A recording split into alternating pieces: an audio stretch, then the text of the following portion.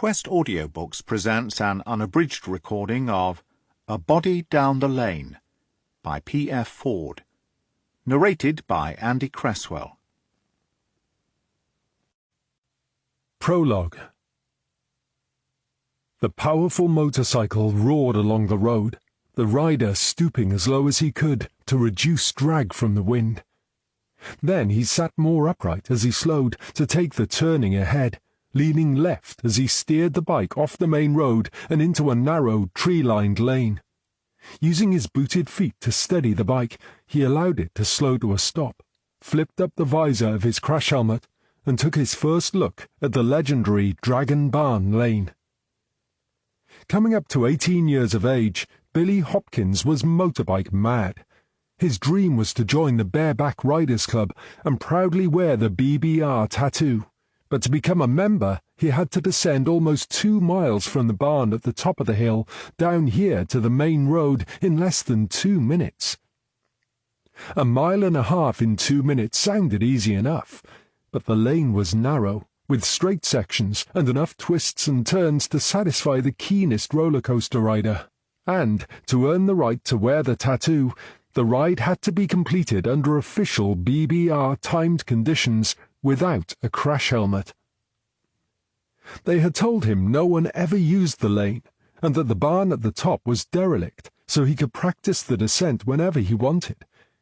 Aware of the risks of flying downhill around hairpin bends, and safe in the knowledge no one would watch, Billy intended to wear his crash helmet, just until he was confident, of course. Billy blipped the throttle twice, and looked up at the sky through the branches of the trees above him. The light was already fading, but he thought he could get 2 or 3 practice runs in before dark if he got a move on. He flipped his visor back down, opened the throttle, and roared off along the first straight, emerging from under the trees to find the first slow, twisty section, then along another straight to an impossibly narrow hairpin bend that made him slow to a crawl. Then he was opening the throttle on the next straight section. Billy could just make out where the narrow road disappeared around the next corner, when suddenly a vehicle appeared, coming from the opposite direction. He had been told no one ever used the lane, and he was so surprised it took a few seconds to realize what was happening. But by then he was almost on top of the vehicle. Billy braked hard, but only managed to put the bike into a slide. He did his best to keep away from the other vehicle, but at the last moment the driver jerked the steering wheel to the right, causing a glancing blow which sent both bike and rider flying through the long grass that bordered the lane. The vehicle had slowed considerably before it hit the sliding bike, but now it came to a halt, and the driver leaned out of the window to see what had happened to the bike rider. Then the driver put the vehicle into reverse and crawled backwards through the grass in the wake of the fallen bike and rider. Laying in the long grass, bruised, winded, ears ringing, Billy couldn't quite believe he was still alive. He tried moving his arms and legs, and was surprised to find they worked. Stiffly and rather unsteadily, he climbed to his feet. Looking around, he could see the vehicle that had just knocked him off his bike was reversing towards him. Good. He was going to need help to get his bike out of here, and then he was going to have some choice words to say to the idiot driver. He undid his crash helmet, and was just taking it off when he realized something wasn't right. Instead of stopping, the vehicle was speeding up. The last thing Billy felt was the agonizing pain as the vehicle crashed into him. Chapter 1. Detective Constable Judy Lane leaned back in her chair, stretched, yawned expansively, and then looked at her wristwatch. It was 2100. It had taken much longer to write her report than intended, and now she was starving and wished she'd eaten earlier. She tidied her already immaculately neat desk, gathered her things together, and climbed slowly and stiffly to her feet. God, she was tired. But now it was done. At least she could sleep with a clear conscience. She crossed the shared office that doubled as their incident room, slipped on her coat, switched the lights off, and pushed through the doors into the corridor. And then, just as the doors swung closed behind her, the office telephone rang. Lane cursed quietly. Just a few more seconds and she would have been out of there. For a second or two she thought about ignoring it, but she was far too dedicated to her job to give the idea serious consideration. With a heavy sigh, she turned on her heel, pushed her way back through the doors, and snatched up the nearest phone. "Llangwelly Station? DC Lane speaking." "Good evening. This is Sergeant Davis from the Regional Call Centre. We've had a call put through to us for urgent investigation, but we've got no uniforms available, and it's in your area." "We've got no uniforms here either, sir," said Lane. "Just like your guys, ours is helping to deal with this massive rave that's going on." "But you're there," said Davis. Lane's heart sank. "Yes, I've been working late, but I was just going home." "I don't think so," said Davis, "unless you're telling me you're going to refuse to do your duty." Lane put her hand over the receiver, swore softly, then removed her hand so he could hear her. "No, Sergeant," she said wearily. "Of course I won't refuse to do my duty. Can you give me some details?" "It's a bit of a weird one. Apparently the caller dialed 999, but when the operator answered, there was silence on the other end. At first she thought it was a prank call, but as she listened, she thought she could hear ragged breathing. This worried her, so she flagged it up to me. I've tried calling the phone, but it seems to be dead. However, we have tracked the phone's last location. That's how we know it's in your area." "What's the location?" "As far as we can tell, the call came from somewhere along a lane called Dragon Barn Lane. Do you know it?" "Not off the top of my head," said Lane.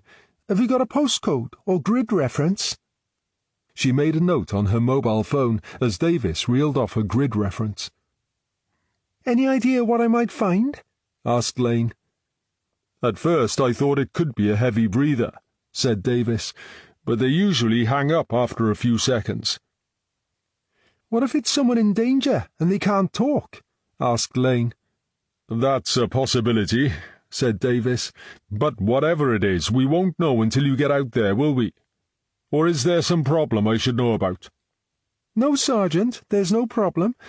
I'm just trying to make sure I know what I'm getting myself into." "Well, now you know as much as I know, so get out there and do your job." As Lane returned the telephone to its cradle, she took a few deep breaths to calm herself. Since D.I. Southall and D.S. Norman had arrived, she had made herself so useful inside the office doing case management that she rarely ventured outside. On the rare occasions she went out, she was always the subordinate officer and was never alone. But this time she was very much alone, and this brought back some uncomfortable memories. "Come on, Judy, you can do this," she muttered as she made her way out to the car park and climbed into her car. "Someone needs you. It's what you trained for. It's what you do." She tapped the grid reference into the car's navigation system and studied the map that popped onto the screen. Dragon Barn Lane was a narrow lane off the main road about 3 miles outside Llangwelly.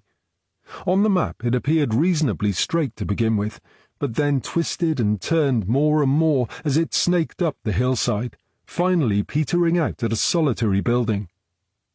Lane's heart sank even lower as she realized there was zero chance of there being any streetlights to aid her search. "Terrific," she muttered as she started the car and put it into gear. "I'll be groping around in the dark. That's all I need." 15 minutes later, she turned off the main road into Dragon Barn Lane and wondered how many times she must have driven past this turning and not even noticed it. Once in the lane, she stopped the car and peered ahead into the gloom. In the glare of the car's headlights, she could see this first part of the lane was lined with gnarled old beech trees, which formed a cathedral-like arch over the narrow ribbon of tarmac that stretched ahead of her. She drove slowly through the trees, following the lane as it narrowed, curved to the right, back to the left, then straightened out again. She stopped again, and gazed ahead where she could just about make out overgrown grass verges on either side of the lane, with tumble-down stone walls beyond. Beyond the reach of the car's headlights, it was pitch black. She looked up at the sky, which was enveloped in such thick cloud not a single star could be seen. Swallowing hard and offering a silent prayer to imaginary rain gods in the hope they might delay the imminent deluge, she released the brake and allowed the car to crawl slowly forward. As she peered out at the verges, it soon became apparent they were uneven in width, and in some places the stone walls were so close she could almost reach out of the window and touch them. She turned another sharp corner and found herself on yet another straight stretch. But here the verges widened, so she could no longer see the stone walls. They could have been yards away or miles away. She just couldn't tell. She drove along this straight stretch for 100 yards until something caught her eye. The assorted vegetation growing on the verge had been knee-high until this point, but now it looked as if someone, or something, had gone off the road and across the verge, creating a wide path in its wake. Lane stopped the car and tried to make out what had happened, but even after she had spent several minutes manoeuvring the car into a better position, she still couldn't make out what she was looking at. It was no good. She was going to have to do the thing she dreaded most: leave the car and explore on foot. She fumbled around under her seat for the torch she kept there, fished it out, and switched it on and off to make sure it worked. Her hands were trembling, but she knew if she let her fear get the better of her now, she'd never overcome it. "I'm not a coward," she told herself loudly. "Anyone would feel the same in the circumstances. I'm not a coward." She popped the door open, stepped into the darkness, and pushed the car door closed. Then it occurred to her there was one more thing she really needed to do before she set off. She reached into her pocket for her mobile phone, breathing an enormous sigh of relief when she saw there was a reasonable signal. She scrolled through her contacts until she found the right one and pressed the button to make the call. Holding the phone to her ear and the torch in her other hand pointing ahead, she took a few tentative steps away from the car. She had expected to hear the ringtone for quite a while, so it startled her when it was answered almost straight away.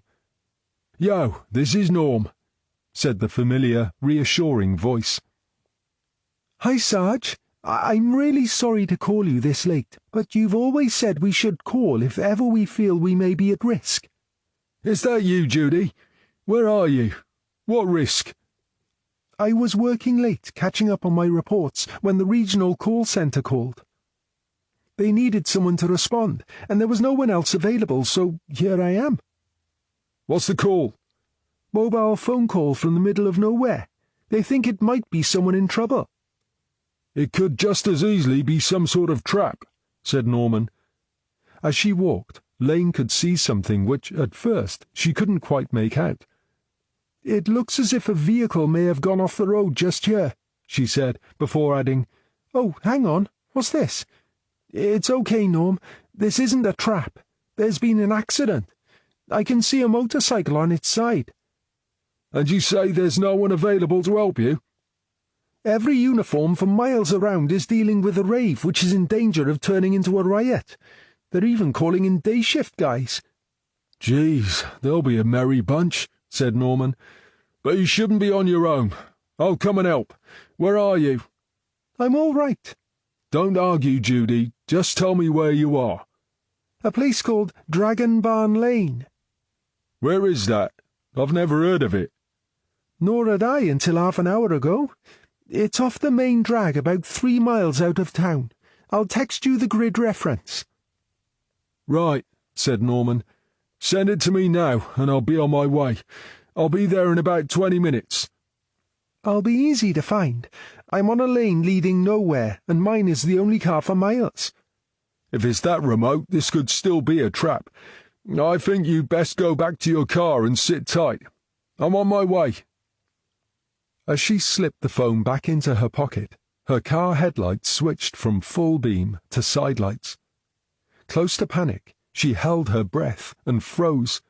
then felt a fool as she remembered this was exactly what the car's E-function lights were supposed to do. She let out her held breath and recalled Norman's warning, but she didn't go back to her car.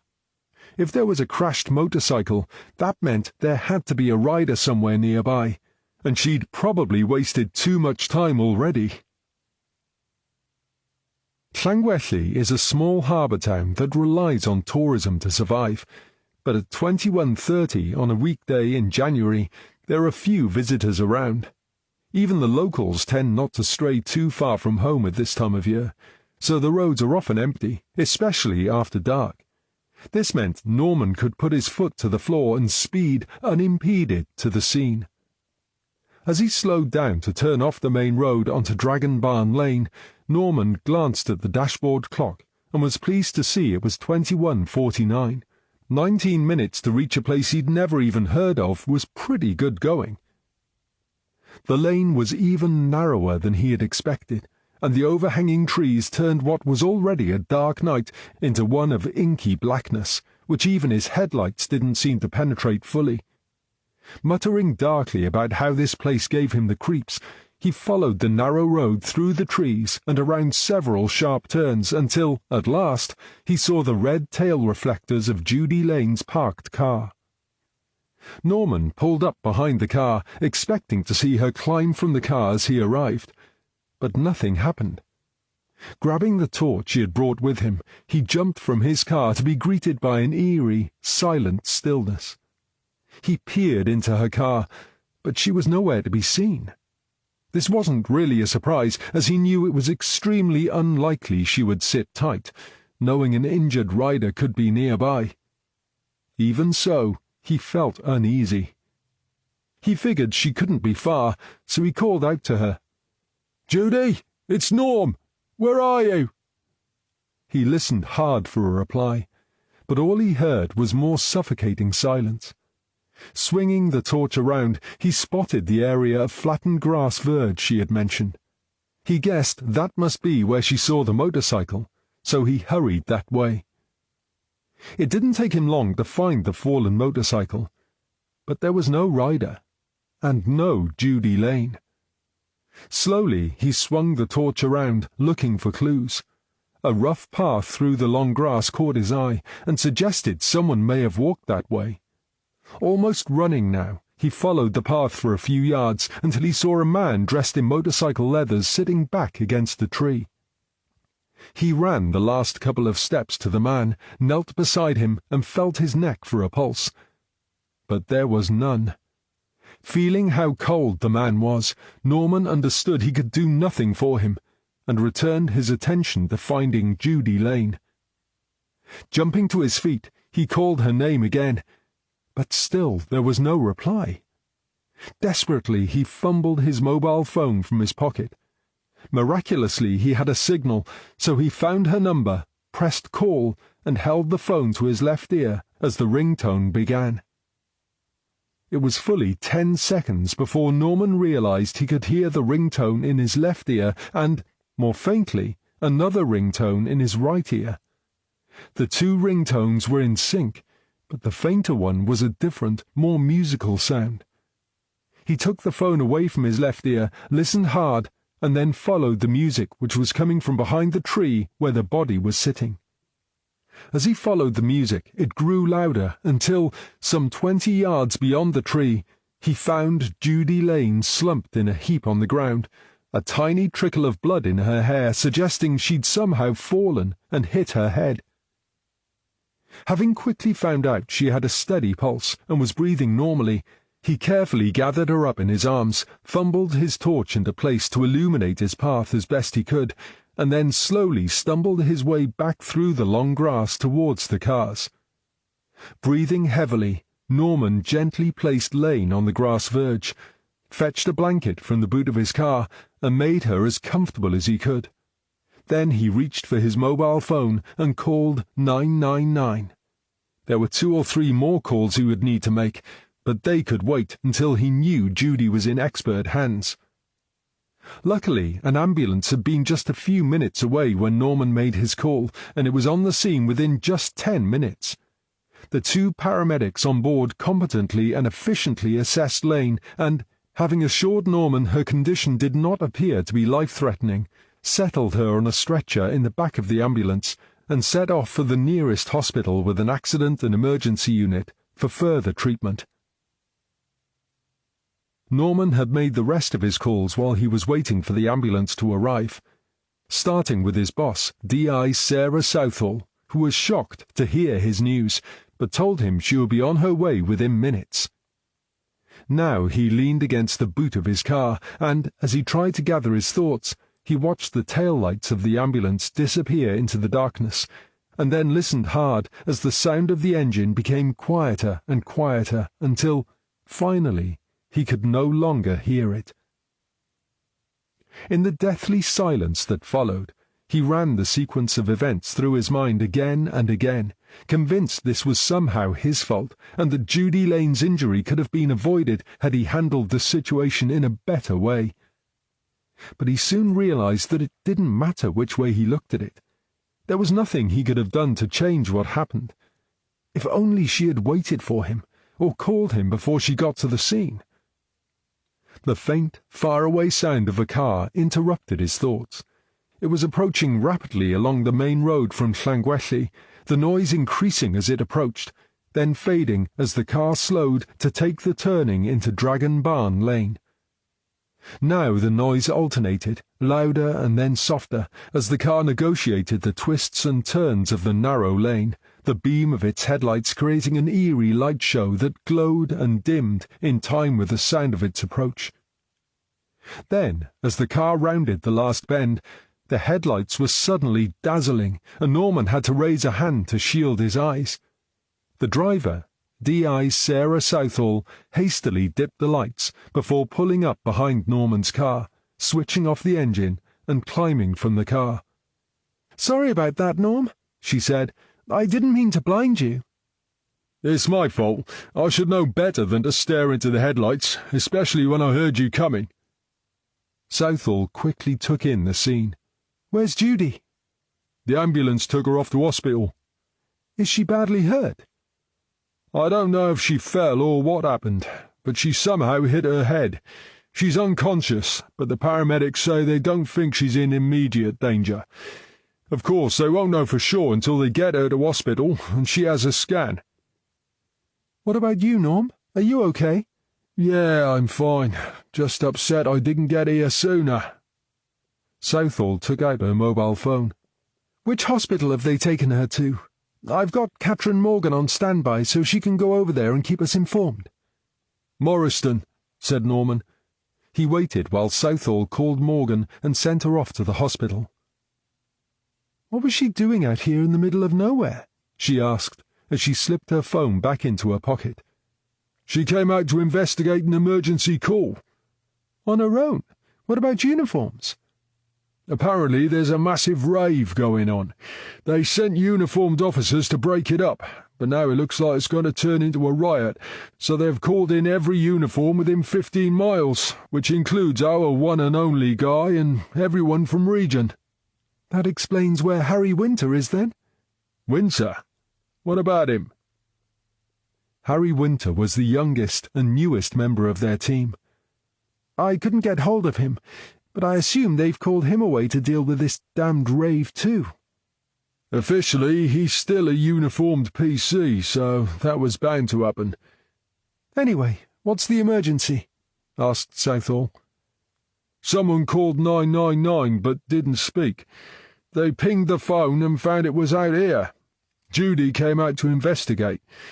When she called me, she said there had been an accident and she'd just found a motorcycle on its side." Norman pointed towards the body. "The rider's down there, propped up against a tree, dead. I found her lying on the grass about 30 yards away from him." "Did the paramedics check him out?" "Yeah, but he's well gone. All they could do was confirm his death."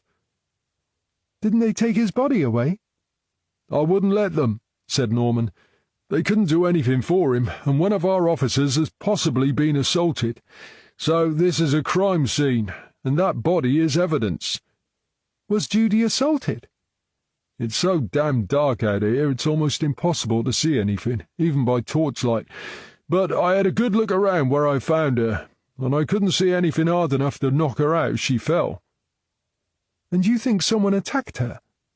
"My gut's telling me I don't believe she fell." Southall looked around. "You're right, it is dark out here, isn't it? And I assume if everyone's at a rave, we've no hope of getting any support out here." "Zilch," said Norman. "They laughed when I asked." "Not even forensics?" "There's a team on the way, but my guess is they'll tell us this place is so isolated there's virtually no danger the public are going to trample all over the scene, so they'll just cordon it off and tell us to come back in the morning when they can see what they're doing." They could see a large vehicle approaching. "That sounds like the forensic guys now," said Norman. A minute or two later, they could see headlights approaching, and then the van was rounding the last corner before pulling up behind Southall's car with a loud screech of brakes. The driver's door swung open, and the driver climbed out. He took a quick survey of his surroundings and walked across to join Norman and Southall. "You have to be kidding," he said. "We don't get to choose crime scenes," said Norman. "If we did, they'd all be inside nice cosy houses." "We won't be able to see what we're doing." "Don't you have lights?" asked Southall. "Well, yes, but—" "Then I suggest you unload them and get them working. And where's the pathologist?" "He's on his way. He's not too happy about being called out at this time of night." "Well, I'm sorry if we're inconveniencing you all," said Southall. "Perhaps you'd like me to pass your complaint on to the young detective who is currently on her way to hospital in an ambulance." The driver winced and shifted uncomfortably from foot to foot. "I'm sorry about that," he said. "I didn't know. But if she's on the way to hospital, can't we wait until the morning? And do you need a pathologist?" "If it could wait, I wouldn't have called you guys out," said Norman. "And as for do we need a pathologist, yeah, we do." He pointed into the darkness. "There's a dead man whose body needs recovering, but we need you guys to go over the scene before he's moved. And before you ask, no, he can't wait until the morning." "It will be a lot easier to get set up if we can bring the van closer." "All the action seems to be on this side of the road," said Norman, "so you can park your van on the verge opposite." Once the van had been moved, it wasn't long before a generator was humming away, and they had erected lights, their brilliant beams aimed towards the scene of the accident. Now the white-suited figures, led by the driver who seemed to be the team leader, made their way slowly towards the body, photographing every inch of the area as they walked. After a few seconds, the leader called a halt and made his way carefully back to Norman and Southall. "I think we need to call in an accident investigator. There are what look like wheel marks going through the grass." "That would be where the bike went off the road," said Norman. "I don't think so. I'm talking about paired wheel marks, like a car would make." "A car?"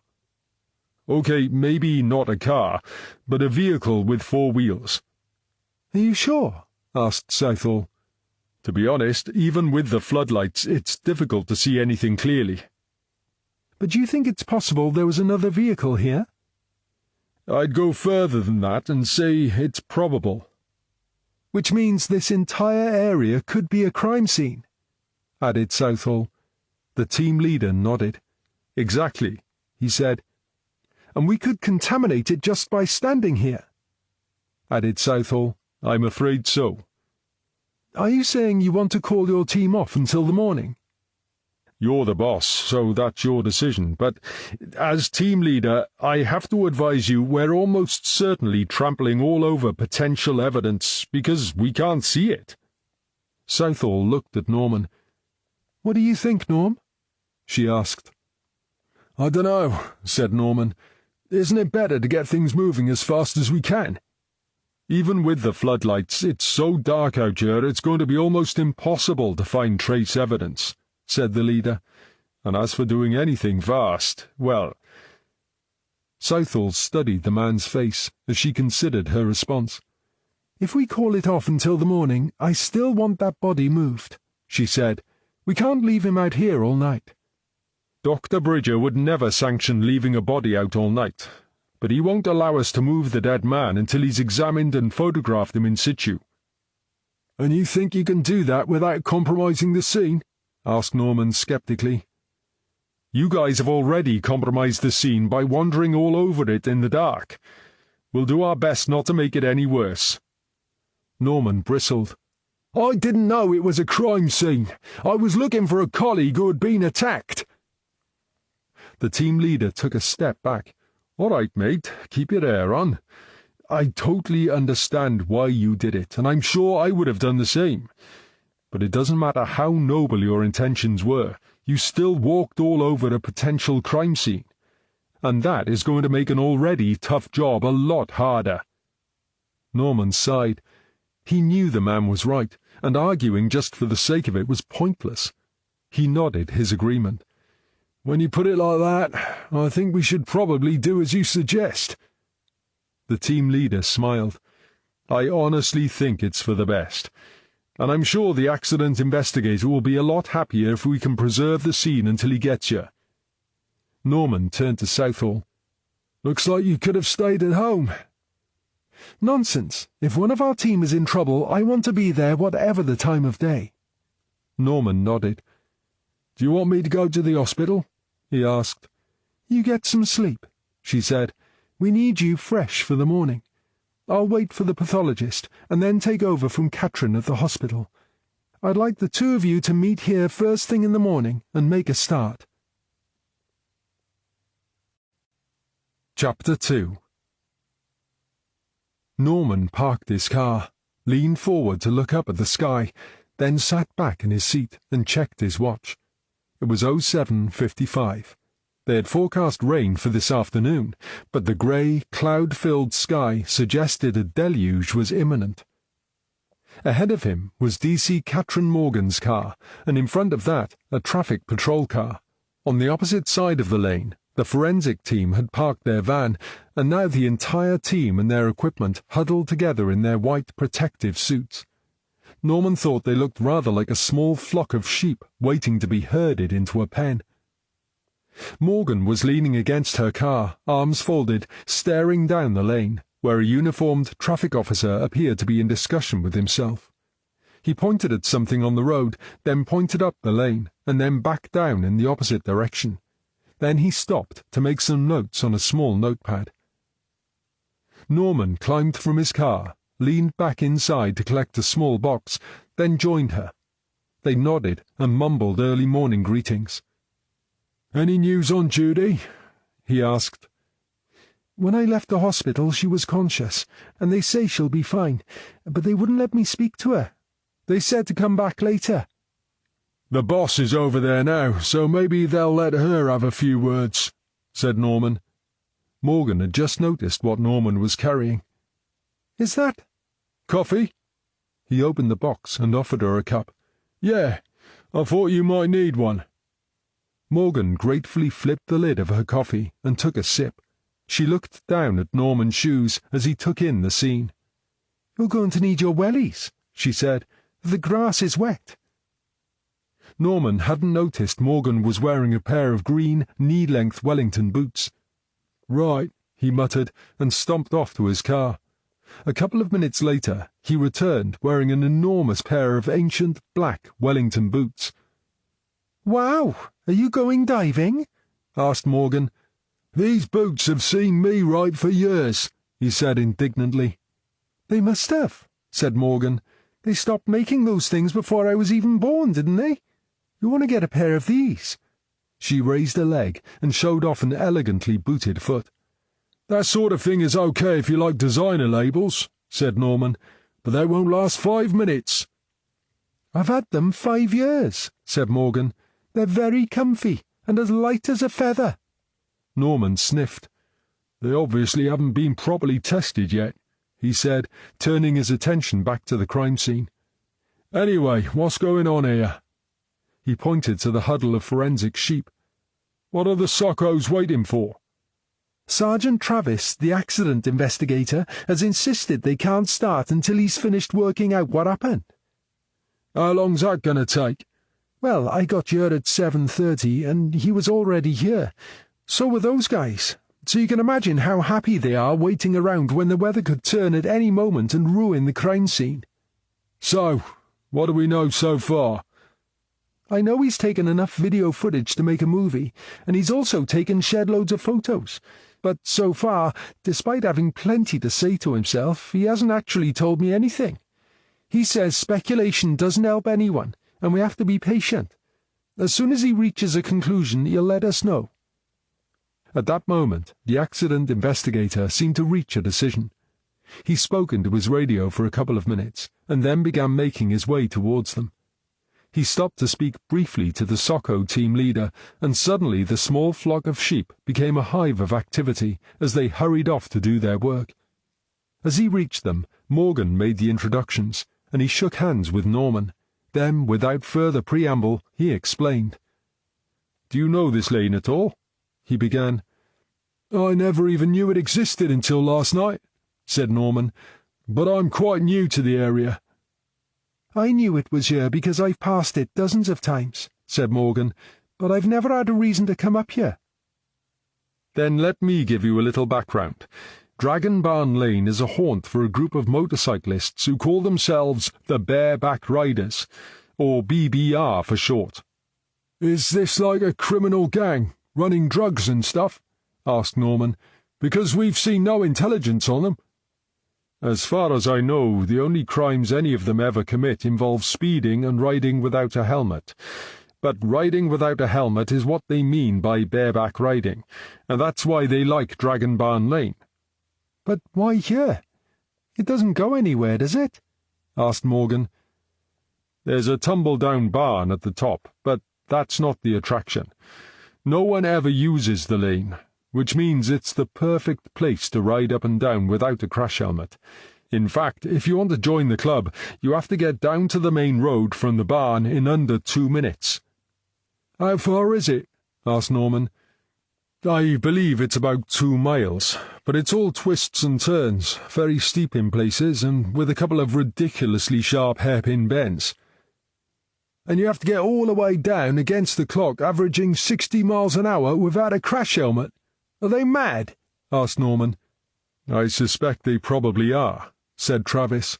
"So why don't you guys stop them?" asked Morgan. Travis stood a little taller and puffed out his chest. "Do you have enough officers to cover every crime?" "Well, no, of course not," admitted Morgan. "So you have to prioritize, right?" said Travis. "Well, yes, of course we do," admitted Morgan. "Well, it's the same for us.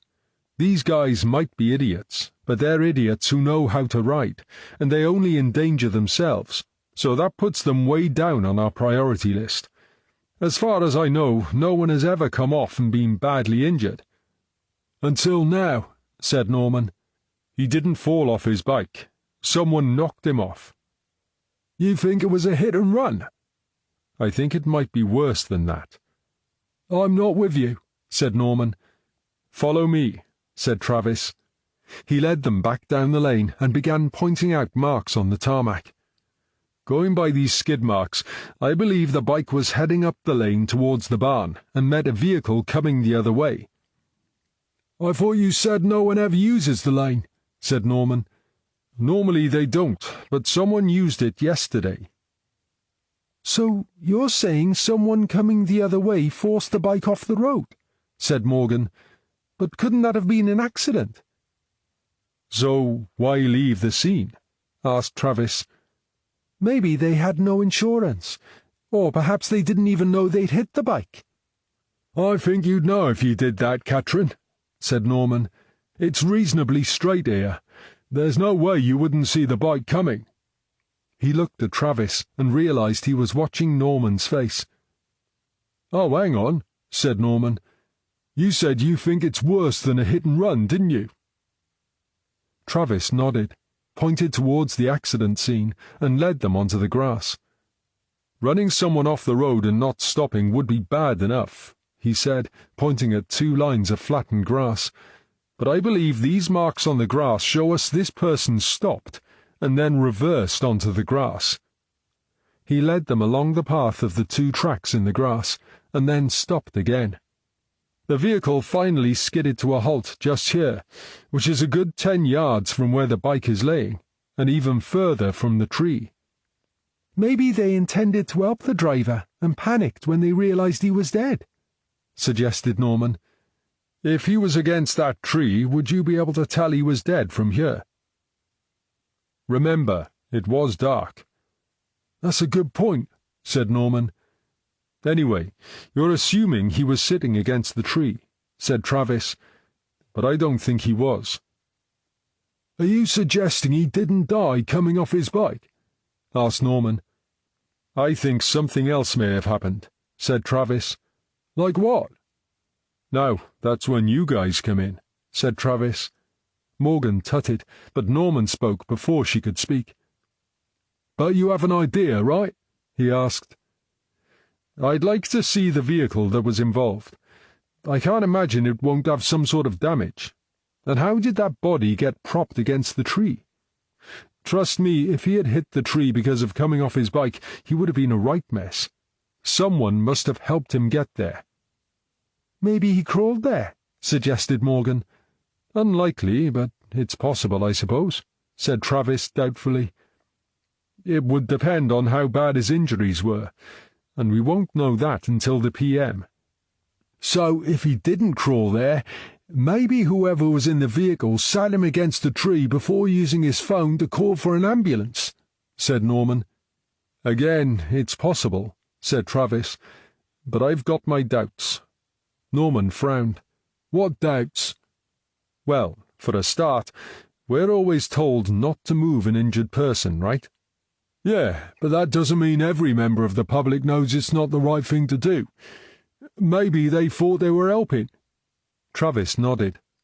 "That's fair enough," he said, "but I was told whoever dialed 999 didn't actually say anything when the operator answered. That's hardly helping, is it?" "So they made the call, realized we would ask them to say who they were, and panicked," said Morgan. "If you wanted to help him, you could still speak without identifying yourself," said Travis, "but that's irrelevant anyway." He pointed to where the track started and then to where they stopped. "You can clearly see the vehicle tracks in the grass, and these skid marks where it stopped, right?" "Right," said Norman. "So why is there an area of flattened grass just beyond that point?" Norman looked puzzled. "If you climbed from the vehicle, you'd get out to the driver's side, wouldn't you?" said Travis. "And if you look closely, you can see the marks in the grass where someone did." Norman studied the grass where Travis pointed. "Right, I see what you mean," he said. Travis pointed to an area of flattened grass behind where the vehicle had stopped. "So what caused this?" Morgan looked confused, but a look of horror passed over Norman's face as he realized what Travis was suggesting. "Jeez," he said, "you think someone reversed over the rider?" "Reversed over him or reversed into him." "But he'd just come off his bike," said Morgan. "Surely he wouldn't be able to stand up or walk about." "You'd think that," said Travis, "but I've seen guys come off bikes on tarmac at 60 miles an hour, then get up and walk away. This isn't tarmac, and the long grass here would have cushioned the guy's fall. Also, his adrenaline levels would have been through the roof, which would mask any pain, and there's nothing makes a biker more angry than a terrible driver." "So, what are you saying?" asked Norman. "I think it's quite possible he had picked himself up after the accident, and he was coming back to remonstrate with the driver." "Do you think the driver ran him down deliberately?" asked Morgan. Travis shrugged his shoulders. "Now, that I couldn't say for sure." "If you're right, this could be a murder scene," said Norman. Travis nodded. "If I'm right," he said. "But if you ran someone down on purpose, you'd leave them where they fell and get out of there, wouldn't you?" asked Morgan. "Why would you get out of the vehicle and sit them up against a tree?" "I'm afraid I can't answer that," said Travis. "When's the post-mortem?"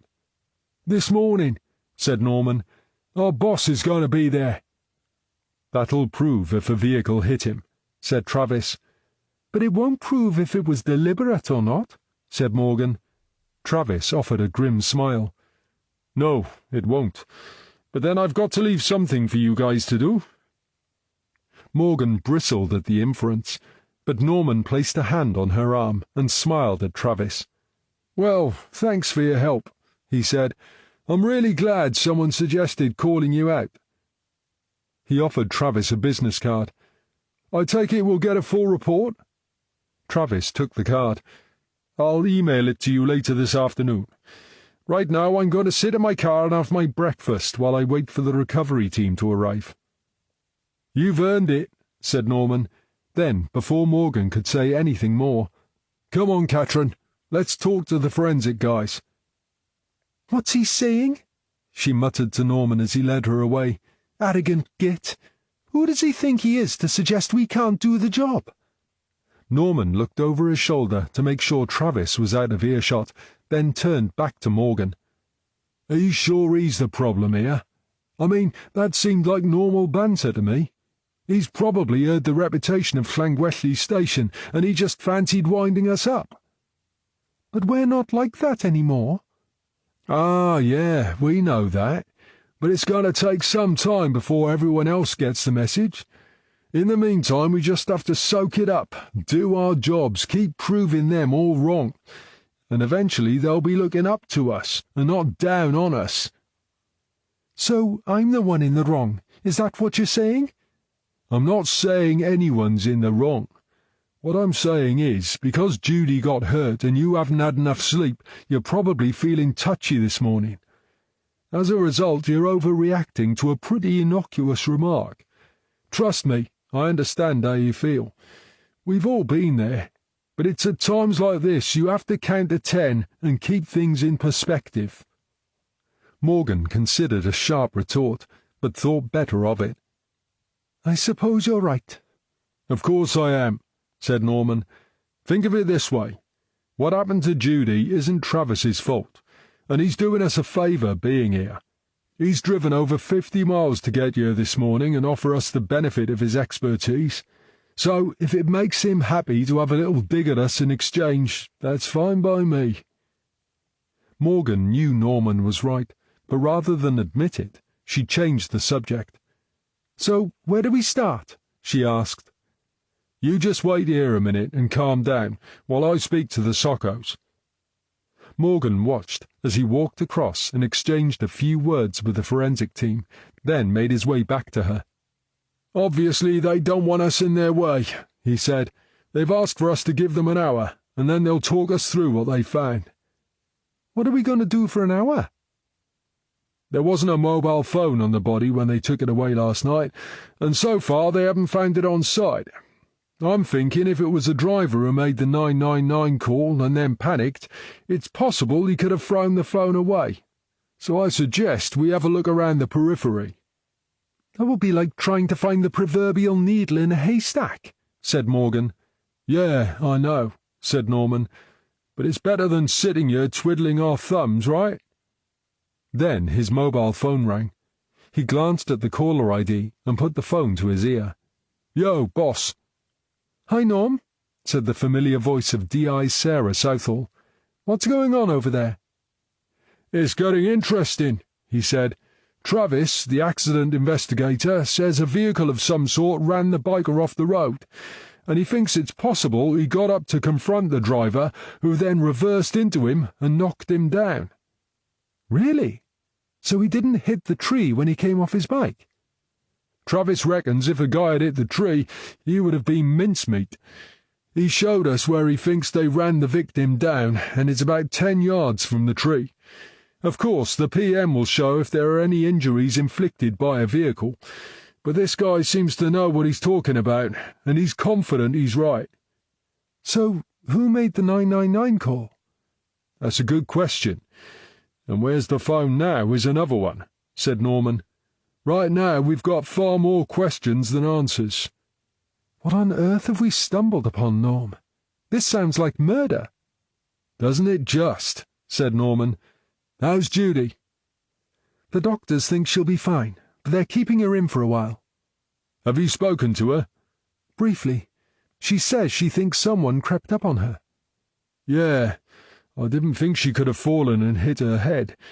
I don't suppose she saw anything. You saw how dark it was up there? I know, I was just hoping. So, do we assume the same person ran down our biker and then attacked Judy to escape the scene? We've got nothing else to go on, have we? How are forensics getting on? They've only just started, so we're kicking our heels a bit. They haven't found the mobile phone yet, so we're helping by scouting around the periphery. You never know, we might get lucky. Is Catherine okay? The weather's iffy, but I think we'll be okay. She can hear you? Yeah. So she's shaky, but you think she'll be okay, is that right? We can cope with a bit of bad weather. Right, I understand. I'm just off to the PM. I'm running late, so I expect your friend, Dr. Bridger, won't be best pleased with me. He understands all about the real priorities in life, and he'd be disappointed if he thought you put his post-mortem above an injured officer. We'll see. Trust me, you'll be fine. Okay, I'll be up there to join you as soon as I can. Give my regards to Bill, and we'll see you when you get here. Oh, and you'll need your wellies. The grass is wet. Norman ended the call and slipped the phone into his pocket. Judy's okay, he told Morgan. They're going to keep an eye on her for observation, but there doesn't seem to be anything seriously wrong with her. Did the boss get to speak to her? Only for a couple of minutes. She says someone came out of the dark and attacked her. That's my worst nightmare, said Morgan. Unfortunately, it's a possibility we all have to be aware of, but I always think it's best not to dwell on things like that, or we'll all be having real nightmares about it. Yeah, I suppose you're right. Anyway, he said, let's get started. Let's assume the driver threw the phone away, and was standing behind where the vehicle stopped. How far do you think you could throw a mobile phone? 15, 20 yards? It's not something I've ever done, so I have no idea, said Morgan. Me neither. So let's call it 20 maximum, and walk it together, said Norman. It was 8:55 as D.I. Sarah Southall drove her car out of the hospital car park. She was going to be late for the post-mortem, but her priority had been Judy Lane. Now she knew the young detective was going to be okay. She felt as if someone had removed an immense weight from her shoulders. Being late for a post-mortem really didn't matter in the grand scheme of things, but the last time she'd met Bill Bridger, the pathologist, he had been rather prickly. She was tired and could do without being given the same hard time this morning. So she hoped Norman was right about Bridger and life's priorities. One of the mortuary assistants met her at the door. "He's already started," the young man told her as he led her inside. "The best part of an hour ago." Southall thought this was probably a warning to expect Bridger to be in a crappy mood. "Yes, I know," she said. She stopped short of apologizing to the mortuary assistant, as she couldn't imagine she had delayed him. They stopped at the mortuary door, where the young man pressed a button to open the door, and then showed her inside. In the center of the room, a figure wearing a white protective suit was bending over a body laid out on a stainless steel mortuary table. "D.I. Southall for you, Dr. Bridger," announced the young man.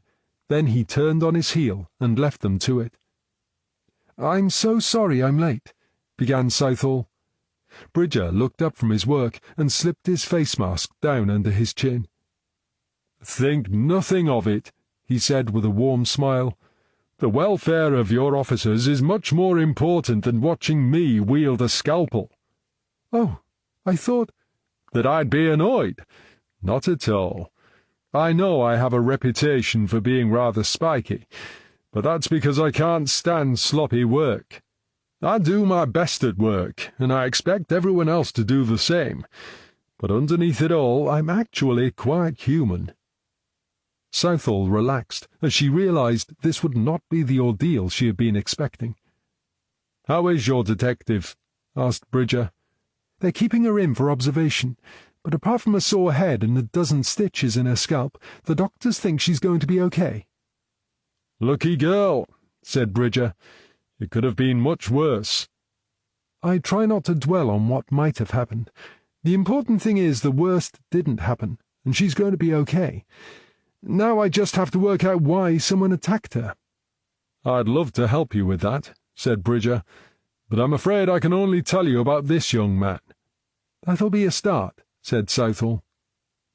"As you know, we found nothing to identify him at the scene."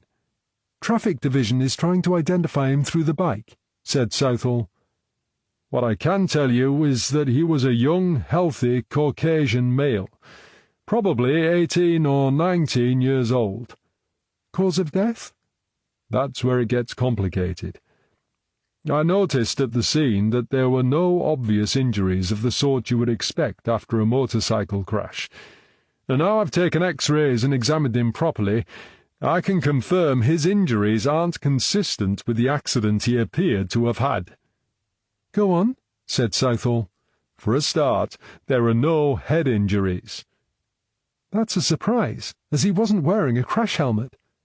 Bridger pointed to the body. "He didn't have a helmet on when we found him, but these marks under his chin suggest something like a strap and buckle, and with the faint marks across his forehead, I would say he was wearing one," said Bridger. "It wasn't a full-face helmet, but the old-fashioned type you'd wear with goggles." "Could it have come off in the accident?" "Possibly, but I'd say that was unlikely. From the grass stains on his clothes, he seems to have come off the bike and slid along on his backside, but there were no stains anywhere near his head. It's almost as if he slid in a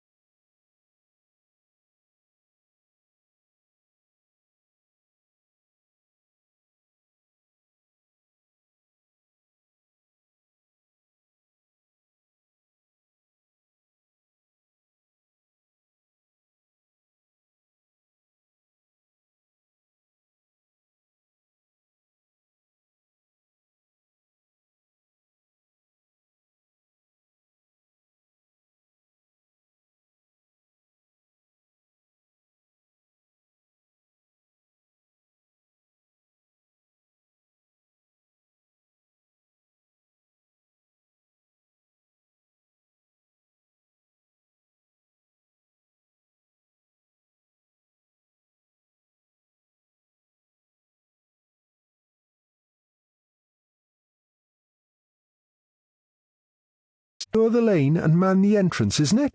she asked. "Well, yes." "So who's going to sign everyone in and out if you're not down there?" "But no one's expected on site, are they?" "We're here," said Morgan. "Yes, but—" "And because you aren't at your post, you haven't recorded our arrival." Daniels looked at Norman. It was clear he didn't appreciate being questioned by a woman, but Norman made his position clear by leaning back against the car and folding his arms. "Don't look at him," said Morgan. "I'm the one talking to you. So what are you doing up here?" Daniels looked at Norman again. "I think my colleague's speaking to you," said Norman, "and she's waiting for an answer." With a sigh, Daniels turned back to Morgan. "As I said, I was just trying to help." "You're not new to policing, are you?" asked Morgan. "You look as if you've a few years' service behind you." Daniels puffed out his chest. 15 years, he said proudly. "Then you've been around long enough to know you're supposed to do the job they have given you and not desert your post whenever you feel like it," said Morgan. "I just thought—" "It's not your place to think, nor to act without authority." Daniel's eyes flashed angrily, but Morgan remained unimpressed. "This is a murder scene," she said. "You could easily contaminate the scene, and in the unlikely event evidence has been missed, you'd contaminate that too. You've no protective gear, and you're not even wearing gloves, for God's sake." "A little gratitude for helping out wouldn't go amiss," said Daniels. "I might show a bit of gratitude if you were doing the job they sent you here to do," said Morgan. Norman had been watching Daniels. "Turn out your pockets," he demanded. "What?" "I said, turn out your pockets." "Why?" "Because you're acting suspiciously." Daniels glowered at Norman. "You're making a big mistake," he said. "Yeah? Well, it wouldn't be the first one," said Norman. "Just do as I ask, and put everything here on the car bonnet." Grudgingly, Daniels emptied his pockets. Norman studied each item Daniels produced. "Is that all of it?" he asked, when Daniels stopped. Daniels nodded. "Okay, you can put it all back now," said Norman. Daniels glared at Norman. "I said you were making a mistake," he muttered. "The mistake is yours," said Norman, "because there are now 2 detectives working this case who don't trust you." "So, what happens now?" said Daniels. "Are you telling me to leave?" "No, I'm telling you to get back down to the barrier and do your job. Pull another stunt like this one and you'll be losing that warrant card and the uniform. Do I make myself clear?" "Yes, Detective Sergeant Norman," said Daniels patronizingly. "Crystal clear." He turned and set off down the lane. They watched him until he rounded a bend and disappeared from sight. "Should we offer him a lift?" said Morgan. "Do you think we should?" asked Norman. "Hell no, I don't have room for misogynists in my life, and I certainly don't want one in my car." "He was trying hard to get under your skin," said Norman. "In his dreams," said Morgan. "He certainly got under yours, though, Norm." "Yeah, I'm sorry about that. It was the fact he knew he was out of line and thought he could talk his way out of it. I hate it when people treat me like I'm an idiot. You expect it from crooks, but we're supposed to be on the same side." "Did he really think he'd have something in his pockets?" "Not really, but I wanted to make sure he got the point. I'd have him replaced, but right now it seems it's him or no one. At least now I hope he'll think twice about stepping out of line again when he's working with us." "I'm definitely going to check out his record later," said Morgan. "I'll be amazed if there have been no complaints against him from women." "I'm sure you're right, but do you really think you're going to have time for that? I think 2 unexplained deaths are a higher priority right now." "Yeah, that's true," said Morgan. "I'll put him on the back burner for now, but I will not forget about him." "Let's get back to the office," said Norman. "We can't do any more out here." Southall looked up at the whiteboard.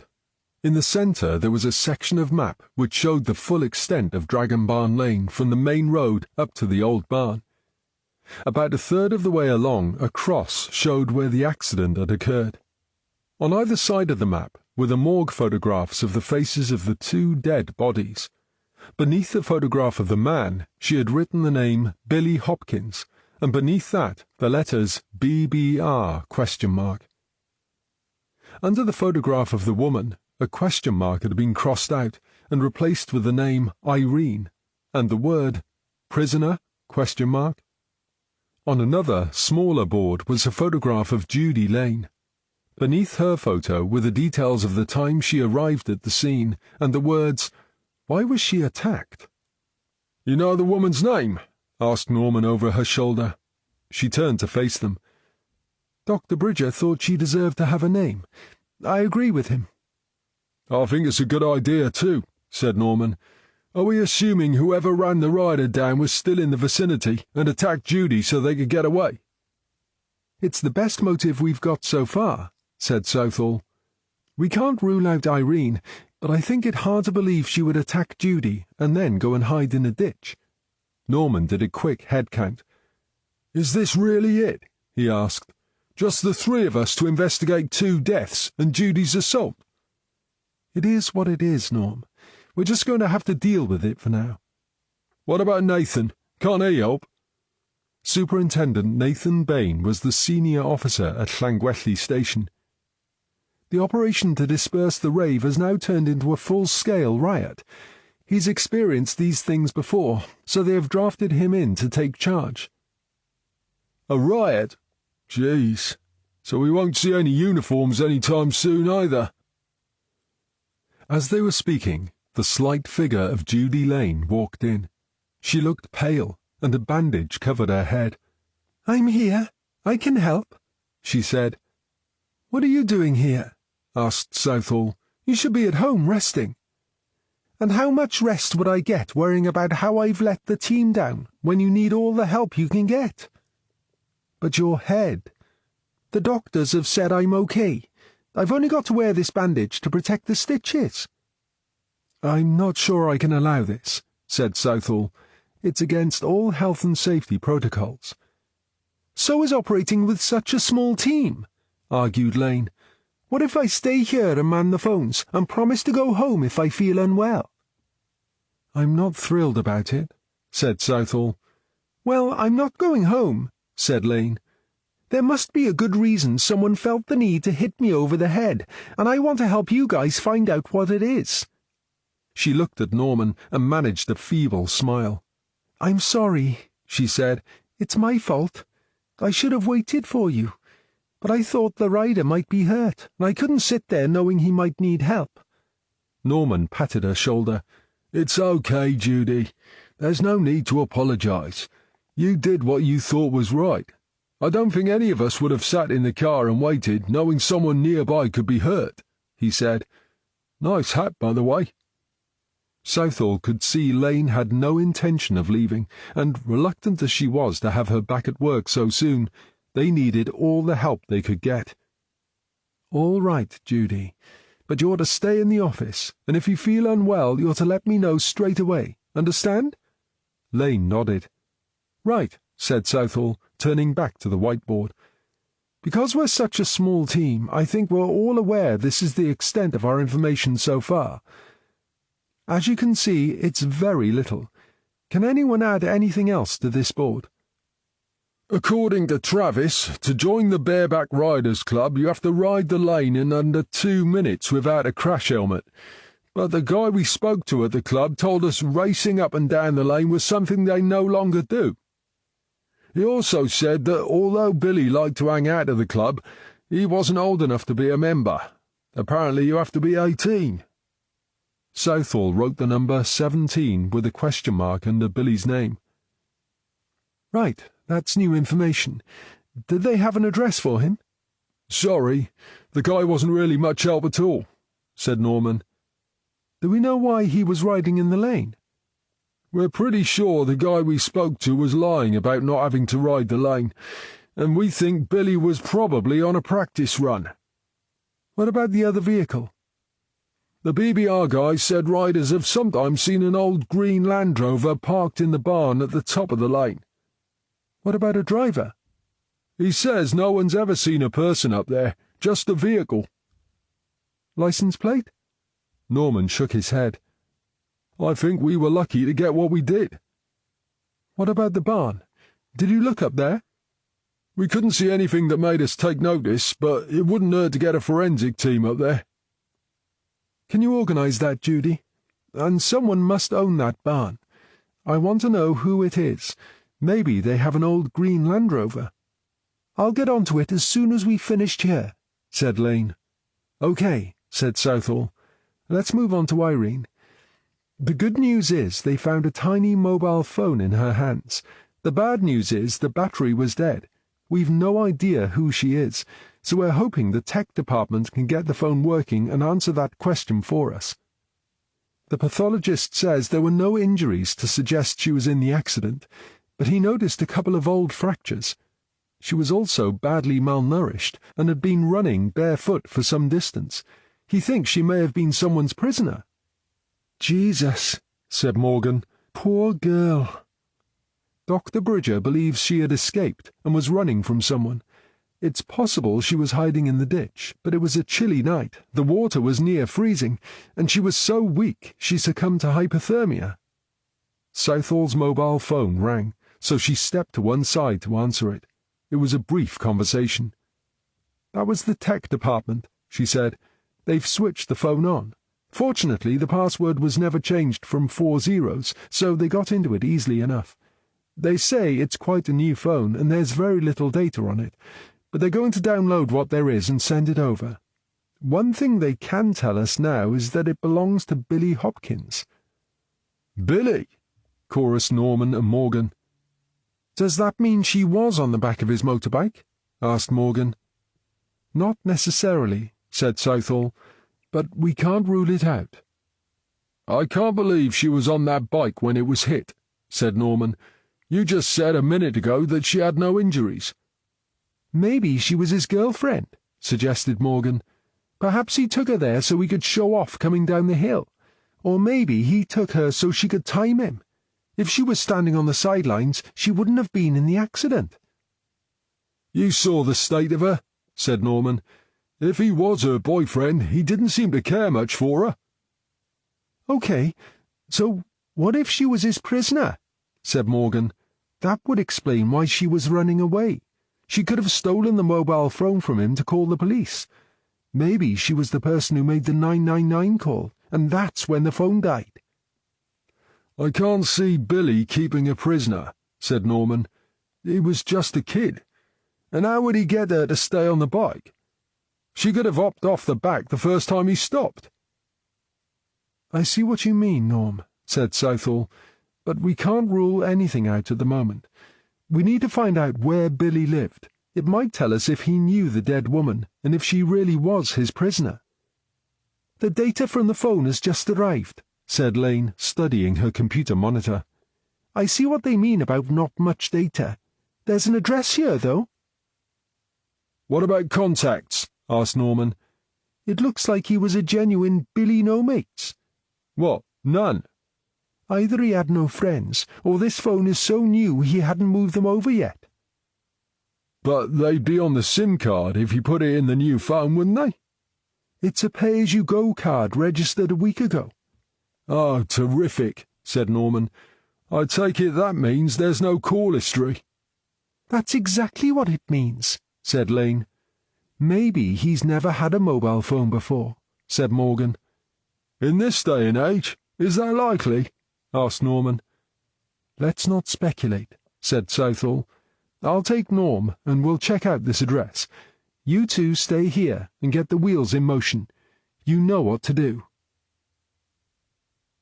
The address turned out to be a tiny flat above a small cafe in town.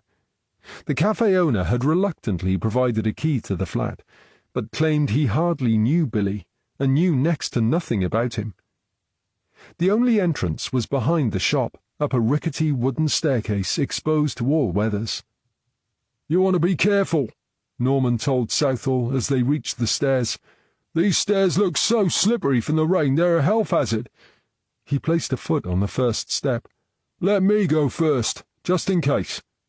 Just in case what? Just in case they're as slippery as they look. I get to fall, not you. That's all very well, but you'll fall on top of me. Good point, said Norman. I hadn't thought of that. Maybe it's best if you stand well back until I reach the top. Southall watched as Norman gingerly made his way up the stairs. It's slippery, but not too bad, he called when he reached the small landing at the top. But be careful. He knocked on the door, then turned to watch Southall make her way up the stairs. This concern for my welfare is very chivalrous, she said, but it's unnecessary. I'm your bag man, right? It's my job to look out for you. Does that involve organising my social life? Norman frowned. Organise your social life? Why would I try to do that? Besides, we're police officers. We don't have social lives. Southall studied his face, but if he knew what she was referring to, he was making an outstanding job of hiding it. It doesn't matter, she said. It's not important. Norman wasn't sure what that was about, but they had more important things to worry about right now. It looks like there's no one home, he said. Shall I? Southall nodded, so he slipped the key they had got from the cafe owner into the lock, then pushed the door slowly open. Hello? Anyone home? He called, but there was no response. The flat was a single room with no kitchen and a tiny bathroom. A single bed was tucked up against one wall, and on the opposite wall was a small table with a single chair. The only other furniture was an ancient chest of drawers. Southall started searching through the chest of drawers, while Norman opened the only door. He stepped inside and quickly took a step back, holding his nose. "Geez, this bathroom stinks of damp, and who knows what else," he said. "Is there anything in there?" Norman stepped back into the bathroom. "Just the bare basics, and a lot of mould," he said, a couple of minutes later. "Any luck there?" "I was hoping I might find a letter or something that might give us a clue, but apart from a few items of clothing, there's nothing." "One thing's for sure," said Norman. "He didn't keep a prisoner here. But then I didn't think he would have." "Do you think the cafe owner really knows nothing about him?" "If you mean, do I think he was telling the truth about Billy? Yeah, I think so. Was he telling the truth about this being a flat? No, I don't think so. I mean, look at this place. It's a dump." "That's an understatement," said Southall. "But it would explain why he let Billy stay here without asking too many questions. Let's be honest, no one in their right mind would want to live here. So if you found someone mad enough to want to, you wouldn't care who they were, would you?" "But he said Billy's been here on and off for 6 months. He must have had a job or something." "Don't forget his bike had cloned number plates, so the chances are the bike itself is stolen. Maybe he lives by stealing stuff. Perhaps that's why he's such a mystery." "Yes, you're probably right," said Southall. "Whatever, we're wasting our time. We're not going to learn anything about him here." As Norman followed her back down the stairs, he noticed a metal dustbin tucked underneath. "Just a second," he said, slipping the lid off the bin and peering inside. "It's probably a waste of time. Or, there again, maybe not." Southall looked over his shoulder. "What is it?" Norman reached inside, picked out a used paper cup, and held it up for her to see. "These coffee cups. There are quite a few in here." "What about them?" "Billy was living above a cafe, but these cups are from Terry's, the mobile coffee stall where I buy our coffees." "So maybe the coffee here is as unappetizing as the owner." "I wouldn't be at all surprised," agreed Norman, "but why he bought it from Terry isn't important. Terry does so well because he takes the time to talk to people, and when they talk, he listens, and he remembers things about them." "Do you think he'll be able to tell us something about Billy?" "I think it's worth asking," said Norman. "Two of Llangwelly's finest," said Terry when he saw them approaching. "I hope this is pleasure, not business." "It's a bit of both," said Norman. "So yes, we'd like 2 coffees. and we're also hoping you can help us out." Terry began making their coffees. "I'll help if I can, Norm. What is it you want to know?" Norman produced his mobile phone, found the photo he wanted, and placed it down on the counter. "Do you know this guy?" Terry glanced down at the photo as he worked. "Yeah, I know him. What's he done? Robbed a bank?" "I'm afraid it's nothing as mundane as that." Terry looked at the photo again as he placed their coffees on the counter. "He doesn't look very healthy. Is he ill?" "It's a morgue photo," said Norman. Terry did a double take and nearly dropped the coffees. "You mean he's dead?" "I'm afraid so." Terry pushed the phone back across the counter as though it was suddenly infectious. "What happened?" "He came off his bike." "That's a shame. He seemed a nice kid. When did it happen?" "A couple of nights ago." "I can't say I'm surprised." "Why do you say that?" asked Southall. "He kept on about how he wanted to join this club, BBR I think he called it, but first he had to do some stupid downhill race against the clock. He said he was going to do some practice runs." "Did he tell you the name of the place he was going to do this?" "Something Lane, I think. Dragon Barn Lane, would that be it?" "Yeah, that sounds like the place," said Norman. "Bloody fool," said Terry. "I told him it sounded like a recipe for disaster." "You were right there," said Norman. "Did you know him well?" asked Southall. "No, not really. He'd sometimes stop for a chat if there was no one else here, but then lots of people do that, you know." "What did he talk about?" "This and that. Passing the time of day, mostly." "Did he ever talk about where he lived?" "I know he lived in some shithole when he was down here, but I've no idea where. He hated it, but he said it was cheap and it would do as a temporary place to sleep. I think his plan was to move here permanently, and he was saving to get his own place." "A temporary place to sleep when he was down here? Where did he live the rest of the time?" "Now you come to mention it, I can't recall him ever saying. He mentioned Birmingham once or twice, so I just sort of assumed that's where he was from." "Did he have any friends around here?" "I don't think so." "What about a girlfriend?" "He never mentioned one. He was a nice kid, but very shy, so it would surprise me if he had one. Anyway, she'd have to be motorbike mad. It seemed to be the only thing he was really interested in." "What about his family?" "Now, that's the other thing he was interested in. He was an orphan, but he seemed to think he'd been born around here somewhere." "Is that why he wanted to move down here?" "He never said as much, but he had a bit of a chip on his shoulder about being deserted as a baby. Maybe he was hoping he could find his actual mother." "What about work? Do you know what he did for a job?" Terry thought for a moment. "I don't think he ever mentioned that either. Now you're asking questions, I realize he didn't really give much away. I'm not helping much, am I?" "Actually, Terry, you've been very helpful," said Southall. "We know a lot more than we did half an hour ago."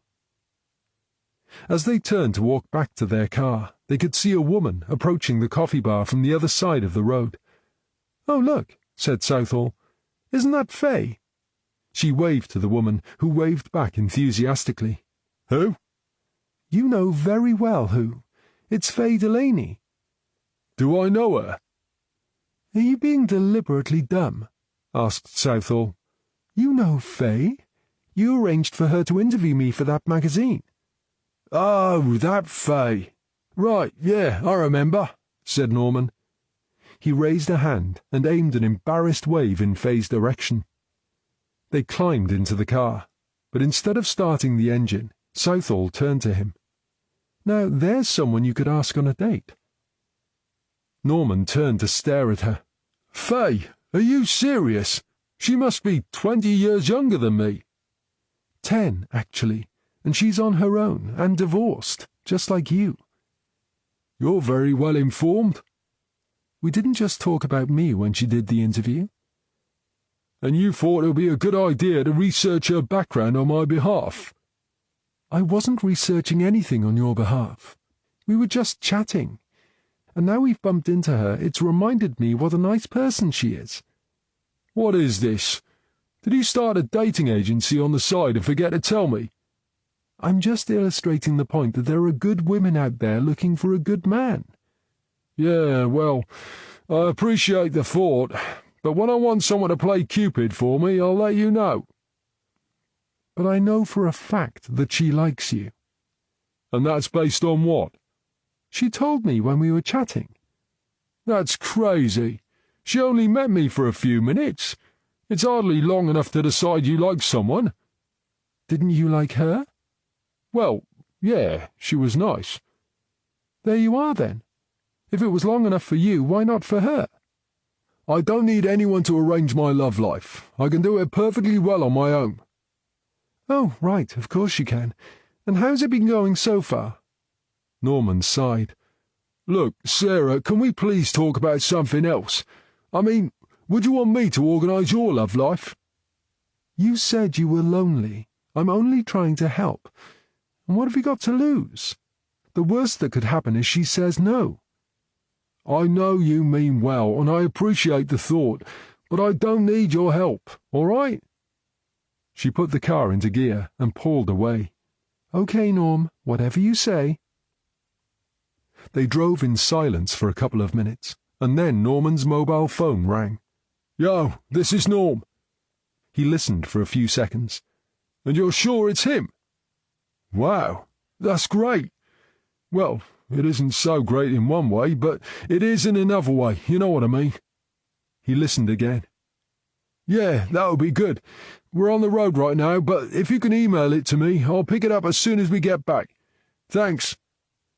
He ended the call with a sigh and slipped the phone back in his pocket. Remember Geraint Llewellyn, the guy who walked into the sea? About a month ago. Yes, what about him? Said Southall. That was Bill Bridger on the phone. Apparently a body washed ashore in Devon a couple of days ago. DNA says it's him. Well, if it's definitely him, one of us will have to notify his daughter. I'll do it, said Norman. When she called a few days ago for an update, I'd said I'd call her as soon as I heard anything. I got the impression she's been expecting the worst right from the start, so I don't think she'll be too surprised. Norman returned to his own desk and sat down heavily in his chair. If there was one part of his job he really hated, this was it. He stared reluctantly at his phone for a few seconds, then took a couple of deep breaths. Right, come on, Norm, you can do this, he said, reaching for the handset. As the phone rang at the other end, a part of him half hoped there would be no answer. But he knew that would only put off the inevitable and make it even harder, so he was relieved when he heard a click, followed by a voice. Is that Mrs. MacDonald? This is D.S. Norman from Llangwelly Station. Ah, Mr. Norman, she said. Is this the call I've been dreading? Mrs. MacDonald. Call me Lucy. Okay, Lucy, you can call me Norm. I'm sorry, but I've got some bad news for you. You mean you found him? He can't be alive, surely. A body has washed ashore in Devon. We've done a comparison with your father's DNA sample. I'm afraid it's definitely him. Lucy met the news with silence, and from years of experience Norman could imagine her expression morphing through puzzlement to surprise, and then ending with resignation.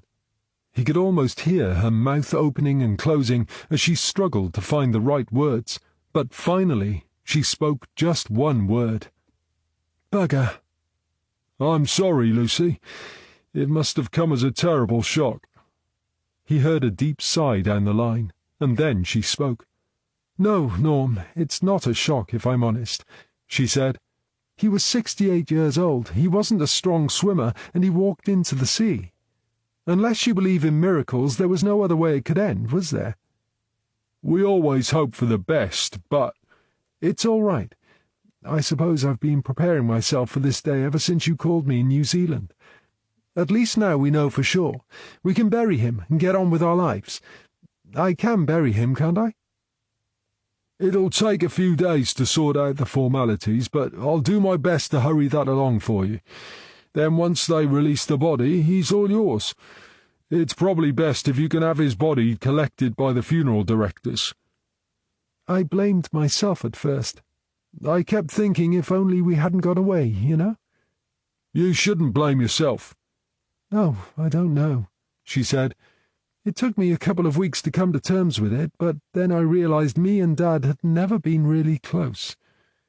Don't get me wrong, I loved him, and he loved me, but we never shared secrets, you know?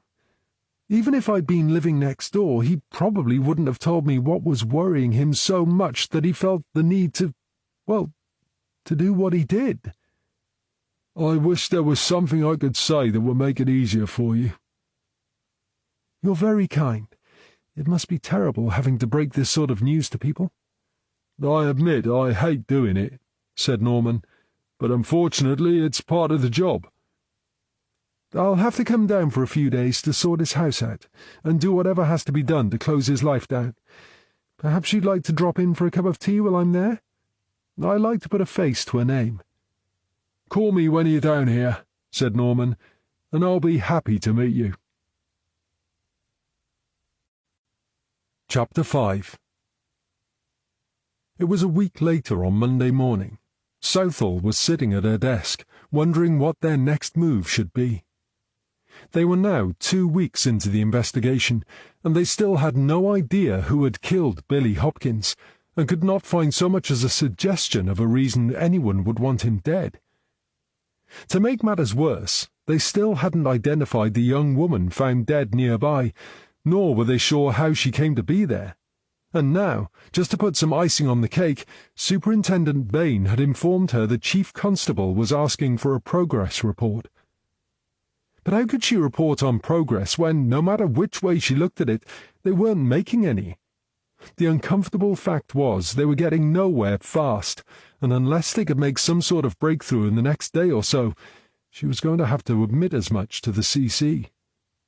It was almost a relief when her phone rang.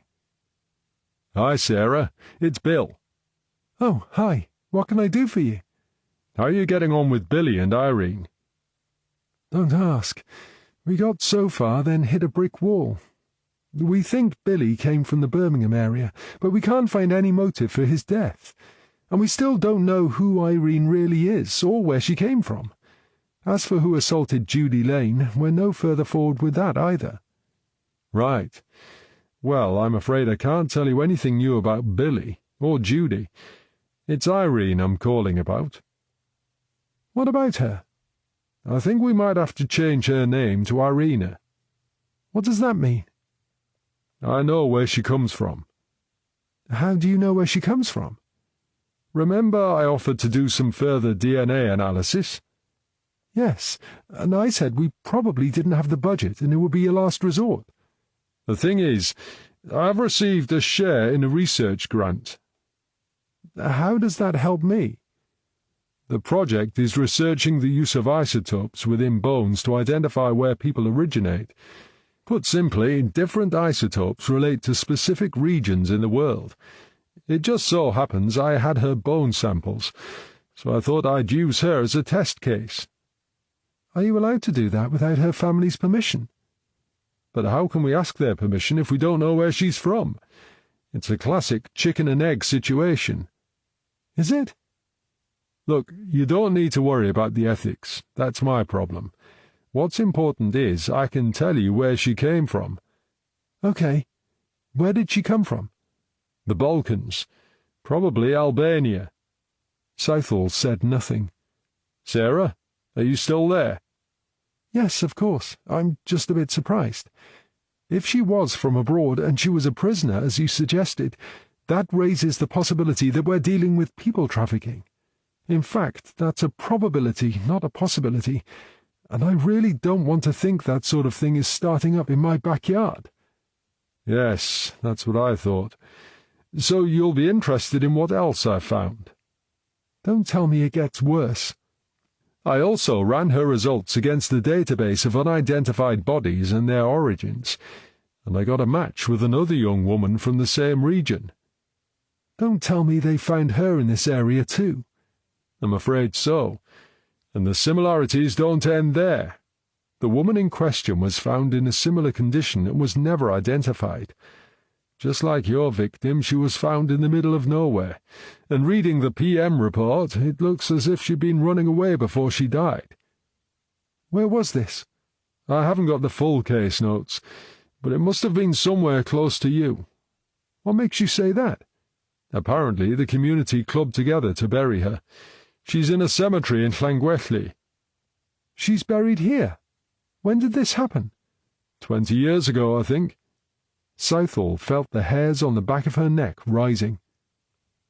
Oh, no. It can't be. What?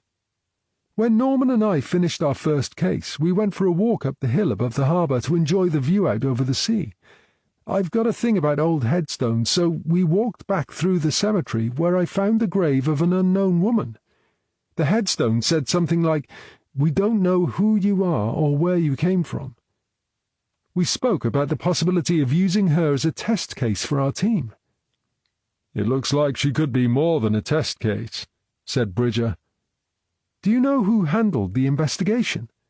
I don't have any names, but I know Region handled it. Oh, terrific, said Southall. Asking them for information is going to be like stirring up a hornet's nest. I've heard you're not on their Christmas card list. No, but I am on their hit list. They don't like it that I won't waste time polishing their egos, so they grab at any chance to have a go at me and my team. That case would have been archived by now, wouldn't it? Maybe you can access it without them finding out. Oh, I don't care if they find out. I just have better things to do than fight them. We're supposed to be on the same side, but you wouldn't know it. Oh, well, good luck. If I can help, let me know. Have you got a case number? I'll email it to you. Southall put the phone down and stared at it for a moment. Then she got to her feet and walked to her office door. Norm, have you got a minute? Norman walked across to her office and followed her inside. Do you remember when we wrapped up our first case? You took me to Terry's coffee stall, and we walked up the hill and watched the sea while we drank our coffee. That's right. Then we walked back through the graveyard. And I found a headstone inscribed to an unknown woman. We were going to use her as a test case, but we've never actually had time. Well, we need to make time now. Why? Using some fancy research techniques involving isotopes in bones, Bill Bridger has discovered Irene is actually Irina. She came from Albania, or thereabouts. It turns out the mystery woman in the graveyard is also from the same region. That can't be a coincidence, said Norman. That's exactly what I think. If Irene was from Albania and she was an escaped prisoner, we've got to be thinking trafficking, haven't we? I'd put money on it. Jeez, if the first woman was running away too, that means it could have been going on for years, right under our noses. It looks that way. In a small community like this. It's the last place you'd expect it to be happening, said Southall. And so I guess that makes it the perfect place to do it, said Norman. And if it is trafficking, it might explain why someone felt it necessary to attack Judy. The original case was investigated by Region, but they reached no conclusion. It's been a cold case for years. Now, why didn't that surprise me? Said Norman. I'm going to get hold of the archive and ask for this old case file, said Southall. Catherine Morgan knocked on the office door. Norm, there's a Lucy MacDonald on the phone, says she needs to speak to you. Oh, good. I've been expecting her to call. Can you put it through to my desk? He walked across to his desk and picked up the phone. Hi, Lucy. How are you? Fine, thank you. I'm here to tie up all the loose ends and sort out Dad's affairs. But there's a bit of a problem. I wondered if you could help me. I'll do my best. Well, I've just arrived at his house, but my key won't unlock the door. I don't want to sound patronising, but are you sure it's the right key? Oh, yes, it's definitely the right key. Have you tried the neighbour? When your father first went missing, we were going to break in, but she had a spare key and let us in. If you mean Sheila, the snake, then yes, I have. She's not at home. Norman knew there was no love lost between Lucy and Geraint's neighbour Sheila Brown, and it was obvious the grudge was as strong as ever. We didn't prove she was the one who reported your father to the police, Lucy. It was an anonymous tip-off. Yes, that's what we were told, but you'll never convince me she wasn't behind it. Anyway, it doesn't matter. A spare key won't be any use. I think someone's changed the locks. Really? The curtains are closed too. There is a gap you can see through, and it looks as if some of his stuff has been packed away already. Who would do that? You say you think someone has changed the locks? He hasn't got into some sort of financial trouble and had his house repossessed, has he? There's no mortgage on the house. That finished years ago. Would you like me to come and have a look? Are you sure you don't mind? Not at all. I'll be there in 10 minutes. He hung the phone up and walked across to Southall's office. Can I borrow Catherine for a while? Problem? Asked Southall. It's Lucy MacDonald. She's at her father's house and she can't get in. She reckons someone's changed the locks. I said I'd take a look. You don't mind, do you? I feel sort of responsible after the way her father died. No, that's fine. Take Catherine with you. We're getting nowhere with this case. Maybe having something else to do for a couple of hours will help. Lucy MacDonald was a small, determined-looking woman with short brown hair and hazel eyes. She was leaning back against the black painted front door. As soon as she saw Norman and Morgan, her face broke into a warm, welcoming smile. Norman made the introductions, then Lucy produced her key and tried it in the lock, to demonstrate the problem. "Wow, that's not even close to being a fit," said Norman. "I know it's the right key," insisted Lucy. "It has this blue ribbon through it, and it lives in the glove box of my car." "And you don't put any other keys in there?" asked Norman. "Never," she said, producing a small bunch of keys from her coat pocket and holding them up for inspection. "These are the only other keys I have." She picked out each key. "Obviously, this one is my car key. This second one is for my front door at home, and the third one is for my back door at home." "Have you tried the back door?" asked Morgan. "I tried, but it's locked, and I don't have a key for it," said Lucy. "I only ever had this front door key, even when Mum was alive." "I'll go and look around the back," said Morgan, and set off around the side of the house. "Have you been to this house since he disappeared?" asked Norman. "Yes, a few days after I got back from New Zealand." "And you didn't have a problem getting in with your key?" "No, everything was fine, and I'm sure I didn't draw the curtains then either." Norman turned to look at the window at the front of the house. "Maybe the neighbour drew the curtains," he said. "But why would she do that?" "Perhaps she saw someone nosing around and didn't want them to see inside." "I hope not," said Lucy. "I specifically told her to keep out." "I got the impression she looked out for your father." "I don't care what she told you. I don't trust her." "Is there a specific reason for that?" "She's been putting all sorts of ideas into his head. She turned him against me." "Didn't you tell me you've never really been close to him?" "Yes, I did, but she seemed determined to have him cut me off altogether." Morgan reappeared. "The lock's definitely changed round the back," she said. "You can see some marks in the paintwork around the lock." "What are we going to do?" asked Lucy. Morgan looked at the front door. "We could break it down," she suggested. "But we don't really have cause," said Norman. "I mean, it's not as if someone's in danger in there, is it? And anyway, it would probably do a lot of damage. You might even end up needing a new door, and I don't think a boss would like that." "So what do you suggest?" asked Lucy. "I think it would be better to call a locksmith. You're going to need one anyway if we break a door down. But this way you'll only need a new lock, and not a new door." "But I don't know any locksmiths around here," said Lucy. Me neither, said Norman, but I'm sure Catherine will find one in no time. Morgan looked sharply at Norman, but he just beamed a smile in her direction. The locksmith had been reluctant to come out straight away, but soon changed his tune when Morgan explained she was a police officer who would appreciate his cooperation, but might not be so appreciative if he kept her waiting too long. Half an hour later, he pulled up in a small white van with the name Carl's Locks emblazoned on the side. He grabbed a small toolbox from the back of his van and marched across to them, guessing Morgan must have been the one who called him. You must be Catherine, he said with a big smile. Morgan showed her warrant card.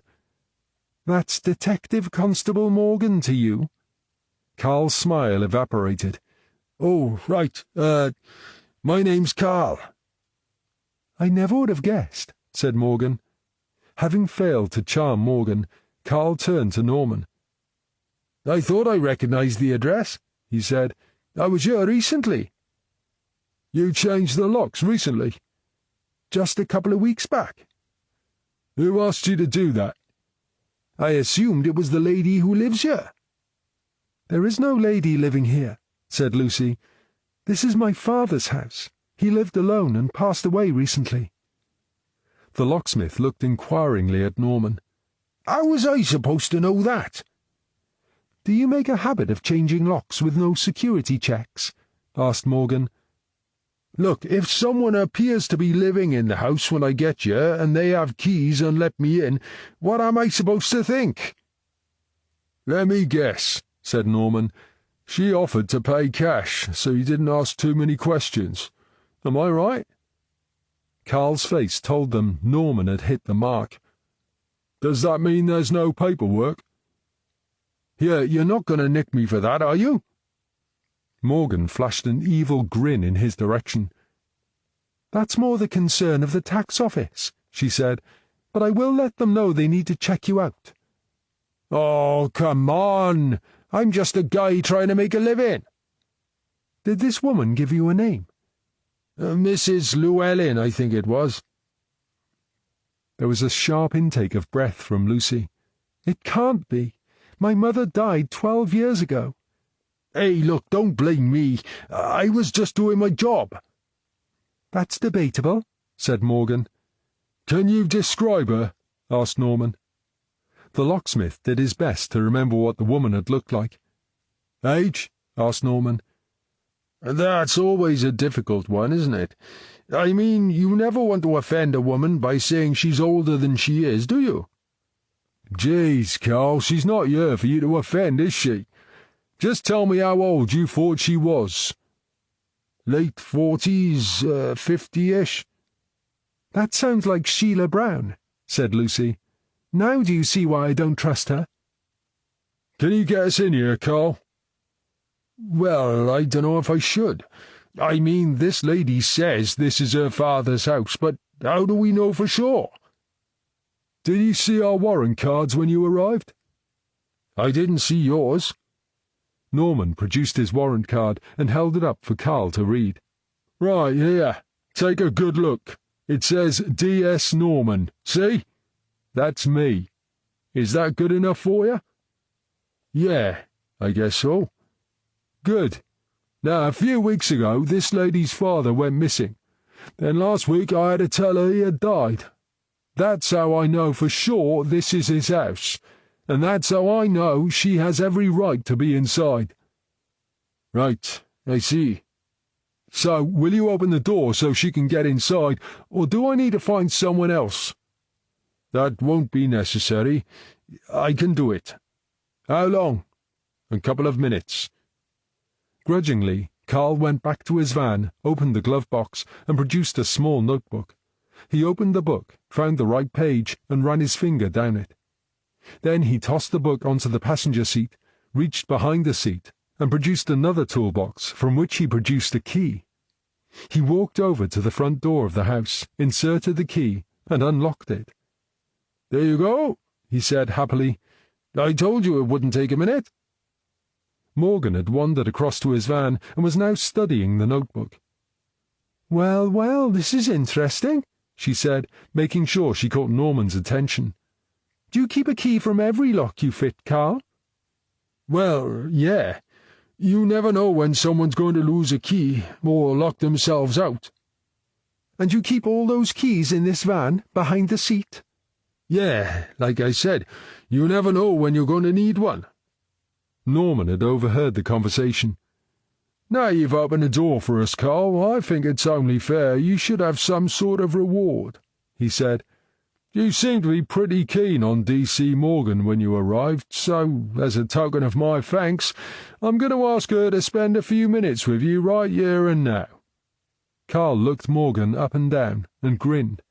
When Morgan smiled back at him, he completely misread the situation and thought this was going to turn out all right after all.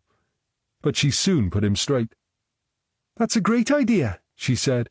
We can have a little chat about your security procedures. Eh? We can start with why you keep a key from every lock you fit. Is it so you can go back later and rob the house? What? Of course not. And if that wasn't bad enough, why do you keep all those keys in your van? You know, to me that sounds like the sort of thing an opportunist thief might do. Maybe we should check that list against recent burglaries. I'm thinking it might be better if you took Carl down the station for that little chat, said Norman. Carl's eyes widened. What? No, wait, you can't do that. Are you sure about that? Said Norman. I have rights, don't I? Yes, and so do the people who pay you to fit locks, said Morgan. I'm going inside the house with Lucy, said Norman. I'll let D.C. Morgan decide what to do with you. Ignoring the protesting locksmith, he ushered Lucy inside the house. I'm just going to take a quick look around, said Norman, as he pushed the door closed behind them. Some of this furniture is missing, said Lucy, when Norman came back down to the lounge. There was a settee over there, and his favourite armchair is gone, and he had a small bureau, that's gone too. Are you sure it was here when you came last time? Yes, I'm sure. I even sat in the chair to have a cup of tea. The television has been taken too. I can imagine someone breaking in and stealing a television, said Norman, but not an armchair and settee. Anyway, it doesn't look as though there's been a break-in. There again, if that someone had a key, they wouldn't need a break-in, would they? Well, only 3 people had keys, and that was me, my dad, and Sheila Brown, unless it happened after the locksmith changed the locks. And no one else has access? Dad told me Sheila had arranged for a young woman to come in and do some cleaning once a week, but she didn't have a key. We should speak to her. Do you know her name, or where she lives? Sorry, but no, I don't. I think he said she was Polish, but I never actually met her. Dad spoke highly of her. He said she was reliable and always did a good job. Okay, said Norman. So, before the locksmith changed the locks, Sheila was the only other person with a key. I remember the day we came to see if your father was here. We were going to break in, and then she told us she had a key so she could keep an eye on him. That's right. Mum gave it to her before she died so she could check on Dad to make sure he was coping. You didn't approve? I never trusted her. I don't know why.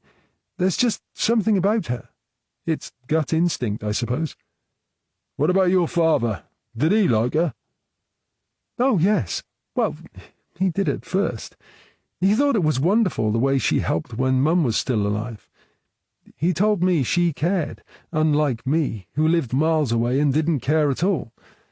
After Mum died, Sheila was all he ever talked about. It was what finally drove us apart, although I got the impression he wasn't so keen towards the end. You really don't like her, do you? I know you probably think I'm exaggerating, and I don't know what she's up to, but that woman is devious. It's the only word for her. Well, we need to speak to her and find out what she knows. Why don't I ask her now? I don't think that's a good idea, Lucy. You should leave that to us. What I'd like you to do is have a good look around and see if anything else is missing. Can you do that for me? I'll do the best I can.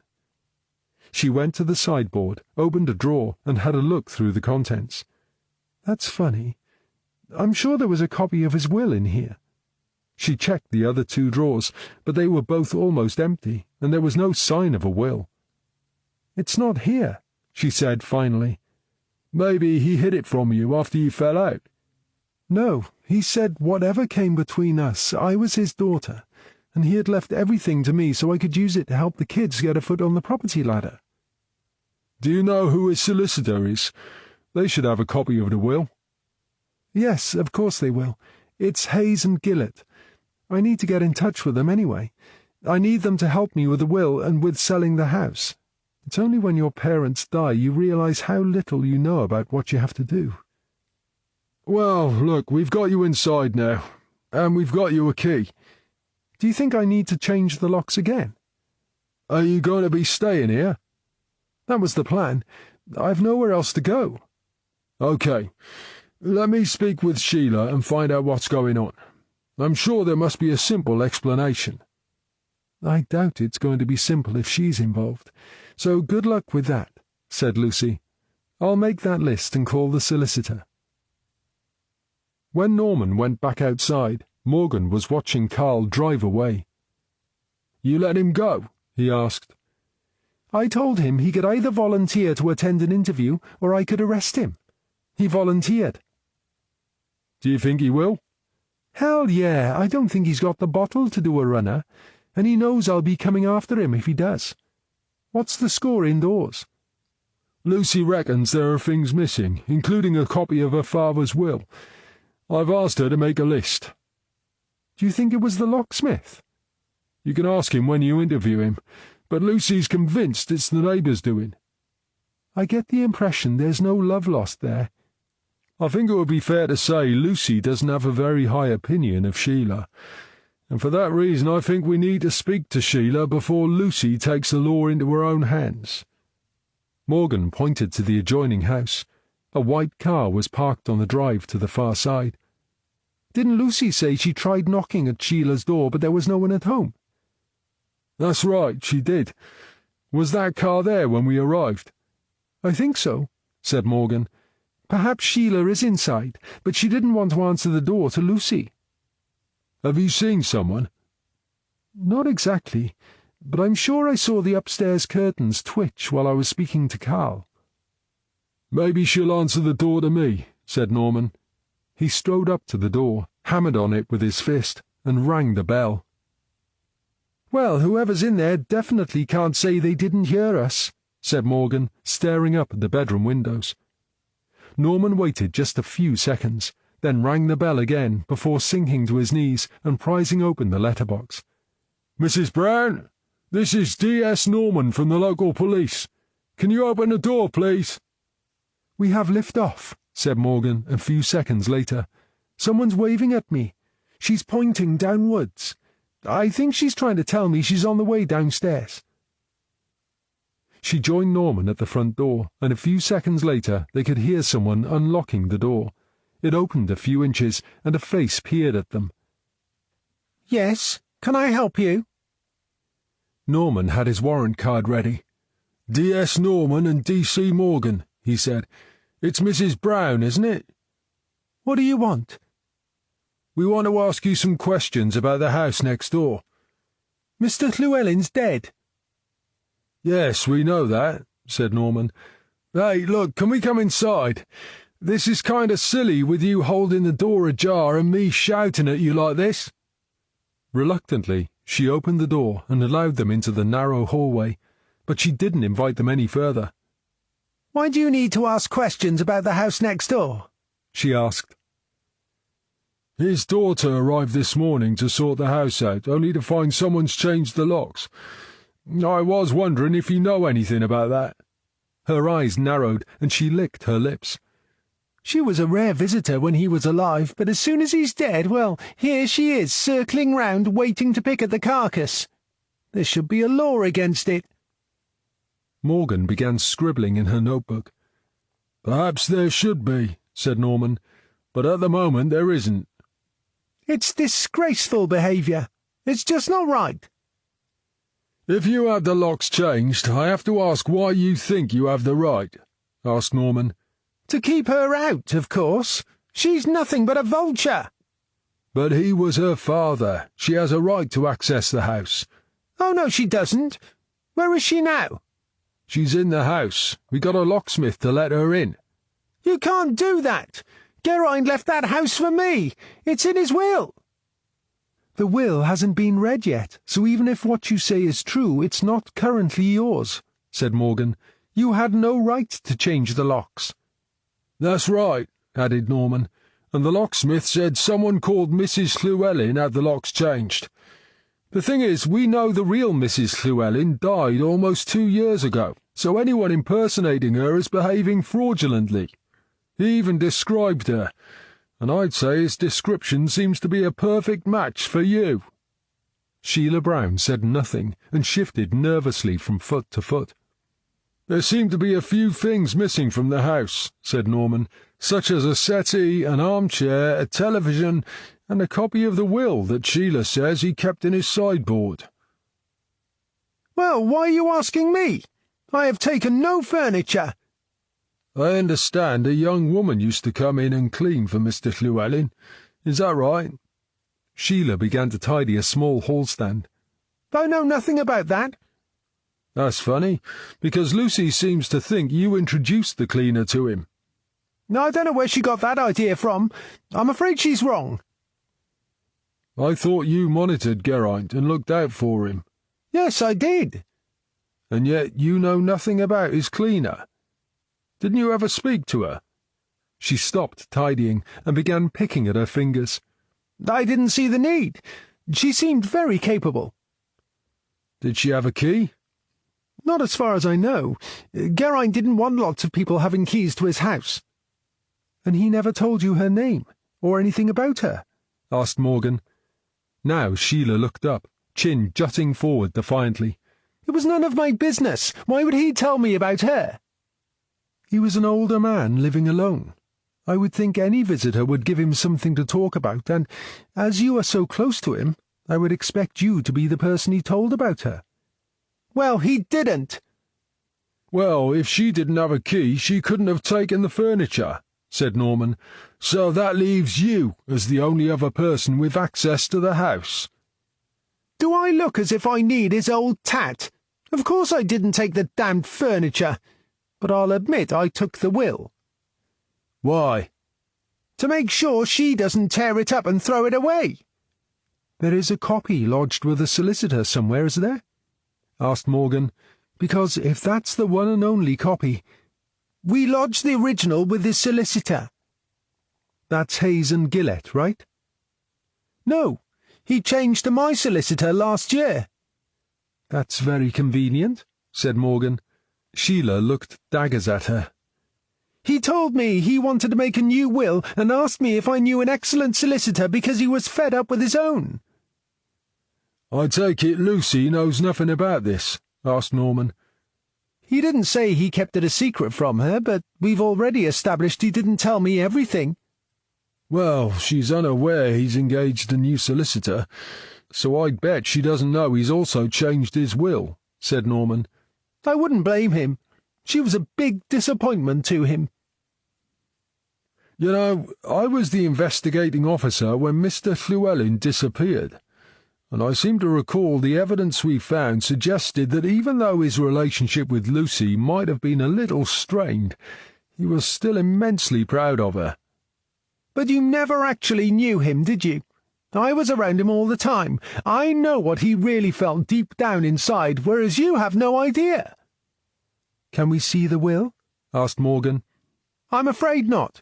Like everyone else, you'll have to wait until it's read. OK. Can you tell us who your solicitor is? Sheila looked uncertainly from Norman to Morgan. Brown and Lovell. And where can I find them? Another shifty look.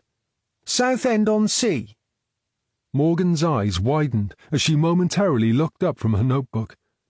Southend-on-Sea, said Norman. That's not exactly local, is it? In fact, you couldn't get much further east from here without being in Europe. How'd you come to hook up with a solicitor that's literally on the opposite side of the UK? I used to live there. They handled my divorce. "You know I'm going to check that, don't you?" said Morgan. "You carry on," said Sheila. "I'm not ashamed to admit I married the wrong man, and my solicitor will confirm it." "Let's hope he does," said Morgan. "Are you going to ask that woman to leave my house?" "I don't think so," said Norman. "We've already established it's not your house yet, and I think she has a right to access her father's things." Sheila was obviously unimpressed with this response, but she wanted them gone, so she chose not to make a big deal of it. "Will there be anything else?" she asked. "Not for the moment," said Norman, "but don't go far. I have a feeling we're going to be speaking again soon." "Is she a poor liar or what?" asked Morgan as they walked back next door. "Yeah, it was so obvious I was wondering if it was a double bluff." "I wonder what she's hiding." "The real reason Geraint changed his will, for a start." "You don't buy that, do you?" "People like Lucy and Geraint fall out all the time, but at the end of the day they're still father and daughter. I have seen nothing that convinces me Geraint wanted to cut Lucy out of his will, and you only have to spend 5 minutes with her to see how much she loved him, even if he irritated her." "Are you going to tell her?" "About the will? Yeah, I think it's probably better she hears it from me than finds out from Sheila." "Have you arrested her?" asked Lucy as soon as she let them back into the house. "According to Sheila, your father wrote a new will, leaving the house to her." "Well, she's going to have to fight me for it. He would have told me if he was going to change his will. Anyway, I'm sure he wouldn't do that to the kids. He loved them more than anything. He might not have seen them much, but he often spoke to them on the phone." "She said she thought that meant, as the house was going to be hers, she could have the locks changed." "She used to be a legal secretary," said Lucy, "so I suppose she would know, but I'm sure that's not right." "A legal secretary? That's interesting," said Norman. "Do you know where she worked?" "No, sorry. I think it was somewhere in England, long before she moved here." Norman looked at Morgan. "Noted," she said. "I'll check it out later." "So, have I got to leave?" asked Lucy. "No way," said Norman. "I told her that even if your father has changed the will, the house isn't hers until the will's read. Did you finish that list I asked for?" "Yes, I did." "I don't suppose you've come across anything that tells us who this young cleaner was?" "Not so far, but I'll certainly keep my eyes open. Doesn't Sheila know who she is?" "She says you got it wrong, and she hardly knew the cleaner." "Well, that's another lie. There's no way my father would have arranged something like that on his own. He wouldn't do anything like that unless someone pushed him." "Oh, well, keep looking. You never know." "I've hardly started in here yet, and I haven't even dared to look outside." "Outside?" "In the garage. I suppose I should look in there in case they have put some of the missing things in there." "That's okay," said Norman. "Catherine will do that for you." He winked at Morgan, who rolled her eyes and shuffled outside. A minute later she was back. "Norm, I think you'd better come and have a look at this."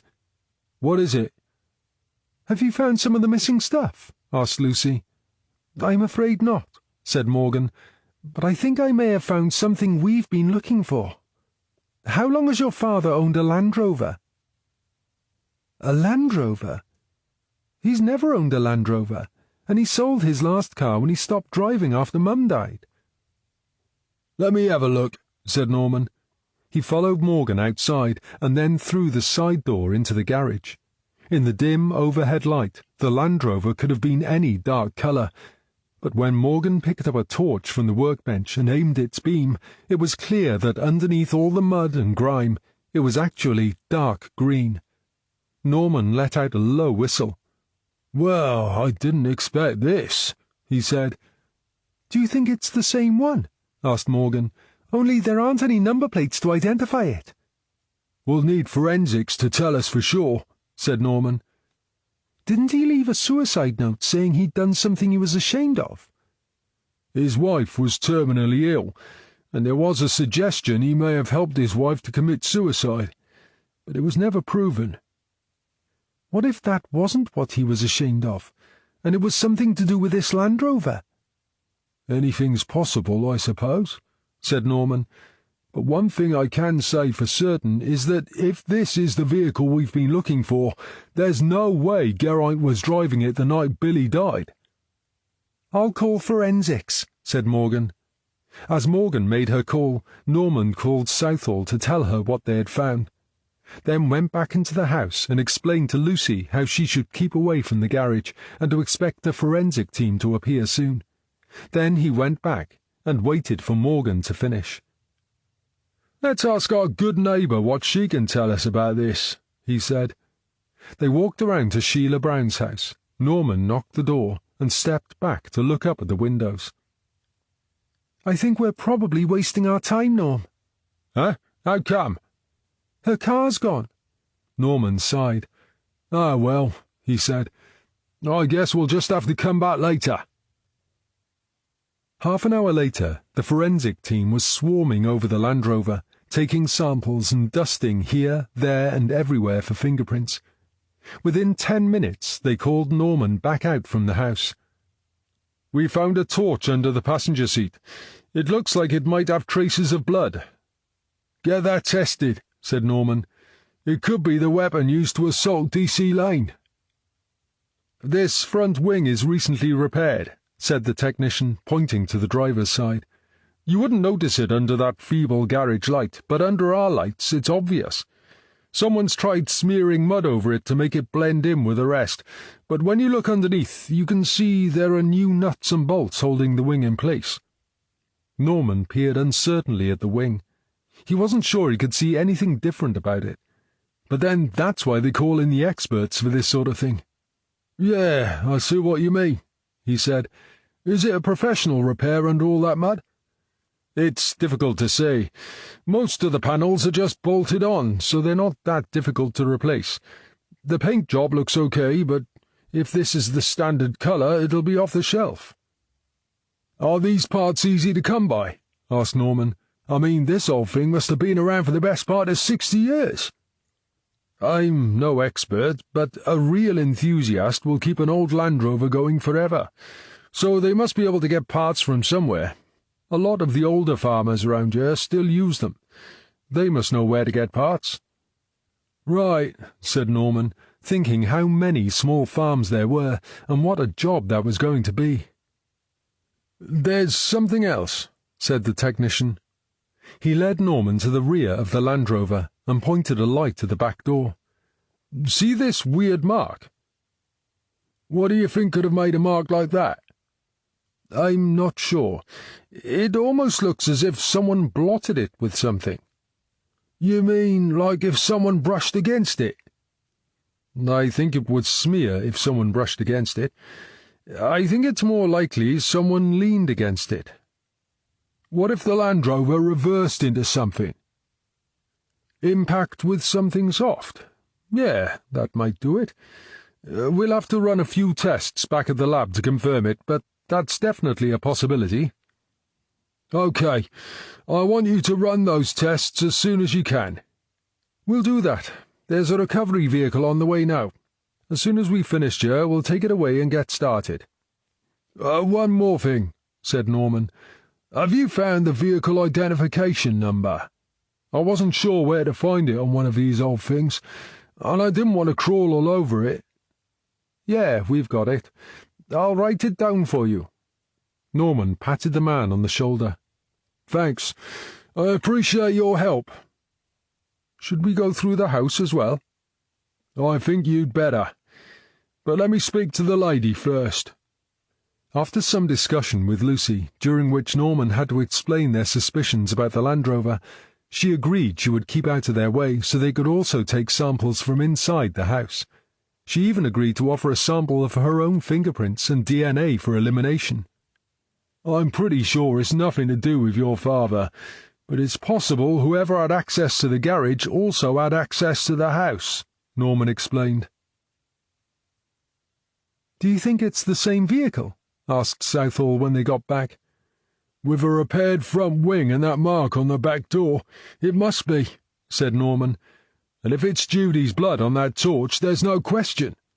But what's it doing in a dead man's garage? Oh, I think we'll find Sheila Brown can answer that one when we find her. Have we any idea where she might have gone? No, I'm sorry. It's my fault. I should have stopped her from going anywhere, but I thought we were just dealing with a disputed will. You can't arrest people without good reason, Norm, and you had no reason to believe the Land Rover was there. Besides, if she denies knowing anything about it, we have no proof to the contrary. We've no grounds for arresting her anyway. A decent brief would have her out in 5 minutes. As she may have gone on the run, do we have grounds to ask for her mobile phone records? Yes, I think so. Catherine Morgan was at Southall's office door. Catherine? I've just been chasing down the Land Rover VIN. According to the records, it was scrapped 15 years ago. I asked for the registration number just in case. It's quite a distinctive one. BIF 123. What about the last owner? Asked Norman.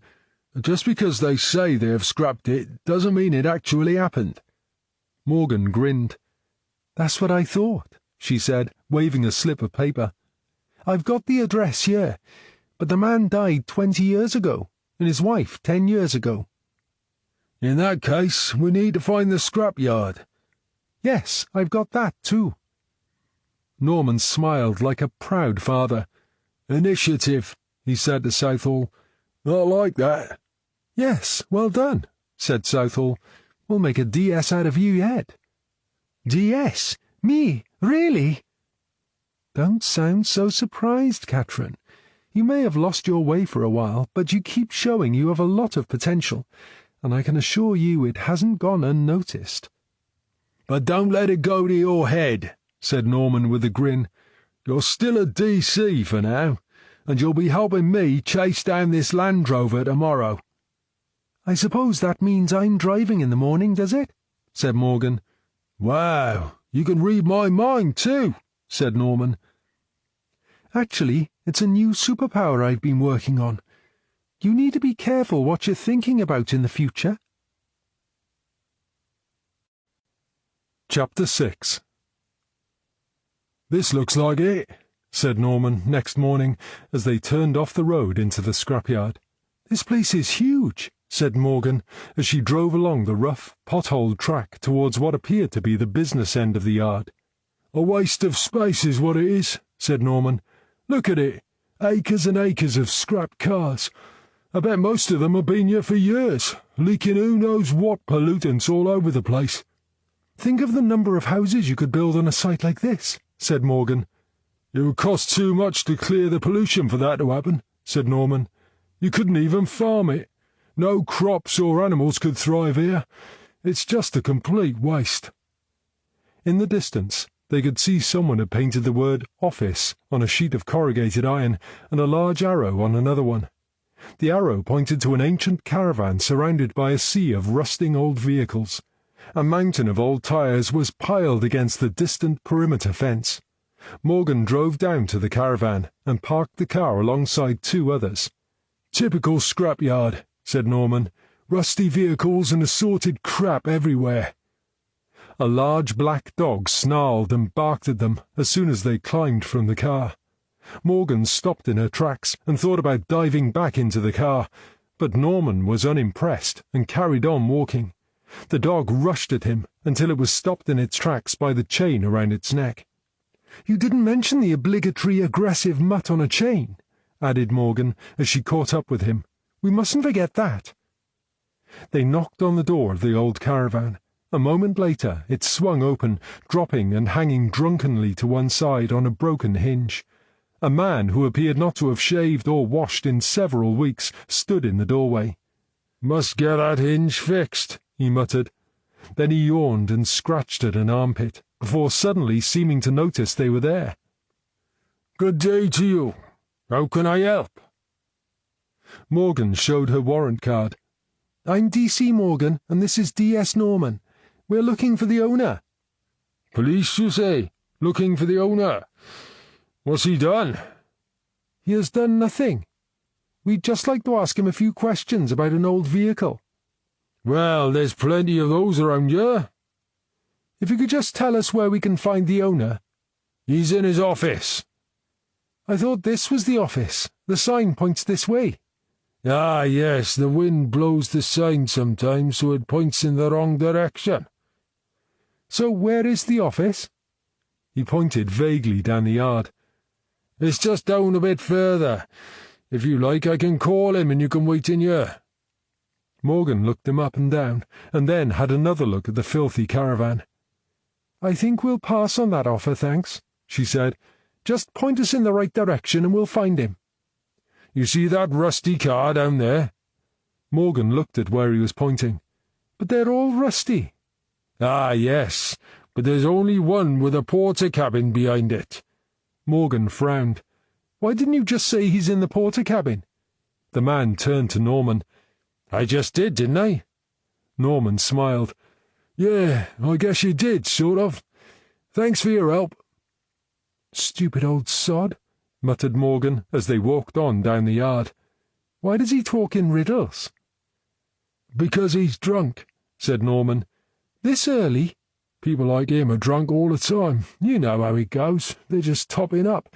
You shouldn't get angry with him. He can't help it. I hope they're not all like that. Let's hope not, said Norman. With all this heavy machinery around, we might not get out in one piece. The porter cabin was quite different. Divided into two, there was an office at one end and a staff room with a kitchen at the other. This time the door opened properly, and the man inside was sober. Steve Simmons, I'm the owner. What can I do for you? We're looking for some information about an old Land Rover. How old? It was scrapped here about 15 years ago. 15 years ago? That would have been during my father's time running the place. I only took over a couple of years ago. But you keep records, right? Asked Morgan. Simmons drew a breath in over his teeth.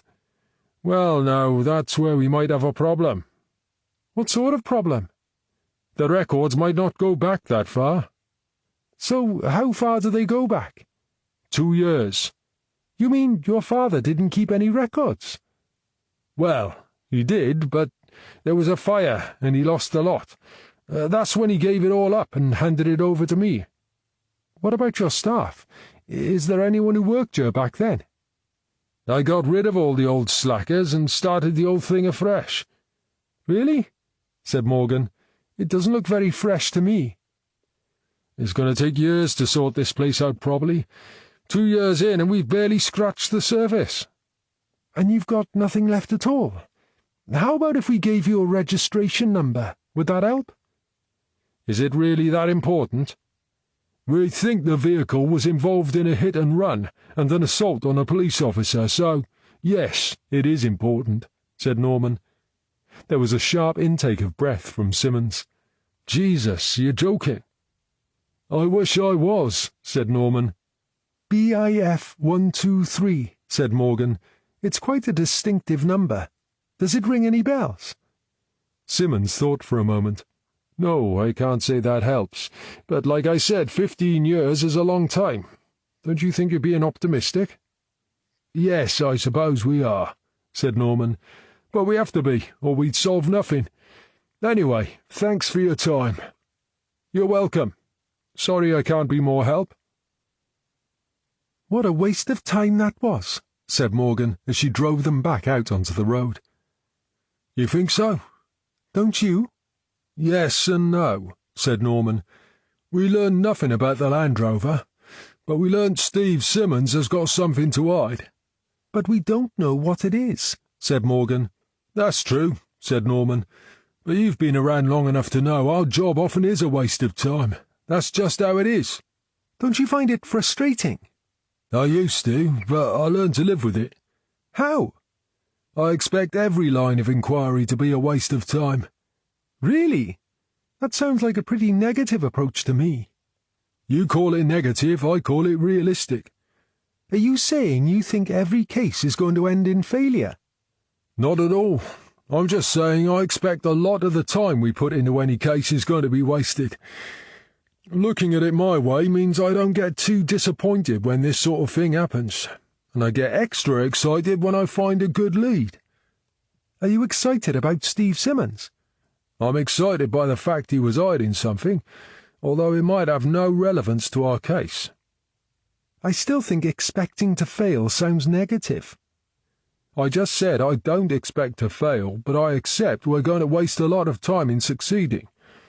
Anyway, it doesn't matter how you see it, as long as it works for me. What you have to do is find an approach that works for you, and then you won't get so easily irritated with people you think are wasting your time. If you're referring to the old drunk back there, he was wasting my time. Yeah, but he didn't mean to. He was trying to help. He just couldn't get his head together. There's a big difference between people like him and people who deliberately try to mislead us. They're the ones that annoy me. Ah, so you admit you get irritated too? Of course I do, but I've had years of practice at dealing with it. They drove along in uneventful silence for a couple of minutes. There's a van following us, and he keeps flashing his lights, said Morgan. I think he wants us to stop. Did you cut him up at that last junction? Teased Norman. No, I did not. There's nothing wrong with my driving. Geez, keep your hair on, Catherine. I was joking. Joke or not, he still wants us to stop. So stop then. Let's see what his problem is. But he might be dangerous. Norman looked over his shoulder at the driver behind. He estimated the guy to be in his mid-40s. He looked fit, as though he did physical work, but Norman thought he looked tame enough. "No, I think we'll be safe enough," he said. Morgan pulled over and slowed the car to a halt. The van pulled up behind them, and the driver climbed out. He was wearing a grimy overall which seemed to confirm Norman's theory about his job. "You sit tight," said Norman. "I'll see what he wants." As he stepped from Morgan's car, Norman could see the man looked worried. "Is there something wrong?" he asked. "Are you the two detectives who were at the scrapyard?" "That's right. Is there a problem?" "He was lying about the Land Rover." "I'm sorry?" "Steve Simmons. He was lying." "What's your name?" Jim Davis." "Were you there when we spoke to Mr. Simmons, Jim?" asked Norman. "Only I don't recall seeing you." "I was in the restroom having my break. You can hear what's being said in the office if you sit in the right place." "So you were eavesdropping? Does he know you can hear what he's saying?" "I don't know. He's done nothing about it, so I guess not." The man licked his lips. He seemed to be getting increasingly agitated and kept looking back down the road as if he expected trouble at any moment. "You seem very nervous, Jim. Are you worried someone will see you speaking to us?" "He won't like it." "Who won't like it?" "Simmons." "Okay, so why don't you get in the back of our car?" He opened the back door, and the man scrambled inside. "This is Jim Davis," Norman explained to Morgan as he climbed into his own seat. "He says Simmons was lying about the Land Rover."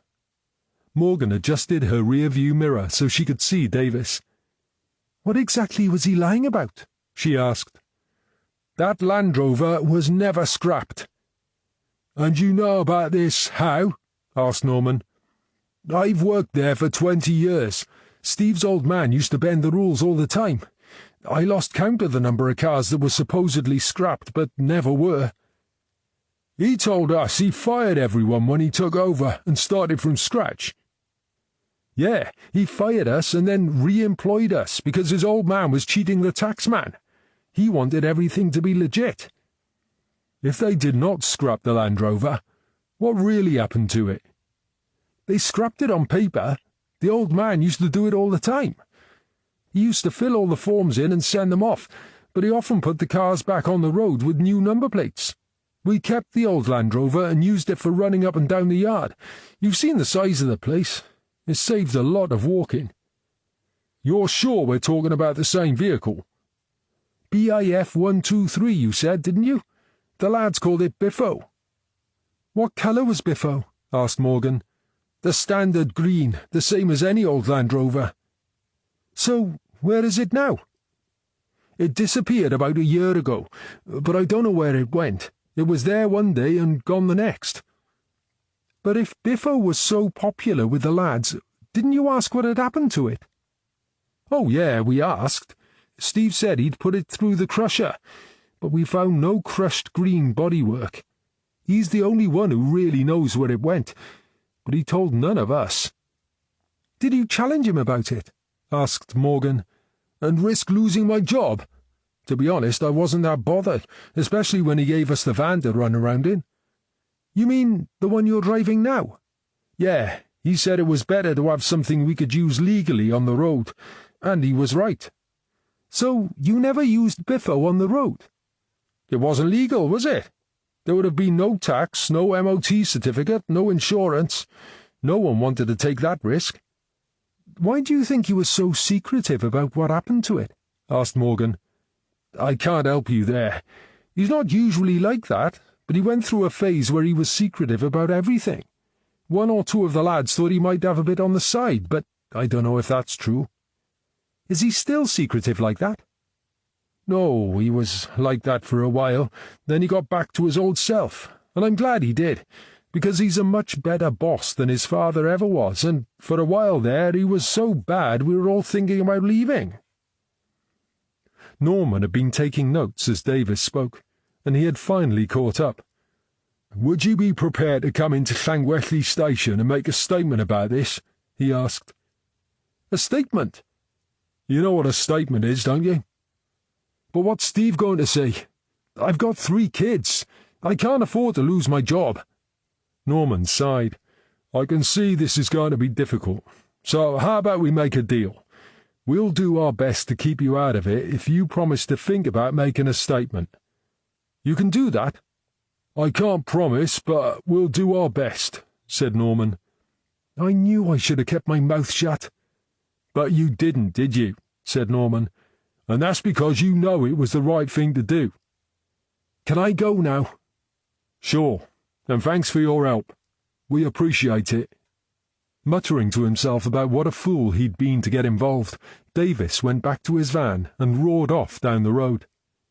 "You still think it was a waste of time going to the scrapyard?" said Norman. Morgan started the car. Being smug really doesn't suit you, she said. "No, I don't know. I think I wear it rather well." It would have to be huge if it was a hat. Norman grinned. "I think a little respect for your elders wouldn't hurt," he joked. I have huge respect for you, and you know it, said Morgan. Embarrassed, Norman turned to look out of the side window. "OK, back to business," he said. "What do you make of what we've just learned?" Are we accepting it as fact? How do we know Jim Davis doesn't have an axe to grind? We don't, but for now let's assume he doesn't. Are we saying Simmons was having an affair with Sheila Brown, and he gave her an old Land Rover that should have been scrapped years ago? I'm not sure I can get my head around that. It's not exactly your standard love token, is it? Who says romance is dead? I have to admit I'm having difficulty with that, said Norman. I'm even finding it hard to picture Simmons and Sheila Brown having an affair. But it explains how the Land Rover ended up in that garage. But she has her own car. Why would she want an old heap that's not even roadworthy? What if she needs a vehicle that can't be identified as hers? If she's doing something illegal, driving around in a vehicle like that would be crazy. If she got stopped by traffic division and they checked that registration number, it would raise so many red flags they'd have to bring her in. But how else do you explain it being in that garage? Said Norman. And we know it was being driven on the roads because it was the vehicle that killed Billy Hopkins.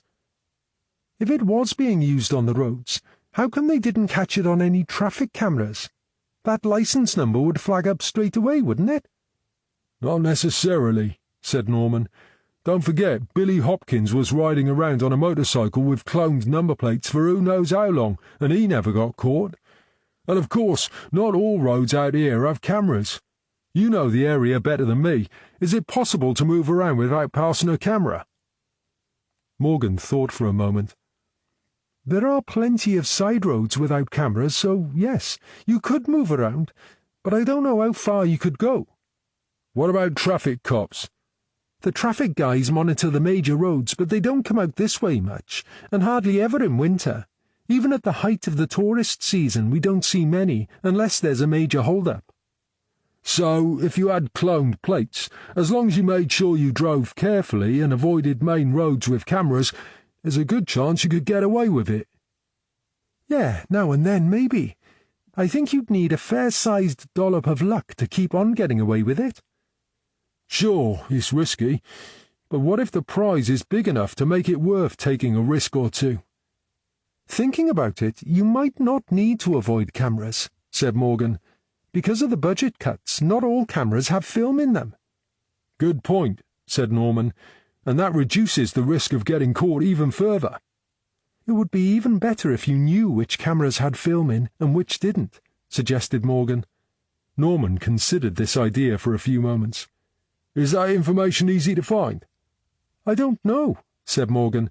It's not something I've ever considered. Until we know different, let's assume you can find out, said Norman. So what we're saying is, if you drive carefully, pick the right time, and avoid main roads, the chances are you could safely avoid being picked up in a dodgy vehicle. That's about the size of it, said Morgan. But you can't avoid main roads if you want to go far. What if you stay local? Doing what? Asked Morgan. This isn't exactly a hotspot for major crimes, is it? As far as we know, said Norman. Morgan turned to stare at him. Are you about to introduce one of your bizarre theories into this investigation? I'm just saying we should consider everything as possible until we know different, that's all. Morgan put the car into gear and pulled away. I suppose that's better than that crazy Reginald, whoever he was, idea you came up with? Perrin, said Norman. His name was Reginald Perrin, and it wasn't a million miles away from what happened. Except you applied it to the wrong man. But it helped solve the puzzle, didn't it? Anyway, if you'd care to return your attention to our current investigation, I think you'll agree we've just established that whatever this crime turns out to be, you'd have a good chance of getting away with it as long as you chose your route carefully. Yes, I suppose we did. Good, said Norman. So, here's a challenge for you. When we get back, see if you can work out a route from Geraint's house to Dragon Barn Lane that meets our criteria. You're convinced she's the driver, then? There's enough evidence to suggest it, and if we can prove it's possible, I'd like to see her face when we ask her the question. But why would she be driving up to that old barn? What's she doing up there? That's the million-dollar question, isn't it? Whatever the reason, it was important enough to get Billy Hopkins killed. And maybe it's why Irene died too. When they got back to the office, Morgan threw herself into the challenge Norman had given her, while he went to report to Southall. If we can prove Simmons gave the Land Rover to Sheila Brown and the blood on the torch is Judy's, we've got more than enough to bring her in, said Southall. If we can find her, said Norman. And I want to know what's so special about that old barn. Have we had a report from forensics yet? Southall frowned. Now you come to mention it, no, we haven't. Wasn't Judy supposed to arrange that? Asked Norman. Southall sighed. I knew I shouldn't have let her stay. Where is she? She looked washed out, so I sent her home. Don't be too hard on her, said Norman. She was just trying to help. Yes, I know, but it's rather backfired, hasn't it? But it's not the end of the world, is it? I can call forensics, and I'll track down the owner of the barn. It won't take long. It took Norman 5 minutes to arrange for a forensics team to visit the barn, and then another half-hour to discover who owned the barn. Once armed with the address, he joined Morgan and peered over her shoulder at the map spread out on her desk. I just spoke with forensics, he said. They tell me the tyre tracks that were found up by the old barn could easily be Land Rover tracks. Yeah, that figures, she said, without looking up from her map. How are you doing with your route planning? Morgan traced the route with a finger. You can see you can do most of the journey along lanes that aren't used much, if you're also prepared to go off-road across a few fields and use a couple of miles of farm tracks. There are actually 2 or 3 different ways you could go. So a Land Rover would actually be the best vehicle for the job, said Norman. It would certainly help, especially in winter. And with a route like that, there are sure to be no cameras. On that part of the journey, yes. She pointed to a section of road she had marked with a highlighter. But it doesn't matter which route you choose, you can't avoid this mile-long stretch of dual carriageway, where you have to pass a camera on both sides. Are the cameras working? I've checked with the traffic guys, and they told me the cameras aren't always working, and when there is a working camera, it alternates between carriageways. So this week it'll be the eastbound carriageway, and next week it'll be the westbound carriageway. Or, of course, they might not be working at all, said Norman. That's what they're saying. Is this information about the cameras freely available? They say it's not. So, who knows about it? Just the people working in traffic control. Norman studied the map for a few moments. You know, now I'm wondering, would you actually bother about the cameras if you were using cloned number plates?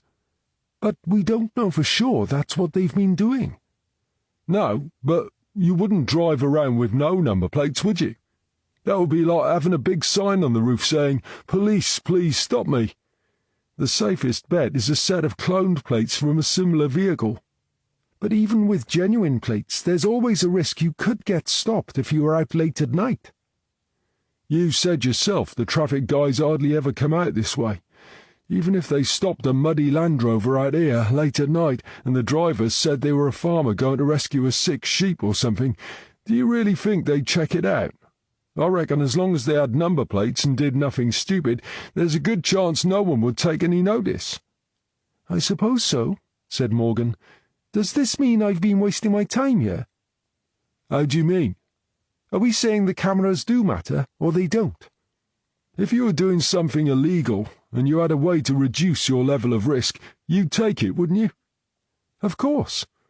So, if you knew the situation with those cameras on that stretch of road, you'd know if you could get there and back without being filmed, and you'd be confident you'd cut the risk. What makes you think they'd go to all that trouble? I don't know the answer yet, but it must be big, because at least one person, and possibly two, have died because of it. Anyway, now you've finished that little job, we need to be somewhere. Where are we going? To visit the owner of the barn at the top of Dragon Barn Lane. Am I driving again? It's okay, you can relax. I'll drive this time. 15 minutes later, they turned off the road onto a wide, gravelled driveway that led up to an old farmhouse. Morgan leaned forward in her seat as they neared the house, and Norman stopped the car. "That house doesn't match the drive," he said. "They've spent their money on the wrong thing." "Yeah, but if we've come to the right farm, I can understand why that old barn's in such a state." "You're right there," said Norman. "Geez, what a shambles." "I've seen run-down farms before," said Morgan, "but this one takes it to a whole new level." An optimist might describe the farmhouse before them as charmingly tumble-down. Today, Norman was feeling more of a realist. "That house should be condemned," he said. The roof and top story had collapsed at one end, leaving a lone chimney stack leaning crazily away from the rest of the building, as if it was hoping to escape. At the other end of the house, a faint smudge of smoke swirled from a sturdier chimney stack, which secured the rest of the roof. But the demise of the entire building appeared long overdue. To one side of the crumbling farmhouse lay an ancient corrugated metal barn, which seemed to have folded like a house of cards in the past. Smaller buildings in similar disrepair formed the rest of the yard.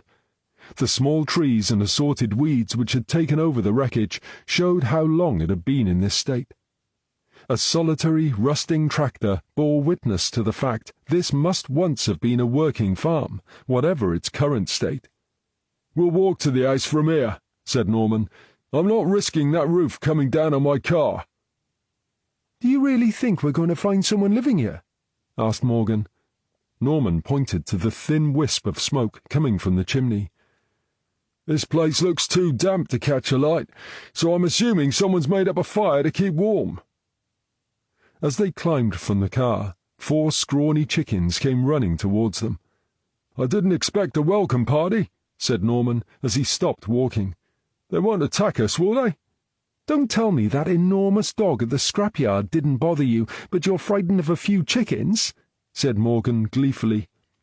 As the chickens reached them, Morgan stopped to speak to them. "Hello, girls. This is a nice greeting." "Do you have to encourage them?" said Norman. "I expect they're just hungry." "Well, they'd better not start trying to eat me." "I think you'll be okay, Norm. Human flesh isn't their normal diet." Norman began hopping up and down as one chicken pecked at his shoes. "Geez, Katrin, I thought you said they didn't eat meat. Why is this one trying to stab my feet?" Morgan laughed. "I expect she thinks your shoelace is a worm." "Well, tell her she's making a mistake, will you?" Morgan's laughter was irritating Norman, and now she couldn't stop. "Look, just stop laughing and shoo the damn things away." "Honestly, I promise they won't hurt you." "Yeah, so you said, but do they know that?" "You really are scared of them, aren't you?" "I'm not scared of them. I'm just not used to having critters attack my feet. They didn't have chickens where I grew up." "We had chickens, ducks, and geese." "Well, aren't you the lucky one? We couldn't afford pets when I was a kid." "Geese are the ones you need to watch. They can be quite aggressive if they don't like you. Believe me, when a goose gooses you, you know they have goosed you." "How do I know one of these won't goose me?" "They can't reach. Their necks aren't long enough." "Somehow that's not much comfort. Those beaks look sharp enough to do plenty of damage." "Don't be such a wimp. Trust me, they won't hurt you." "That's easy for you to say," said Norman, scuttling after her. "It's not your feet they're attacking." "Just keep walking and ignore them." Norman couldn't quite believe it, but Morgan was right. As they walked, so the chickens lost interest. "On the plus side, if this was a working farm, we'd probably be up to our knees in mud by now," said Morgan as they reached the house. "My shoes are pecked to bits anyway, so if that's supposed to make me feel better, you're wasting your breath."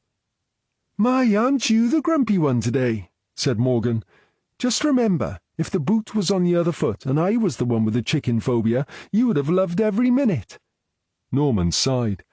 "I'm sorry. I don't mean to be touchy. I've just got a few things on my mind." "Anything I can help with?" He gave her a sad little smile. "I'm afraid not, Katrin, but thanks." The uneven gap around the front door of the house served as another warning about the unsafe nature of the building. Morgan looked doubtfully at the door and turned to Norman. "Get ready to run," she said. "It looks as if the house might collapse if I knock too hard." She rapped hard on the door and waited. After a minute or two, they heard a voice from the other side of the door. "Who is it?" "This is D.C. Morgan and D.S. Norman from Llangwelly Police." "Police? What do you want?" "Mrs. Gilbert, we'd like to speak to you about the old barn at the top of Dragon Barn Lane." "I can't hear you. What do you want?" Morgan looked at Norman and rolled her eyes. "Mrs. Gilbert," she said, raising her voice, "this will be a lot easier if you open the door." "I can't open the door. It's stuck. You'll have to go round to the side door." Norman led them round to the side of the house, where they found another door. This door frame wasn't distorted like the front one, but the door itself was made of boards which had warped so badly they could see light through the gaps. "Should I knock again?" asked Morgan. "Give her a minute, she'll get here," said Norman. Sure enough, a moment later they could see movement through the door.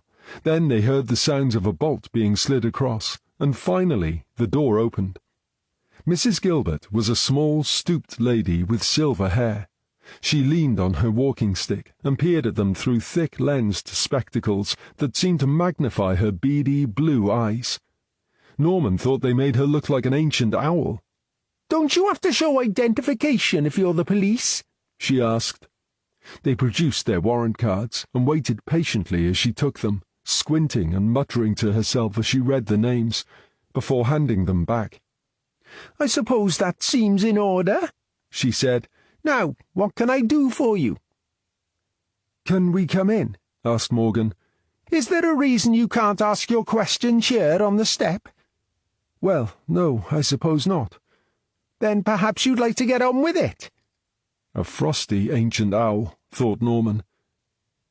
"I understand you own an old barn at the top of Dragon Barn Lane," said Morgan. "Is that correct?" The old lady thought for a moment. "We had a barn up there when the farm was working," she said. How long ago was this a working farm? "That would have been back in 1998. That's 23 years ago. Is it? Well, there we are then. My husband was the farmer, and when he died, the farm died with him." How come you had a barn so far away? "My husband inherited his uncle's farm. It adjoined our farm.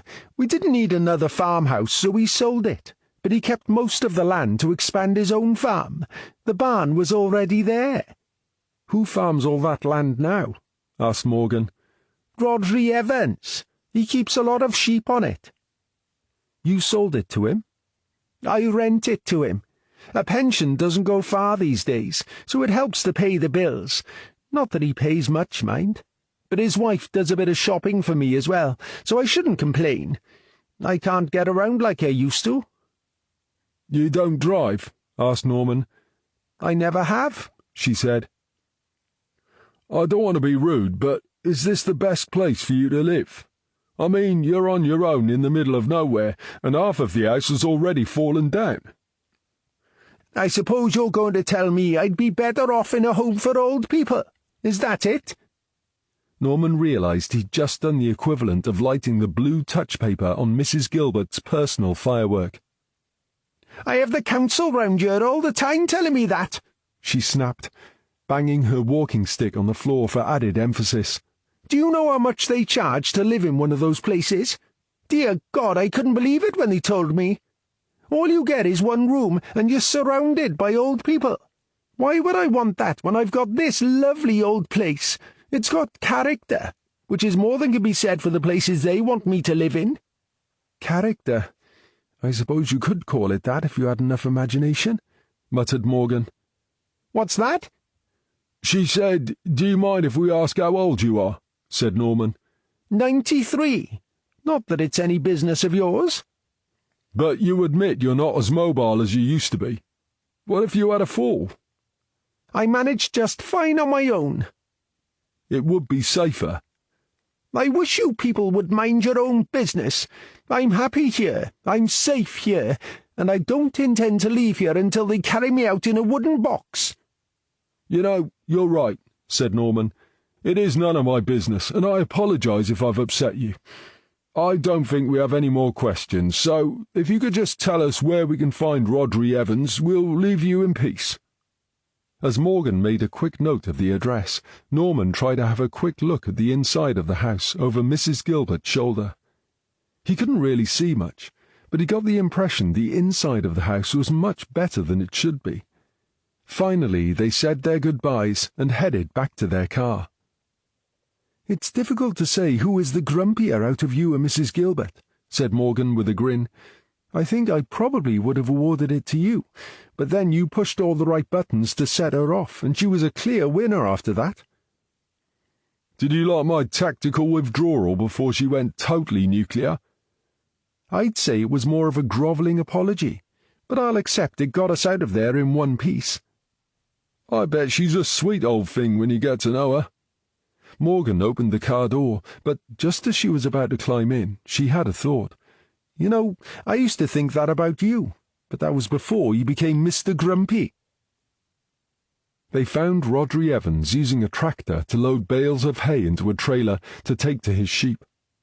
He was a large, round-faced man with a sort of ruddy complexion that can only be achieved by spending endless hours outside in all weathers.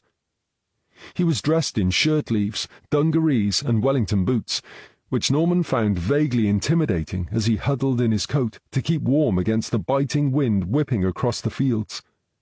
Luckily, Rodri was also a talker, and he was happy to explain how he used the fields surrounding Dragon Barn Lane. "If you planted seed in those fields, half of it would get washed away because of the slope," he explained. "But it's okay for grazing, so I keep my sheep out there during spring and summer, then bring them home for the winter, when it's easier to monitor them. And if the weather turns, it's easier to bring them inside when they're down here." "You don't use the barn up at the top of the lane?" asked Norman. "I only rent the fields. Old Mother Gilbert made it clear I couldn't use the barn." "Do you know why that is?" "I'd never asked. I'd have used the barn if she's offered it, but I wasn't that bothered. It was the grazing I really wanted." "Do you know if anyone rents the barn?" "I couldn't tell you. I can reach all the fields from here, so I don't even go on to Dragon Barn Lane unless I have escaped sheep to round up." "Really?" said Norman. "I suppose a Land Rover would come in handy for a journey like that." "I suppose it would, but it's not a very agile vehicle." "What about when you have to move the sheep? Don't you need something to tow a trailer?" "When I want to move them, I just drive them across the fields, and a quad bike is the best vehicle for that. 2 dogs and a quad bike are all you need. I only use a trailer if I have sick animals." "I thought every farmer around here had a Land Rover." "Maybe some of the rich ones do, but I don't have the money for that sort of thing." He pointed to a small barn. "I keep all my vehicles in there. Feel free to look inside, but you won't find a Land Rover." "One last question," said Norman. "Could I ask how much you pay to rent the fields?" "Look, if she's been complaining—" "Is that why you're here?" "No, she hasn't been complaining. I'm just curious." "I would be happy to pay the going rate, but she said we were such good neighbours she wouldn't hear of it. She said she was grateful someone was willing to look after the land for her. It's tough trying to make a living from sheep these days, so you grab an offer like that with both hands." "Looks like your sweet old lady might have been trying to pull the wool over our eyes," said Morgan as they drove back to the road. "To be fair, I didn't specifically ask about the barn. I'm sure I only asked her about the land." "She's a fake, Norm. She said Rodri was renting the land, and yet he says she let him use it for free." "What about Rodri? Is he on the level? You know a little about farming, don't you?" "He's right. It is hard for a small farmer like him. If she's letting him use all that land for nothing, he's not going to turn it down. For him, it's like he's just won the lottery." "He still has to maintain it." "Yeah, but that's not such a big deal. Sheep fertilize as they feed." "So what do we think, then?" "I think that poor, hard-up farmer's wife thing of Mrs. Gilbert's is just a front," said Morgan. "She might not be physically fit, but I reckon her mind is as sharp as a knife. She's not as innocent and helpless as she makes out." "Something definitely doesn't add up. I'm not sure I can explain why, but I felt the inside of the house was way better than I expected. It certainly didn't seem in keeping with the outside of the house. But if she can keep the inside in good condition, why would she let the outside fall down around her? It makes no sense, unless she is short of money." "Maybe it's all part of the frail old lady front thing," said Morgan. "I'm sure she's up to something." "But she doesn't drive, and I can't see her as some criminal mastermind," said Norman. "There again, I suppose it wouldn't hurt to have a look at her finances." "Well, if you agree she's up to something," said Morgan, "why don't we go back and ask her what it is?" "We have to see the forensics guys up at the barn in 20 minutes, said Norman, looking at his wristwatch. "Revisiting Mrs. Gilbert will have to wait." By the time Norman and Morgan arrived at the barn, the forensic team was already inside, their powerful lights bathing even the furthest corner with brilliant white light. The team leader approached as soon as they walked inside. "If you're looking for evidence of rats and mice," he laughed, "you're in luck. It's everywhere." "Yeah, well, you can keep the rodents," said Norman. "My treat." "What is it you're hoping we can find?" "We know a motorcycle club uses this place from time to time, but we're looking for evidence to show a Land Rover has been up here." "You mean the one from the accident the other night?" "That's right. We're pretty sure it was up here the night the kid on the motorcycle died, but that was not a one-off. If we can prove it comes up here more often, we might figure out why." The man frowned. "Well, there's plenty of evidence of vehicles," he said, "but there are so many it's going to be hard to make out what's what. and all this straw scattered about the place doesn't help. You found Land Rover tracks outside and took casts, so maybe you can find matching ones in here." "We'll do our best," said the man. "There are plenty of oil patches, but then older motorcycles are notorious leakers. We'll take samples, of course, but don't set your hopes too high." "Okay, do you guys need us here? Only we're really short of staff, and we have places we need to be," said Norman. "That's okay. You go, we'll be fine. Let me know if you find anything interesting." "Sure thing." Chapter 7. "Okay," said Morgan. "Where are we going first? Mrs. Gilbert's or Sheila Brown's?" Norman started the car. "Sheila's house is nearest, so we'll head there first." When they pulled up outside Sheila Brown's house, Morgan was first to speak. "She's not back yet," she said, pointing at the empty drive alongside the house. "The car's not there." "Damn it," said Norman. "I bet she's done a runner." "Maybe she came back and saw the team of soccos in next door's garage, and it spooked her." "If she did that, it would prove she had something to hide. If I'd thought to take down her registration number, we could have asked the traffic guys to track her down." Morgan turned a knowing smile in Norman's direction. "Did you get it?" he asked. Morgan patted her jacket pocket. "I'm not one for taking selfies and crap like that, but the camera on my mobile phone has its uses." "Any particular reason?" "I knew you'd want to check her out eventually." "Do you take photographs of everyone's car?" "Only when I think the owner has something to hide." "So does that mean you have the locksmith's too?" "Most definitely. I'm sure he's got lots to hide, and I intend to find out exactly what it is when he comes in for his interview." "You really think he'll come in?" "Oh, yeah. I can be pretty persuasive when I try." "You mean you threatened him?" "Let's just say when I mentioned the Inland Revenue and how I knew a VAT inspector, he became very keen to help with our inquiries." Norman nodded approvingly. "Like the boss said, we'll make a DS out of you yet." "Do you want to track her down?" Norman put the car into gear and pulled away.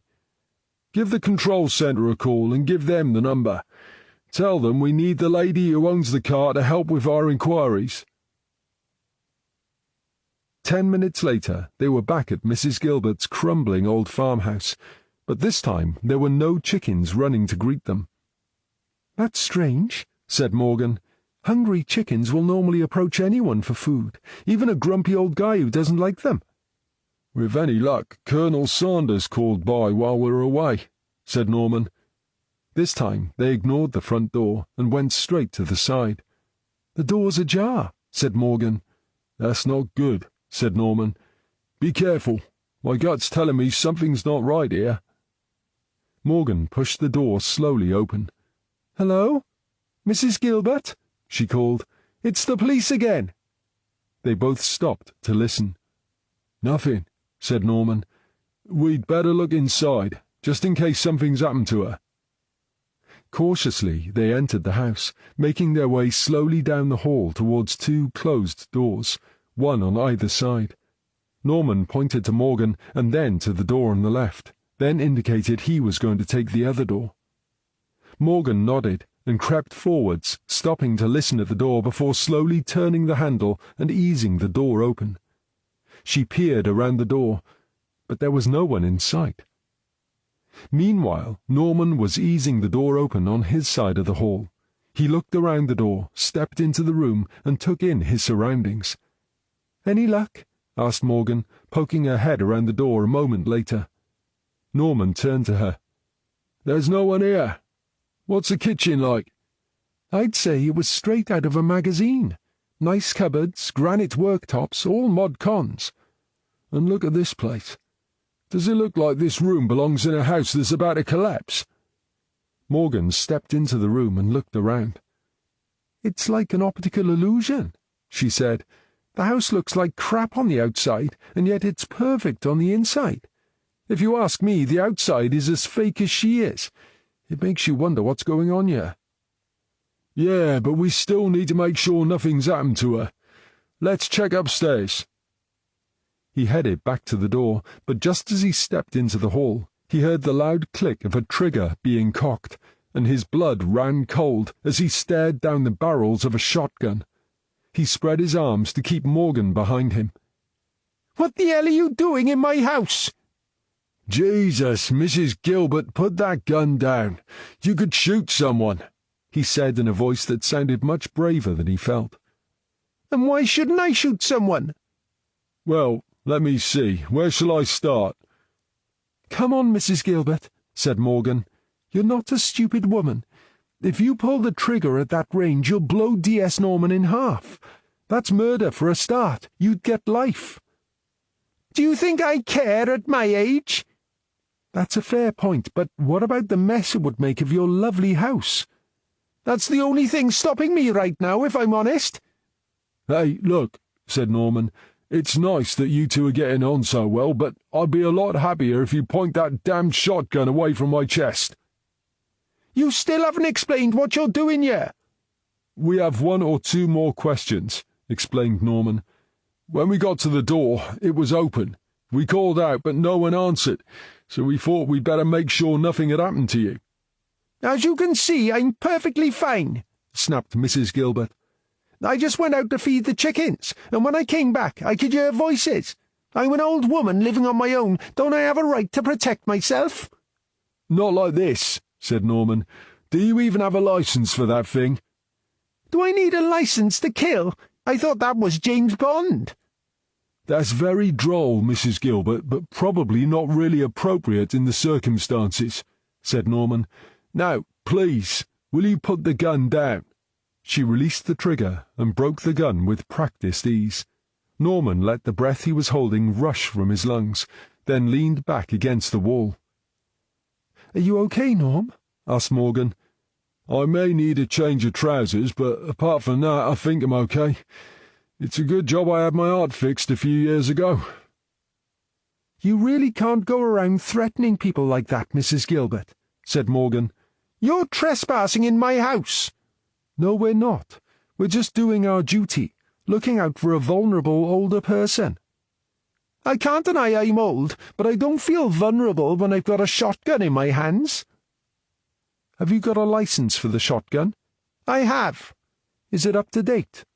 "I renewed it 3 years ago." "Can I see it?" asked Morgan. "Do you have to see it now?" "Is there a reason I can't see it now?" "I keep nothing like that here in case someone breaks in. It's all in a safe deposit box at the bank." "I'm going to issue you with a notice to produce the license at Llangwelly Station. Do you understand?" "I suppose, if I have to." "Yes, you have to, and I think I'd like to see it in the morning." "I've a good mind to take the damned gun with us," said Norman. "Look, I apologize," said Mrs. Gilbert. "But I didn't know who you were, did I?" "We were here earlier," said Norman. "You saw our warrant cards." "Did I? I don't recall. I get forgetful. It's my age." "Yeah, right, of course you do," said Norman doubtfully. "You said you wanted to ask some questions," said Mrs. Gilbert. "Oh, you remember that then?"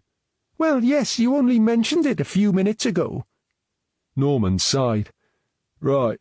Now, you said Rodri Evans pays rent for the land, but he says you let him use the land for free as long as he maintains it."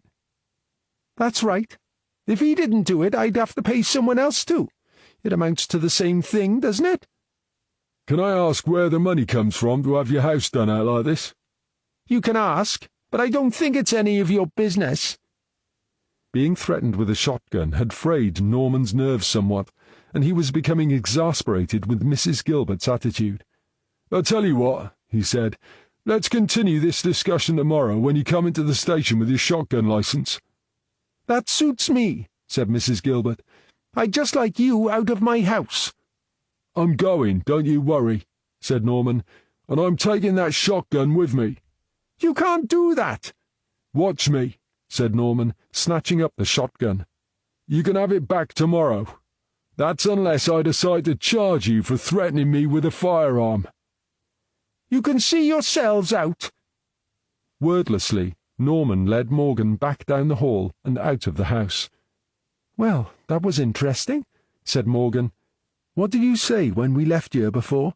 Something about her being a sweet old thing, wasn't it? Do you still think she's such a sweet old thing?" OK, Katrin, you've made your point. There's no need to rub it in. I really thought she was going to pull the trigger." Morgan pointed to the gun. "Can I have that a minute?" Norman handed it to her, and she carried out a quick inspection. "I thought so," she said. "What?"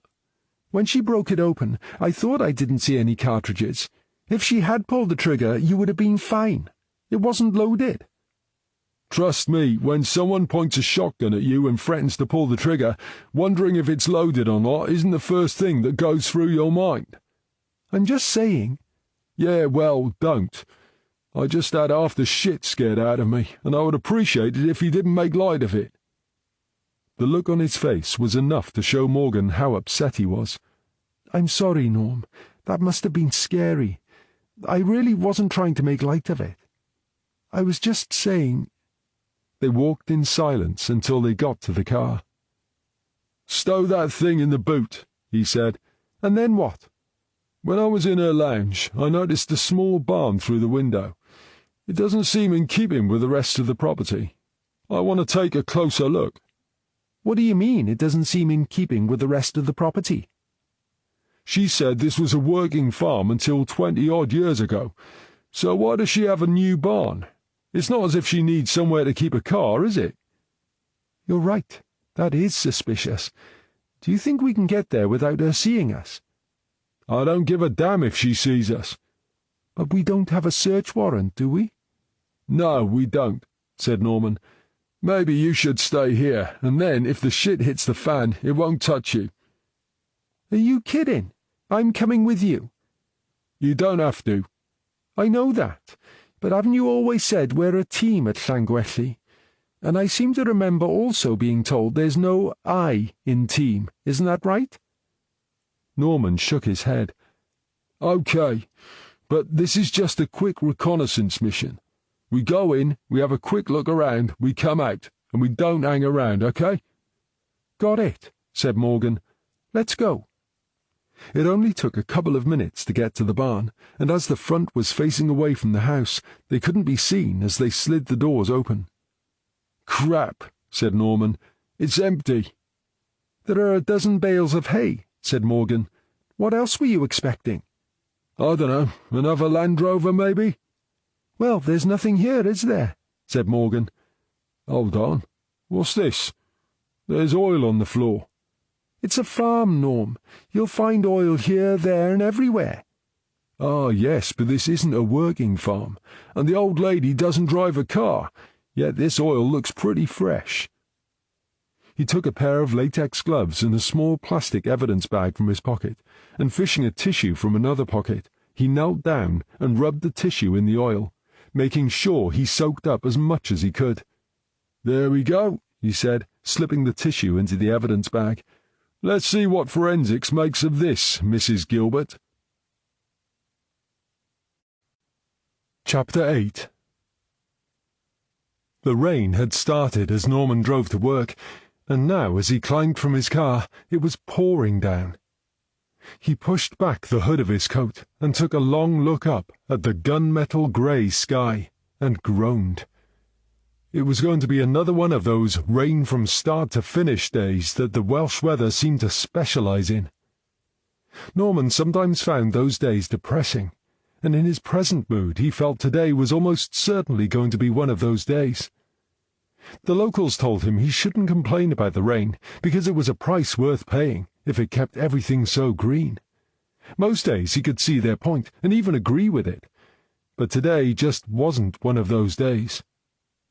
Grumbling to himself, he stomped his way into the building, hoping he could stumble upon something that would lift his spirits. "Forensic report's in," said Judy Lane when he reached the incident room. "It is my blood on the torch they found in the Land Rover." "Well, at least now we're starting to get somewhere," said Norman. "I finally got my hands on the file from 20 years ago," called Southall. "Does it match ours?" "The PM report certainly does. Young woman, mid-20s, malnourished, dressed in rags, no shoes, had been running, died of hypothermia." Jeez, that's more than a match. Is there anything else in the case file? It's definitely not the most thorough investigation I've ever seen. My first impression is that the officer in charge didn't care if they found out who she was or why she died. He was happy to accept there was nothing suspicious about her death, and it appears they made little effort to find out who she was. "Ah, that's not good," said Norman. "Are you sure it's all there?" "I'm afraid so. Honestly, Norm, if this was one of our case files, I'd be embarrassed to put my name to it." "It's really that bad?" Southall pushed the file across her desk. "Here, read it for yourself. It won't take long." Norman picked up the flimsy file and flipped through it. "Jeez, I see what you mean." He looked at the list of investigating officers. "Is that it? Just the two of them and a senior investigating officer?" "Yes, they certainly didn't throw all their resources at it, did they?" "I see our old friend Hickstead was one of them," said Norman. "Now there's a surprise." "I don't think we can hold Hickstead responsible for this one. I've checked. He had only just transferred to Llangwelly at the time, and had only just come out of uniform. It was Regent's case, and they had him seconded because of his local knowledge."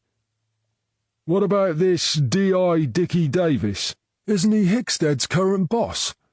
"Yes, he's DCI Davis now." "What about the SIO? I can hardly read his signature." "It's Detective Superintendent Harlock. He retired 8 years ago." "So there's probably a family somewhere in Albania wondering what happened to their daughter all those years ago, and all the time the poor girl has been buried just down the road from here. They deserve better than that, don't they?" "I agree with you, but right now we can't even prove we're right about Irina being held prisoner. They'll never let us reopen a cold case on a hunch." "Are we saying this was slack police work or something more?" "That's the question, isn't it?" "So, what are we going to do?" "Superintendent Bain will be back this morning. I think I need to speak to him and get his support before we make any waves." "This is right up his street," said Norman. "He'll know the best way to handle it." 20 minutes later, she called Norman back to her office. It seems Superintendent Bain has earned a lot of brownie points over the way he handled the riot. "If I know Nathan, it'll only be a matter of time before he steps out of line and loses them all," said Norman. "He knows that, so before it happens he's used them to help us. He's just spoken to the Chief Constable in person and explained the situation. Considering our concerns, the CC has arranged for someone from the original investigation to assist us by answering some questions. He'll be here within the hour." "Wow! He must have earned bonus points. Who are they sending?" "Your friend and mine, D.S. Hickstead." "You're kidding. He won't help us. He hates us." "Yes, that's more or less what I said. But the boss says the CC has assured him Hickstead will help us." "Yeah, right. I'll believe that when I see it." "The boss has suggested a plan to get him to talk, and I think it might just work." "Are you going to tell me what it is?" "Of course I am. Take a seat." Norman pulled up a chair and listened as Southall explained the plan. "Ah, D.S. Hickstead, thank you for coming over," said Southall. Hickstead looked from Southall to Norman, who nodded a non-committal greeting. Hickstead ignored Norman and focused on Southall. "You make it sound as if I had a choice. Why am I here?" "Didn't anyone tell you?" "I got a call from the Chief Constable's office saying I had to get over here pronto, but they didn't tell me why. If you're going to accuse me of something, I refuse to answer questions without my union rep." Southall studied Hickstead's face. "Don't be so melodramatic. Of course we're not going to accuse you of anything." "I'm not being melodramatic. I'm here under duress, remember?" "I'm sorry you've brought the attitude along, because, whatever you might think, we didn't ask you here for a fight." "So why am I here?" "You're here because we need your help." "I thought your mission was to prove you don't need any help." "Actually, it's not my mission to prove anything. When I took this position, I just wanted to do my job. I think you'll find it was someone from your crowded region who made it into a contest. I wouldn't know about that. So you don't remember being sent over here to intimidate me a couple of months ago? I just follow orders. And you think that makes it right, do you? As I said, I just do as I'm asked. And you never question that? I had it drummed into me a long time ago that it's not my job to question decisions. You really are the classic yes man, aren't you? As a bagman, it's my job to support my boss, not question his judgment. Southall nodded toward Norman. D.S. Norman is my bagman, but he's still allowed an opinion. I'm as human as the next person, which means I can make mistakes, and I expect him to question my judgment if he thinks I've got it wrong. It's called working as a team. Hickstead managed a grudging glance in Norman's direction. Yes, well, my boss doesn't need someone to make decisions for him. He makes them and then I act on them. That's how we've always done it. And he's never got one wrong? Have I been dragged over here so you can pick holes in my boss? Because if you have, you're wasting your time. You won't get any help from me. Ah, loyalty. I like that. It's a very admirable trait, as long as it's not misplaced. Hickstead scowled, but said nothing, which Southall found surprising. She had expected more bluster and further protestations, but she kept her surprise to herself, smiled, and then flipped open the file on the desk before her. Much as I know you'd love to sit here and argue with me, Hickstead, that's not why you're here. We want to ask you about this cold case. Is this an interview? No, it's not. I wanted it to be a friendly chat, but that's obviously not going to be possible if you insist on regarding me as the enemy, so I'm going to leave you in the capable hands of D.S. Norman here. Hickstead watched in disbelief as Southall got to her feet and left the room. Then he turned back to face Norman. "You look surprised," said Norman. "She said this wasn't an interview." "Does she often do this?" "Do this? Oh, you mean, does she often leave me to get on with the job? Yeah, quite often. It's all about trust and respect. I'm guessing there isn't much of that where you work." This seemed to be a new concept to Hickstead, and he looked momentarily confused. Then he seemed to remember why he was there. "Why are you looking at cold cases? There's a unit set up to do that. Or are you trying to grab their work as well?" "We're looking at it because it has similarities to a case we're currently working on." "So, why am I here?" "Because you were based here in Llangwelly back then, and you worked on the original case." "When was this?" 20 years ago. "What exactly is it you expect me to remember? I was a rookie back then, and I certainly didn't have access to any important information." "Yeah, we realise that," said Norman. "What case is this, anyway?" "A young woman was found dead on the outskirts of Llangwelly. They recorded cause of death as hypothermia. She was never identified, and she's buried in the graveyard overlooking the sea, but only thanks to the local vicar and the charity of his congregation. Does it ring any bells? You're listed as one of the investigating officers. You and DCI Dickie Davis," finished Hickstead. "Only he would have been D.I. Davis back then." "So you remember it?" "I remember working with Dickie Davis. It was the very first case I worked on, and his first as D.I. I'd only been out of uniform about a week. Davis came over from Region and needed a runner. I was the junior, so I got the gig." "Is that how you came to be working at Region?"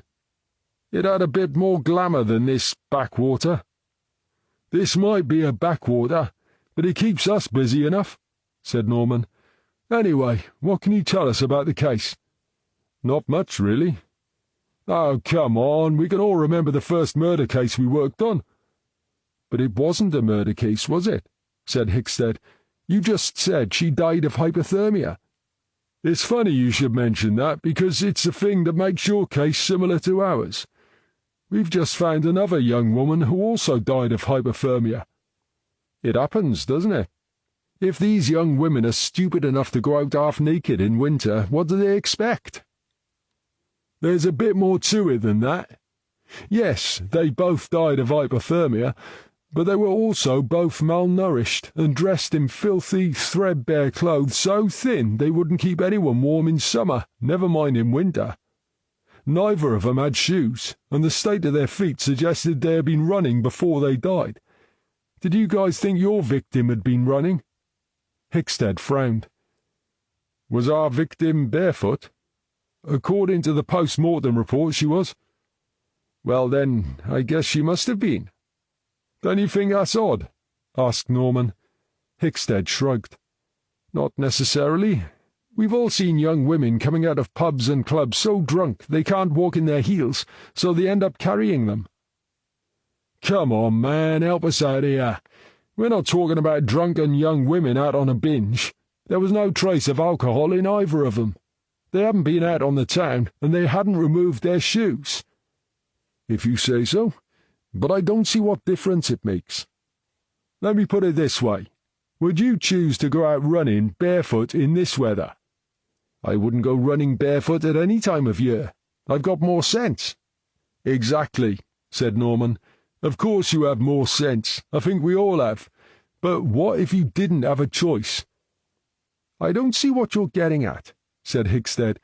Are you saying they couldn't afford shoes?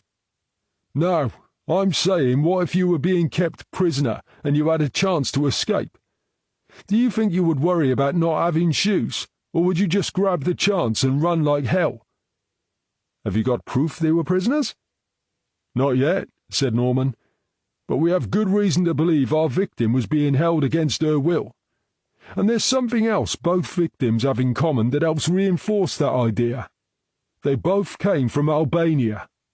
I admit that's a bit of a coincidence, said Hickstead, and it explains why we never identified her. We never looked that far afield. Whose idea was it not to look further afield? I dunno. It wouldn't be mine, would it? Detective Superintendent Harlock was the senior investigating officer, so I would imagine it was his decision. After all this time, does it matter? I would have thought it would be easy enough to send an alert to Europol, just on the off chance, said Norman. As I said, I didn't make those decisions. Nah, of course you didn't. I understand that, said Norman. Anyway, the thing is, we have good reason to believe our victim was being held somewhere. And with all the other similarities, we're now wondering if yours was too. Being a victim of hypothermia isn't a crime now, is it? That would probably be the argument from a defence lawyer, said Norman, and, as you say, it's not a crime. But keeping a prisoner is, and because of the implications of keeping women prisoners, it's not the only thing we're interested in. Hickstead stared blankly at Norman. Then, slowly, he understood. Wait a minute. Are you saying you think they were being trafficked? That's a gigantic leap from hypothermia, isn't it? Are you saying you don't think it's possible? What are you basing this on? You can't suddenly assume trafficking just because of where they come from. Not all traffickers are Albanian, you know. I know that, but why else would someone keep them as prisoners? It's a bit far-fetched to think that sort of thing would go on in a piddly, tin-pot little town like Llangwelly, isn't it? Norman said nothing. Bloody hell, you're serious, aren't you? Asked Hickstead. At this stage, it's just a theory, and like you, we thought it was highly unlikely here in Llangwelly. But now we're thinking maybe the fact it's so unlikely makes it more likely, if you see what I mean. Hickstead nodded slowly. Yeah, I see what you mean, but I don't recall anything like that being suggested back then. Norman tapped the file on the desk. Looking at this file, I would say no one suggested much of anything. It's rather on the thin side. Well, you can't blame me for that. It was the first case I'd been on. I was just following orders. And do you recall what those orders were? What, after 20 years? Norman looked down at the notes he had prepared. What about Superintendent Harlock? How did he feel about the case? Funnily enough, he didn't feel the need to confide in a rookie like me. Of course he didn't, but you have ears. You would have known the general feeling about the case. Hickstead slammed his fist down on the table. Are you trying to say I didn't do my job properly? Of course not. You were new to the job. They seconded you to Region, and you did what you were told to do. I get that, said Norman.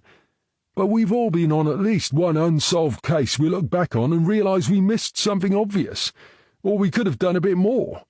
We all like to think we're better than that, but the fact is no one's perfect. Everyone makes mistakes, right? I suppose so, yes. I mean, that's precisely why D.I. Southall and I sometimes question each other over our decisions. You may think your way is better at Region, but if no one ever asks questions, there's nothing to stop a senior officer missing something important, or cutting a corner here or there if he or she chooses to. Why would they do that? I don't know, said Norman. Perhaps they want a slow case out of the way so they can move on to something more interesting. Or maybe the crime figures could do with a quick massage. There could be many reasons. Are you suggesting Harlech was bent? I wouldn't know. I never met the man. You could answer that better than me. But this file tells me he was lazy at the very least. Lazy isn't the same as bent. Perhaps, but Harlech didn't exactly throw a lot of resources at this case, did he?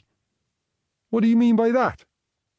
Well, we're all short of staff these days, but 20 years ago there would have been a lot more staff to call on. Yet all he allocated to this case was a newly appointed D.I. and an inexperienced D.C. seconded from a little backwater called Llangwelly.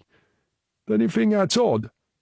I was told they needed someone with local knowledge. Local knowledge is fine, said Norman. But if you're going to have such limited numbers, it helps if those people have experience, and you are new to the job. To be honest, I didn't have a great deal of local knowledge either. I'd only been in the area a couple of months. So, where were all the experienced detectives from Region? Were they all so busy that one or two couldn't be spared for this case? I wouldn't know the answer to that. And I wouldn't expect you to, but maybe that was the whole point of bringing you in on the case. A cynic like me might suggest they had arranged it that way so Harlech could direct how the case went and no one would question it. I mean, as a new D.I., Davis would have needed a bit of directing, right? Hickstead's normal arrogance was slowly being replaced by a dawning realization that maybe Region wasn't quite the brilliant institution it claimed to be. Now you come to mention it, I seem to recall Davis being called into Harlech's office time and time again. And am I right in thinking Davis doesn't mind cutting the occasional corner here and there? I don't think I should answer that. Does that mean you approve of his way of working? No, but there's a line, and he never crosses it. I'd have to say something if he did. Norman stared at Hickstead long enough to show his distaste at this idea, but he didn't push it. That wasn't why they were here. So anyway, do you think Harlech was directing the case? He asked. I couldn't say for sure, but he could have been. There was this one time he called us both in for a dressing down because we hadn't been able to identify the dead woman. I thought it was too soon to be bollocking us because we'd only been on the case for about a week. But I was new, so what did I know? What did he say? I can't remember his exact words, but the gist was, if we couldn't identify the dead woman, it must mean she was an illegal immigrant, in which case we shouldn't waste any more time on her. And that was it? Case closed?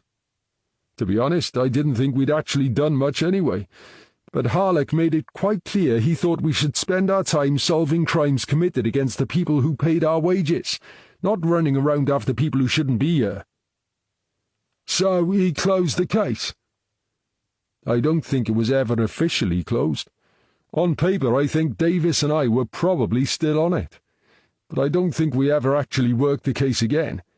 It was put on the back burner, and we were told to forget about it. And you were okay with that? Asked Norman. Hickstead bristled. For your information, no, I was not okay with it. But what could I do? I'd always wanted to be a detective at Region. I didn't want to go back into uniform at Llangwelly. They threatened you with that? Dickie Davis made it very clear how crossing swords with Harlock would end for me, and how, if I went back into uniform on Dead End Street, I would never get another chance to work in CID anywhere. But you still worked with Davis after that? Not until Harlock retired. That's when I finally got to take my sergeant's exams. 12 bloody years I waited. Until then, whenever a big case came along, I seemed to end up being sent away to do all the shitty jobs no one else wanted to do. Yeah, rocking the boat can have that effect on your career, said Norman. You too? Asked Hickstead. I was already a DS, and I never had ambitions to climb any greasy poles, so they couldn't hold me back that way. Instead, I got posted from the big city to the middle of nowhere. Hickstead grinned. But you're in the middle of nowhere now, aren't you? He said. Believe me, compared with the empty moorlands of Northumberland, this place is densely populated. And anyway, this situation is quite different. Someone invited me here, and I feel wanted here. In fact, I like it so much I don't think I'll ever leave, even after I retire. Really? Even with that boss of yours? Isn't she difficult to work with? I enjoy working with her. It seems to me she's one tough nut to crack. Norman chuckled. I think I can see where you're going wrong, he said. D.I. Southall is a human being, not some wild animal that needs to be tamed. She seems bloody prickly to me. You shot yourself in the foot the first time you met her, said Norman. You had a chance to make a good impression, but from what I heard, you chose to be rude, arrogant, and patronizing, and it backfired on you. Then the next time you were sent to intimidate her, and we all know that ended in spectacular failure. With all the grief you've given her, I think she has every right to be a lot more than prickly, don't you? So, how do you make it work? It's all down to respect. Hickstead wasn't sure he fully understood. Huh? She doesn't ask for anything special, just the respect she deserves for reaching her position as DI. In return, she treats me with the respect my experience warrants. The net result is we get along just fine. I would even say we've become good friends as well as colleagues. You paint quite a picture, said Hickstead. But doesn't the way you lot work blur the lines of command? Why would it? We both know she's the boss, and we both know I'm happy to be her number two. Becoming friends doesn't change that. I'll tell you one thing. I've worked with a lot of partners in my time, and I count myself lucky that fate seems to have saved the best one until last. Hickstead looked at his watch. Jesus, look at the time. Have we finished? I need to get going. I think we're done, said Norman. So they don't know you're here? As far as they're concerned, I got an emergency appointment at the dentist, but I don't want to push my luck. Okay, I see. You'd better get away then. Thanks for coming in. You've been very helpful. Hickstead got to his feet and headed for the door, then changed his mind and turned back to Norman and extended a hand. I think I owe you an apology, he said, as they shook hands. I should have formed my own opinion about you and your boss, and not just accepted what I was told. Yeah, well, I'm sure we've all done it somewhere along the line, said Norman. Hickstead offered Norman a business card. Look, if you're right about this and you think I can help, just call me, okay? If anyone asks, I haven't seen you, and you don't know what we're up to, said Norman. And don't let your desire to get even with Harlock stop you thinking straight. If he was up to something dodgy, we want to prove it and make it stick. That was a great idea of yours, said Norman. But how did he know he'd open up to me? I mean, me and him have never seen eye to eye, have we? The trouble with the Hicksteads of this world is they don't like the idea of a woman being in charge. I guessed he'd be reluctant to answer questions from me, but I thought perhaps leaving him with you might offer him a palatable alternative. Well, it certainly seemed to work. So, what did we learn? Whatever happened 20 years ago wasn't his fault. and I think he genuinely believes they could and should have done a lot more work on that case than they actually did. But is this him talking, or has Davis briefed him? He told me headquarters sent him, and no one at Region knows where he is. They think he's seeing his dentist. But we know Region is just like an old boys' club. Are you sure he's not just echoing years of brainwashing from people like Harlock and Davis? Underneath all the bullshit bravado, I think he's quite impressed with what we've achieved, and that helped us. He was dismissive when I first told him what we suspected, but when he realized I was serious and he thought about it, he recalled one or two things that he hadn't been happy with back then. And you don't think his loyalty is going to get in the way? Harlock stopped his career progressing for years, so I can assure you there's no loyalty there. And I get the impression his relationship with Davis isn't built on a foundation of respect. In fact, the poor guy seemed baffled when I tried to explain why our relationship works so well. You almost sound as if you like him, Norm. I wouldn't go that far, but talking to him, I think he's had a rough deal, and for years the bullshit they've been feeding him has been clouding his judgment. You mean you think he's realized? He gave me his number and said to let him know if he can help. Does that sound like he still sees us as the enemy? I still think we should take anything he says with a pinch of salt. Yeah, I understand that. He's not sure about you either. He thinks you're prickly, but I told him you had every right to be, and he only had himself to blame for that. I bet he loved you for saying that. Actually, he was okay about it, but that's probably because he knows it's true. Anyway, according to Hickstead, Davis was a new DI back then, and Harlock was really directing the investigation. I think he's the one we need to speak to. Do we know where he is these days? Just like you, Superintendent Harlock is a rejoiner, but he didn't rejoin as a detective. He's now a uniformed superintendent and works as deputy head of regional traffic control. I'm going to ask Superintendent Bain to arrange an interview. Chapter 9. You'll never guess who I've been interviewing, said Morgan. Don't tell me they finally arrested Santa Claus for fraud, said Norman. What? Oh, ha, hilarious. No, I've just been talking to Carl. Who? The locksmith we called out to the Llewellyn house. Oh, really? He actually came in? I had him down as a no-show. Even though you told him about the taxman, I was sure you'd have to find him. He was under the mistaken impression I liked him, and he had a chance. Norman laughed. I knew he would never win Mastermind, but geez, he must be even dumber than I thought. So, what did he have to say? He's got the missing furniture and the TV. Really? He stole them? Well, he claims Sheila Brown told him he could have them instead of payment for the new locks. But she had no right to tell him that. Yes, but Carl thought she was Mrs. Llewellyn, and that it was her house. And he makes a habit of taking goods for locks, does he? He's offered to give them back. Yeah, I bet he has, now he knows we're onto him. So what should I do? What do you think he should do? Because of the situation and with him thinking it was Sheila's house, I've asked Lucy MacDonald if she's willing to accept the return of the stolen goods. If she does, I'll let him off with a caution. That's lenient, isn't it? I haven't finished yet. The caution is for taking goods from the Llewellyn house. I was also going to charge him with burglary.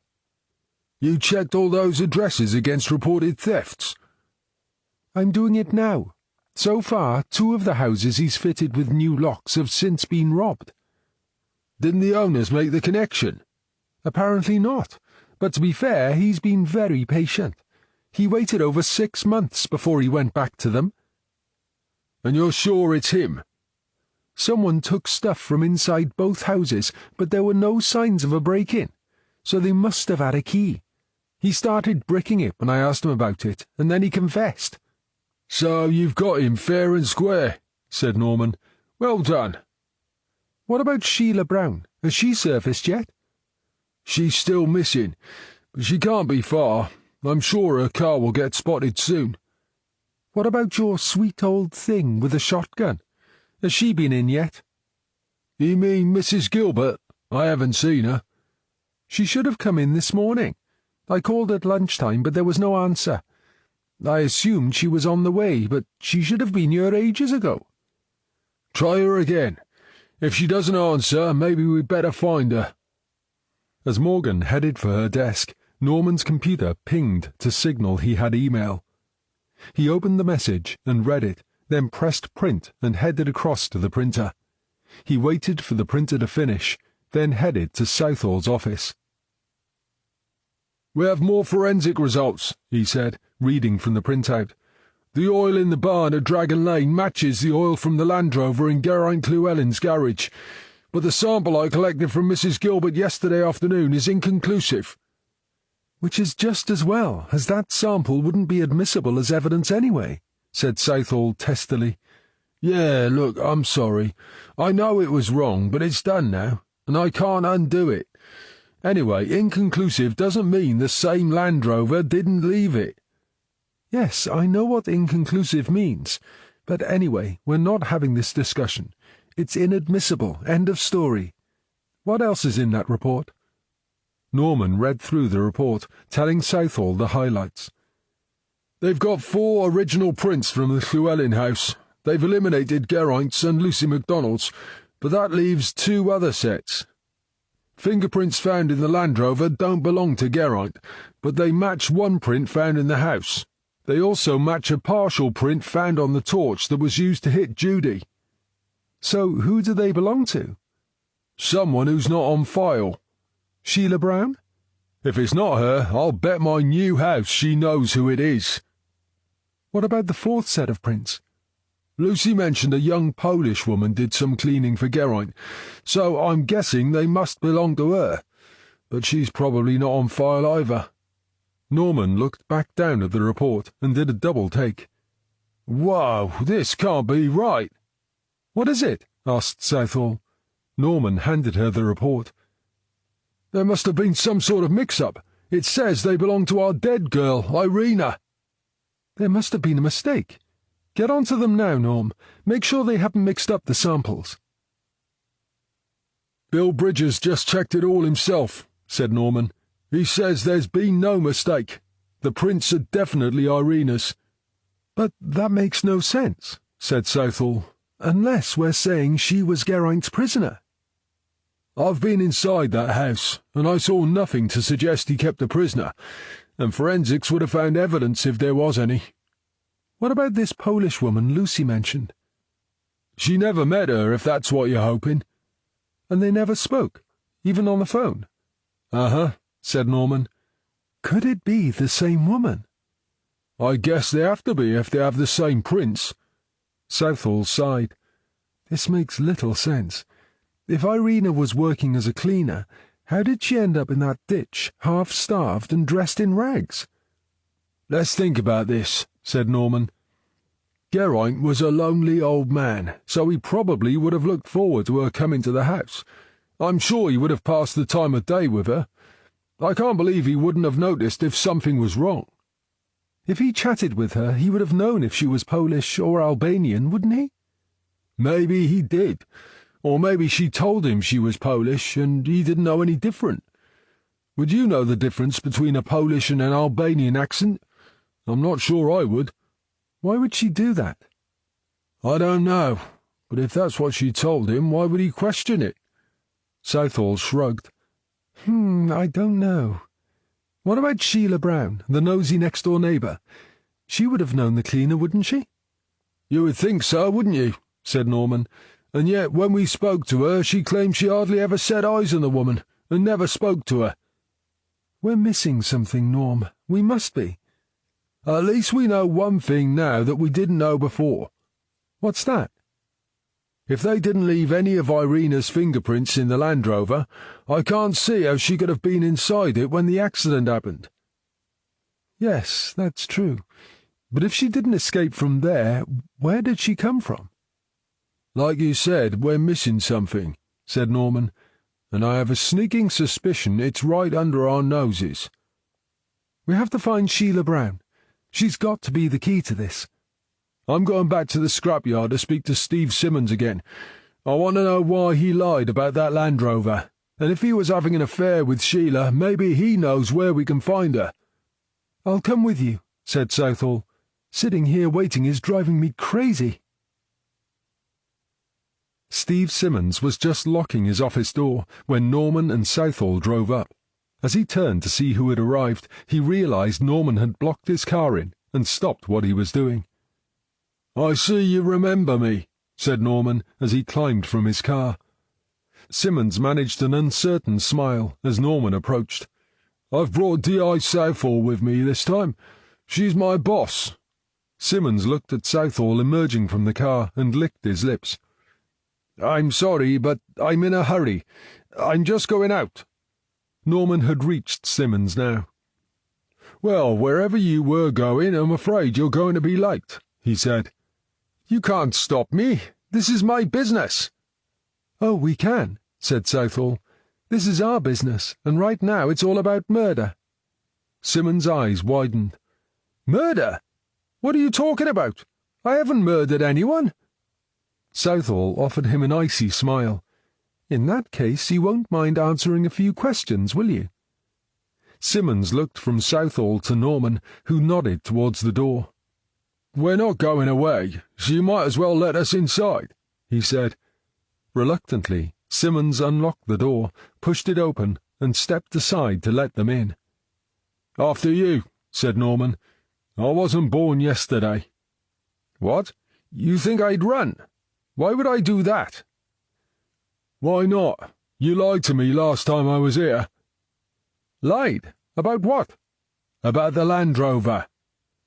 Simmons went to argue, then changed his mind and led them into the office. "So, why did you lie?" asked Norman. "I don't know what you mean. I told you the truth. The Land Rover went into the crusher. I put it in there myself." "Except you didn't, did you?" said Southall. "You told your workers it had gone into the crusher, but if that's true, perhaps you can explain how we came to find it in a garage in Llangwelly." "There must be some mistake. The registration number is BIF 123, said Norman. "That can't be right. I destroyed those plates." "Do you know, that's the first thing you've said that might be believable," said Norman. "That's probably the only part of the vehicle that went into the crusher. A number plate proves nothing. Anyone can make them. I don't know what you think you found, but a registration number doesn't prove it's the same vehicle." "That's true," said Southall. "A registration number proves nothing, but a vehicle identification number proves it is the same vehicle." Simmons' mouth dropped open. "Frankly, I'm surprised a man in your business wouldn't know that," said Norman. "At first I thought it must be because you're overconfident or just plain stupid. But now I'm thinking perhaps you were so much in love you just got a little careless." "In love?" "Does the name Sheila Brown mean anything to you, Mr. Simmons?" asked Southall. "Who? Before you waste any more of our time, let me explain something," said Norman. "That Land Rover you claim to have destroyed was involved in a murder we're investigating." "I told you I don't know anything about a murder." "Yeah, and we'd love to believe you," said Norman, "but that's not how it appears from our point of view." Simmons looked confused. "But you have to believe me." "Actually, we don't have to believe anything," said Southall. "And why should we when you keep lying to us?" "You need to understand, each time you feed us more bullshit, that hole you're in gets bigger," said Norman. "Now, wait a minute. You can't seriously think I had anything to do with a murder." "We've already told you we can," said Southall. "I don't see what's so hard," said Norman. "At the moment you could be in the frame for murder. But that could all change if you tell us the truth about the Land Rover and Sheila Brown. You do know Sheila Brown, right?" "I might have met her." "Do you really want to keep this up?" "All right. I admit we met once or twice." "We heard you were having an affair with her." Simmons finally realized he was caught, and his shoulders sagged in resignation. "We had sex a few times. I'd hardly call it an affair." "And there's me thinking that's what affairs were all about," said Norman. "So, how did she end up with the Land Rover?" asked Southall. "She asked me if she could have it." "When was this?" "Must have been about a year ago." "Why did she want it?" "She said she needed it." "What for?" "I didn't ask." "Really?" "She made it clear she was going to tell my wife about us, if I didn't let her have the Land Rover." "She was blackmailing you?" "I suppose you'd call it that. Once she made the threat, I didn't really care what she wanted to do with it. I just wanted her out of my life." "Did she know the vehicle should have been scrapped years ago?" "Look, we never used it on the road. It was just a runaround on the site, yeah." "Yes, but did she know it would be illegal on the road?" "I told her, but she said it didn't matter." Southall's mobile phone rang, so she stepped outside to answer it. As she pulled the door closed, Simmons turned to Norman. "Is there any way you can make sure Sheila doesn't know I told you about the Land Rover? If she tells my wife—" "Yeah, it's a tricky one, isn't it?" said Norman. "Of course, if you'd kept your dick in your trousers, you wouldn't have that problem." Southall pushed the door open. "Norm, we need to get back. They've spotted her car."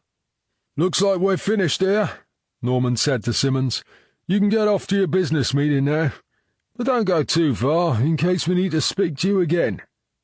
"But you'll do as I asked about Sheila and my wife." "I'll do whatever I need to do to solve our case," said Norman. "But I won't promise to save your arse." "They found the car in a car park in Carmarthen. I've told them to wait for her to come back to it," announced Morgan. "Are you sure she will?" asked Southall. "They say the car has a ticket on it that was purchased this morning. To me, that suggests she might not even know we're looking for her." "I hope you're right. We'll look pretty stupid if she doesn't come back." "I think Catherine's right," said Norman. "We assumed she ran because of us, but maybe she was going away for a couple of nights anyway. If she was on the run, she'll be hundreds of miles away by now, not just a few miles up the road." "OK, so now we wait again," said Southall. "By the way, Norm, your sweet old lady still hasn't turned up," said Morgan. "Is she the one with the shotgun?" asked Southall. "Yeah," said Norman. "Would you mind if I head out there and see if she's okay?" "Are you worried about her?"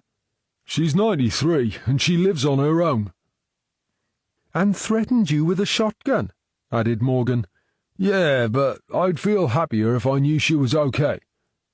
"Take Catherine with you, and make it quick," said Southall. "I want you here when they bring Sheila Brown in for interview." 15 minutes later, Norman and Morgan climbed from the car outside Mrs. Gilbert's farmhouse. "Geez, look at this mud," said Norman as they headed for the house. "That's what happens when it rains all day like it did yesterday," said Morgan. "Trust me, it would be a lot worse if this was a working farm with tractors and stuff." "Small mercies, I suppose," said Morgan. "It makes you wonder why they didn't lay the gravel drive to the front of the house." "It wouldn't help much," said Morgan. "Tractors would churn it up in no time." "I suppose you're right. At least there are no chickens pecking at my feet this time. Do you think that means she's out the back feeding them again?" "It looks as if the door's open again, so I'd say yes, probably," said Morgan, as they approached the side door. "In that case, let's try the chicken run first." Norman led them round to the other side of the house to the chicken run, where the 4 chickens scratched around in a tiny pen. "They're penned in," he said, turning to Morgan. "You know about keeping chickens. Is that right?" "I got the impression they were free range when we were here before, but maybe she has a reason for keeping them in today. Maybe she's seen a fox hanging around." She took a closer look. "There doesn't seem to be anything for them to eat, which is odd if they're penned in." "It doesn't seem to fit with what she was saying the other day," said Norman. "Let's see if she's in the house." They walked back round to the side of the house. Norman pushed the door open and called out, "Mrs. Gilbert! It's D.S. Norman and D.C. Morgan. We've come to make sure you're okay." They both listened for an answering voice. "Nothing," said Morgan. "This'll be when the tumbleweed rolls by on a gust of wind." "And then the man with no name will ride into town," added Norman. "Who?" "Never mind. I forget you're too young to know these things, and this isn't the right time to explain. Come on, we better look inside and hope she doesn't have another shotgun hidden away somewhere." By the time they had been through the house, it was clear there was no one in. Now they were in the kitchen. "Something's not right," said Norman. He pointed to a cup of tea standing next to the kettle. "That tea hasn't been touched, and it's stone cold." Morgan opened the dishwasher and peered inside. "There are no breakfast things in here," she said. "So that tea could have been there since yesterday," said Norman. "It looks that way," said Morgan. "And who leaves the milk out to the fridge for that long?" "I have a bad feeling about this," said Norman. "What do you want to do?" "See if you can get hold of Rodri Evans. Maybe his wife knows where Mrs. Gilbert is. I'll look inside the new barn."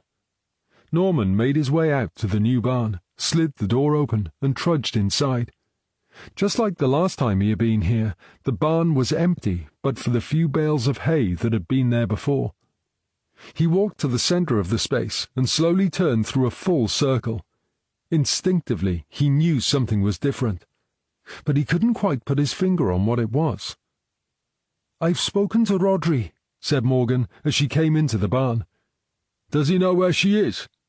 "He has no idea, but his wife said there was a police officer here the other day, if that means anything." "That would have been us," said Norman, who was still slowly scanning the inside of the barn. "What's up?" asked Morgan. "I'm not sure. Something's different in here, but I can't work out what it is." "Someone has moved the bales of hay," said Morgan. "What? Are you sure? Why didn't I notice that?" "Because you're not a farmer's daughter," said Morgan. "I'm sure that's where they were before," said Norman. "More or less," said Morgan, "but now they're stacked differently." "Really?" "They were interlocking before. Now they're just piled one on top of another." "And you noticed that?" "I spent years helping my dad harvest hay. He always insisted we had to stack the bales so they interlocked, a bit like you'd lay bricks. He said it makes a big stack much safer and less likely to collapse. Now it's so ingrained in me, I instinctively check out hay bales wherever I see them." Norman ambled thoughtfully towards the hay bales. "Well," he said, "I can't believe Mrs. Gilbert would be strong enough to move them around, so who did? And why?" "There's more loose hay lying around than there was before," said Morgan as she joined Norman. She scraped at the hay with her foot. "Hello, what's this?" She scraped a bit more hay away, revealing a metal plate set into the floor. "It looks like the cover to one of those inspection pits that lets you work underneath a vehicle," said Norman. "It's a weird place to put one if it is," said Morgan as she began clearing more of the loose hay. "Normally you'd put an inspection pit just inside the door to make it easy to park above it. You'd never get a vehicle parked over this, and I've never seen a fancy metal cover sunk into the floor like this before. Normally it's just an old sheet of metal or wooden boards over the top." "Let's get these hay bales out of the way, and we'll find out what we have here," said Norman.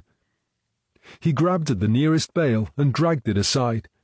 5 minutes later, they had uncovered what was clearly some sort of access door set into the concrete floor. "It's got hinges on one side. It must be a door," said Norman. "A door 12 feet long? Well, that's not something you come across every day," said Morgan.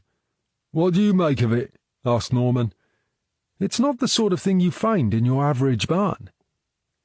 "If someone's gone to all the trouble of building a door into a floor and disguising it with hay bales, you have to wonder if that's the whole reason they built the barn." "These small hay bales aren't common these days," said Morgan. "Maybe they're only here because we can easily move them without machinery." If someone has had this specially built, said Norman, what the hell are we going to find down there? This might explain why that nice gravelled driveway doesn't lead to the front of the house, but comes around the back here. I told you Mrs. Gilbert wasn't the sweet old lady she pretends to be. Better get gloved up, said Norman, just in case. They each donned a pair of latex gloves, then turned their attention back to the door. There was a simple handle set into its surface, and, despite its size, it wasn't as heavy as Norman had expected. He eased it open until it reached the upright position, and then there was a loud click as it fixed in place, and a light came on, revealing a set of concrete steps. "This must be where the zombies hang out during the day," said Morgan. Has it ever occurred to you that perhaps you watch too much TV? You can't deny it looks like the entrance to a tomb. Yeah, well, let's hope you're wrong. We really don't need any more bodies right now, said Norman. Come on, let's find out what's really going on down here. At the bottom of the steps there was a short passageway with a door to either side and another at the far end. Norman gently eased open the door to the left and peered inside. It's a bathroom, he said, backing out and closing the door. Morgan opened the opposite door. "This looks interesting," she said. Norman followed her into the room. The furniture comprised 2 chairs, a desk, and a cupboard. On the desk was what looked like a large, flat-screen TV and a small computer. Would you come down here to watch TV? He asked. No way, said Morgan. He booted up the computer, and after a few seconds an image appeared on the screen. It's a bedroom, said Morgan. Or at least it's a bed. They waited for something to happen, but the image didn't change.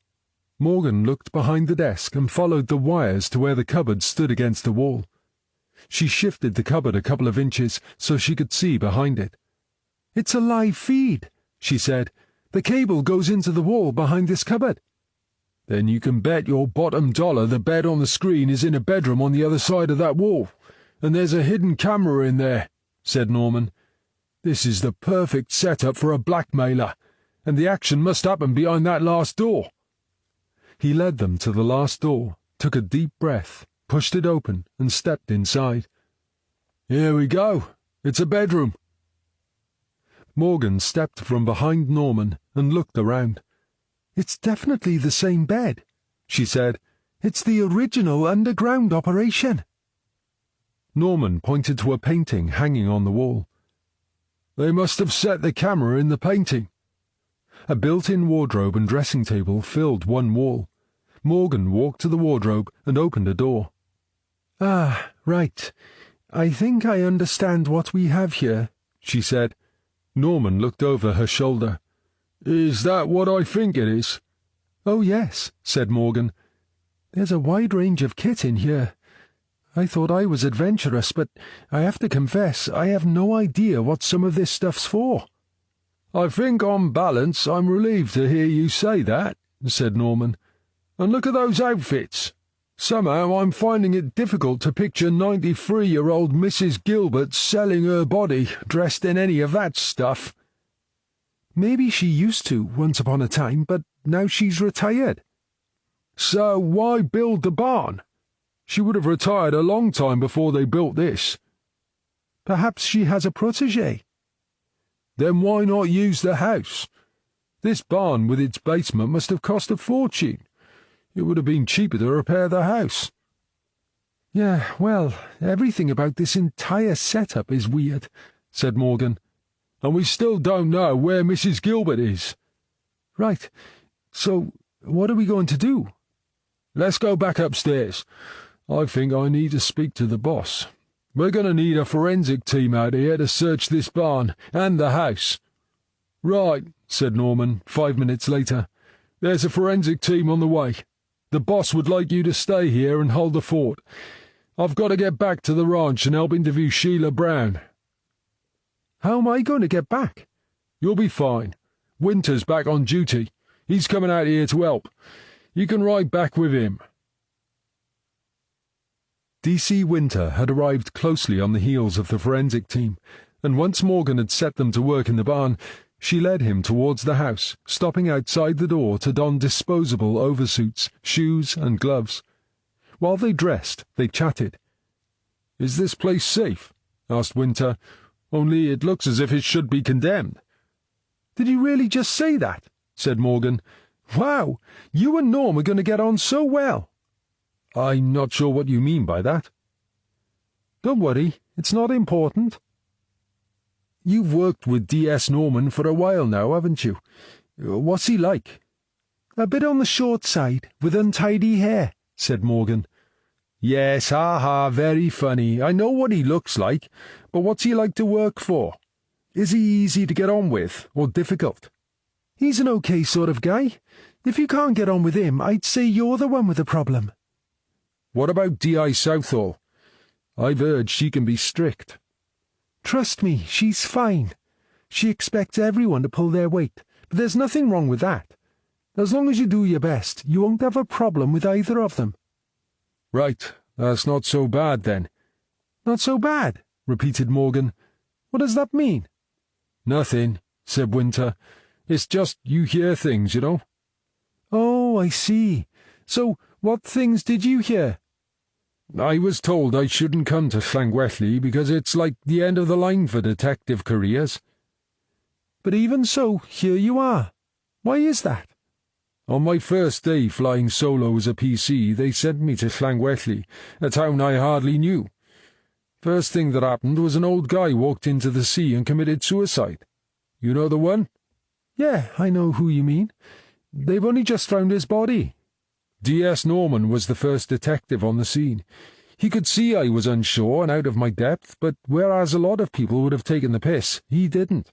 He recognized where I was at, and he helped me get through it. "Yeah, that sounds like Norm."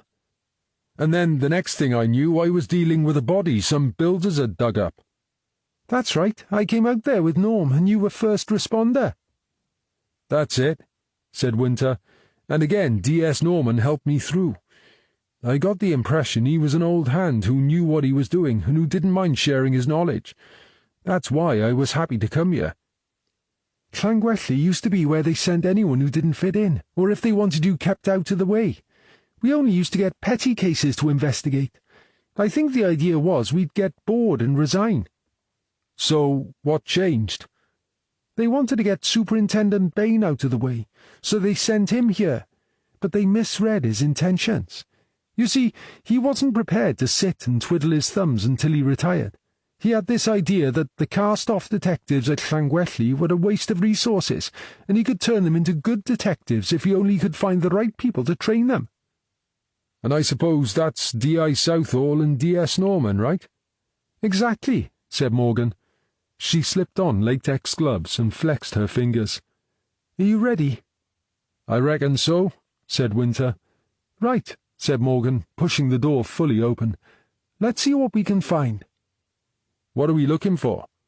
"No idea, but there's an old lady missing, and there's a bedroom under that barn. So anything that doesn't look right in here is worth checking out." "Should we split up?" "Last time we were in this house we split up, and Norm ended up staring down the barrels of a shotgun. I think it's probably best if we stick together." "A shotgun? Is that normal?" "No, it's not. But I'm thinking there's not much that is normal about this place." Half an hour later, they were coming back down the stairs. They had been through every room in the house and found nothing. "What about that locked door at the end of the hall with the bar across it?" asked Winter. "You mean the one that says, 'Keep out, danger of falling masonry'? I can't see any reason she would want to open that." "But shouldn't we check it anyway? I just think if we're not prepared to open the door, it makes it the perfect place to hide a body, doesn't it?" "You know, when you put it like that, you could be right," said Morgan. "But I'm rather hoping you're wrong and we won't find a body. I admit Mrs. Gilbert wouldn't get my vote for Granny of the Year, but I wouldn't want her dead." Winter walked to the door. A steel bar stretched across two hasps, held in place by two hefty padlocks. He took hold of one padlock. "There must be a key somewhere," he said. Yeah, well, good luck with finding that, said Morgan. I've seen no keys anywhere so far, have you? I have an idea, said Winter, heading outside. I'll be back in a tick. While he was gone, Morgan studied the door and the padlocks, but she couldn't see anything that suggested the door had been opened recently. It didn't take long for Winter to return. I found a key, he said, brandishing a huge crowbar. Socko's let me borrow it. It took a few minutes of heaving and some inventive swearing, but gradually the fixings loosened until, finally, they crashed to the floor. There you go, said Winter, wiping the sweat from his brow. Well done, said Morgan. All you have to do now is break the actual door down. That should be the easy bit, said Winter, as he got to work with the crowbar. Right, hold on, said Morgan, as the door finally swung open. Let me go first. She pushed the door open as far as it would go. Crap, I can't see a damn thing. She ducked back out of the doorway and pressed the light switch by the door she had noticed earlier. Light spilled out from beyond the door. There, that's better, she said, and peered inside the door. Wow, that's weird. What? I was expecting to find a pile of rubble. Winter stepped through the door behind Morgan and looked over her shoulder. Sure enough, where there should have been rubble, there was a neat, clean passageway. Morgan led them slowly along the passage until it turned right, revealing a staircase. I didn't see this coming, said Winter. That makes two of us, said Morgan. There must be another basement. I wonder what we're going to find in this one. They crept slowly down the stairs, coming to a halt by a door at the bottom. Morgan listened hard, but couldn't hear anything beyond the door. There was another light switch outside the door, and she positioned her hand, ready to switch it on. Ready? She whispered. Let's do it. Silently, Morgan counted to 3, then flicked the light switch as she put her shoulder to the door, and they burst through. Oh, my God, said Winter. What's that awful smell? Chapter 10. Sheila Brown was sitting at a table as Norman and Southall entered the interview room. A pasty-faced solicitor sat alongside her, looking as though he'd rather be anywhere but in this room. "Ah, Mrs. Brown," said Norman, with a broad grin. "How nice to see you again. I see you have a friend with you. That's nice." He gestured to Southall, settling into her seat alongside him. "As you can see, I have a friend with me, too. Let me introduce Detective Inspector Southall." Sheila Brown had decided she was going to go on the attack right from the start. "Why am I here?" she demanded. "Why was I kidnapped off the street?" "Kidnapped? I don't think so," said Norman. "I've never been so embarrassed in my life." "Oh, yes, now that I can understand. I'm sorry about that," said Norman. "But we were concerned you might go into hiding, so we had to make sure." "You still haven't told me why I'm here. If it's about the will, I told you where the original is." "Oh, believe me, Mrs. Brown, we haven't even begun to look into that just yet." "So why am I here?" "I'd like to know what you can tell us about the Land Rover." "What Land Rover?" "The one in Geraint Llewellyn's garage." "I don't know what you're talking about." "You're sure about that, are you?" "Of course I am. I've never even been inside his garage, so how would I know there was a Land Rover in there? He was a great one for taking broken things apart and repairing them. If there is a Land Rover, it's probably one of his projects." "Funny you should mention repairs," said Southall. "It has a new front wing." "Well, there you are then. He'd obviously started repairing it." "Only if he's come back as a ghost," said Southall. "We're sure it was repaired after he died." "Well, don't look at me. I didn't repair it." "No, I'm sure you didn't," said Southall. "So tell us how you came to have the Land Rover." "I already told you I know nothing about a Land Rover." "What about a guy called Steve Simmons?" asked Norman. "Who?" "Tall guy, married, owns a scrapyard." I don't think I know him." "That's strange," said Norman, "because he knows you. He told us the two of you were having an affair." "Rubbish! This is all lies. I've never even met the man." "Then you threatened to tell his wife about the affair unless he gave you the Land Rover." "Lies!" "All of it?" "Of course. I've never heard such tosh." "And yet, a Land Rover he was supposed to have scrapped years ago that he says he gave to you was found in the garage of your next-door neighbour. How do you explain that?" "I can only think he gave it to Geraint." "Oh, yes, Geraint. I wonder what he'd say if he were here now. His death is very convenient for you, isn't it?" The solicitor looked sharply at Norman. "It's okay," he said. "I'm not suggesting she had anything to do with Geraint's death." "Good, I'm pleased to hear that," said the solicitor. "You're supposed to be asking my client about a Land Rover." "Getting back to that," said Southall, "I'd like you to explain how your fingerprints come to be all over the inside of this Land Rover you claim to have no knowledge of." Sheila turned pale. "What?" "Your fingerprints are all over the steering wheel, the inside of the doors, the windows, the dashboard, just about everywhere, really," said Southall. "How do you explain that?" "My fingerprints? How do you know they're mine?" "We know they're yours because we've got the same ones in Geraint's house, and in your house, and, of course, they match the prints we took when you were booked in. Why do you think we took your fingerprints when you arrived?" For the first time, Sheila looked pensive. "We think there are so many because you've used the vehicle numerous times," said Norman. "Are we right?" "OK, I admit I've used it once or twice." "Once or twice? According to Steve Simmons, you've had it for a year. Are you telling me you've only used it once or twice in a year?" "It's got no tax or anything. I'd be an idiot to use it all the time." "Why do you keep it in Geraint's garage?" "He doesn't use the garage. He doesn't have a car." "Does anyone else use it?" "No."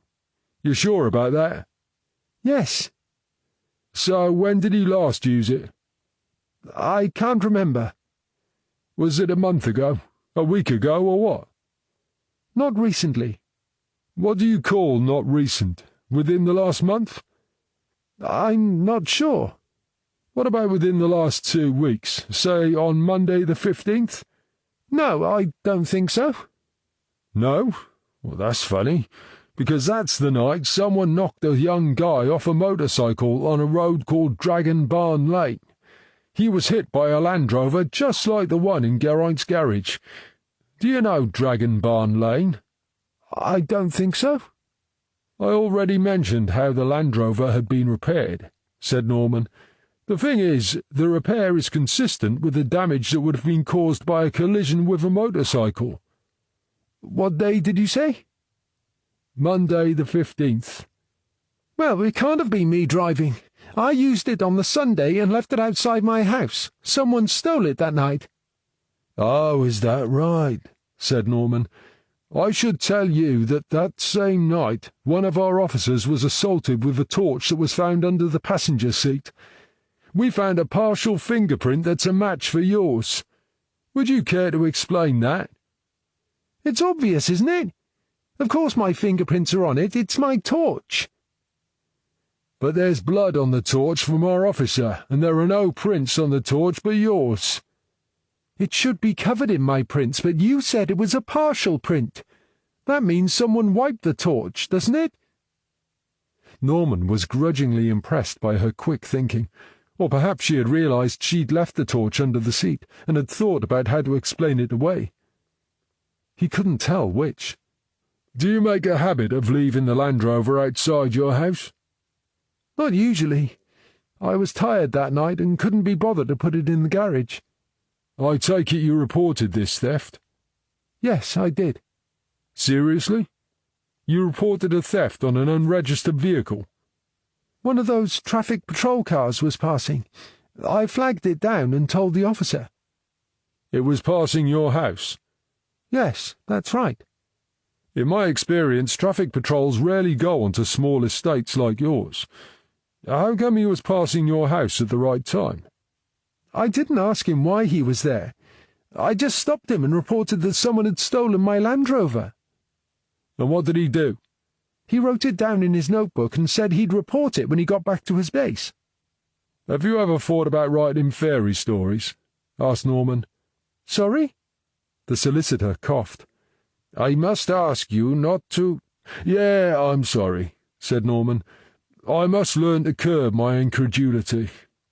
I just can't help it sometimes. Are you saying the police recovered the Land Rover for you? Asked Southall. No, I found it myself a couple of days later. Someone had dumped it in a lay-by. And did it have a damaged wing? Not that I could see. So the people who stole the vehicle crashed it and then repaired it before dumping it, is that what you're saying? I suppose so, said Sheila. Don't you think that sounds unlikely? Sheila smiled and shrugged. I don't know, she said. I've never had a vehicle stolen before. This traffic cop you flagged down, said Southall. Did he have a partner with him? No, he was on his own. I don't suppose you remember his name? No, sorry. Can you describe him? He was in his car and it was dark. He told me he was one of those part-time officers. You mean a special? Asked Norman. That's right. Are you sure you can't remember his name? Sheila thought for a minute. I'm really not sure. It didn't seem important. There was a knock on the door. Norman paused the interview while he answered it. When he stepped outside, it surprised him to find it was Judy Lane. Are you supposed to be back at work? He asked. They have given me the all-clear, and I know you need all hands on deck. OK, that's great. It's good to see you back. What's the problem? Catherine just called. Have they found Mrs. Gilbert? She handed him a sheet of paper, and he quickly scanned through it. Holy crap, he said. Right. Thanks, Judy. I'll tell the boss. I'm afraid something serious has come up, said Norman as he went back into the room. We're going to have to suspend this interview. Why? Asked Southall. I can't say in front of these two, but trust me, this is important. Good. Does this mean I can go home now? I don't think so, Sheila, said Southall. D.S. Norman said we need to suspend the interview, not abandon it. Don't worry, we've still got plenty more questions for you to answer. The sudden activity seemed to galvanize the solicitor into life, and he jumped to his feet. You realize you can only hold my client for 24 hours, and the clock's already running? Yes, we know, said Southall. Don't worry, we'll be back soon. Southall followed Norman out of the room. I hope this really is serious, she said. Trust me, it is, said Norman, handing her the sheet of paper. We need to get out to Mrs. Gilbert's farm right away. Southall skimmed the notes. Oh, my God, this goes from bad to worse. Yeah, that sums it up pretty well, said Norman. While we're out, ask Judy to get a search warrant for Sheila Brown's house, and ask her to check out this story about the stolen vehicle, and see if she can find a garage that's done a repair on an old Land Rover recently. And that's why we miss her so much when she's not here, said Norman. Yes, I didn't realize just how much of a multitasker she is until she wasn't here, said Southall. What's going on, Catherine? Asked Southall as they donned their protective suits. The dead body is definitely Mrs. Gilbert. Shit, muttered Norman. We could have done with her being alive. What about the young woman? Asked Southall. She's in a bad way, continued Morgan. Paramedics have examined her, and they've taken her off to hospital. What sort of bad way? Asked Southall. Has she been beaten? She has a lot of bruises, but worse than that, someone left her in a cage without food and water, possibly for several days. In a cage? You mean she was a prisoner? It looks that way. OK, lead the way, Catherine. Let's see what we've got.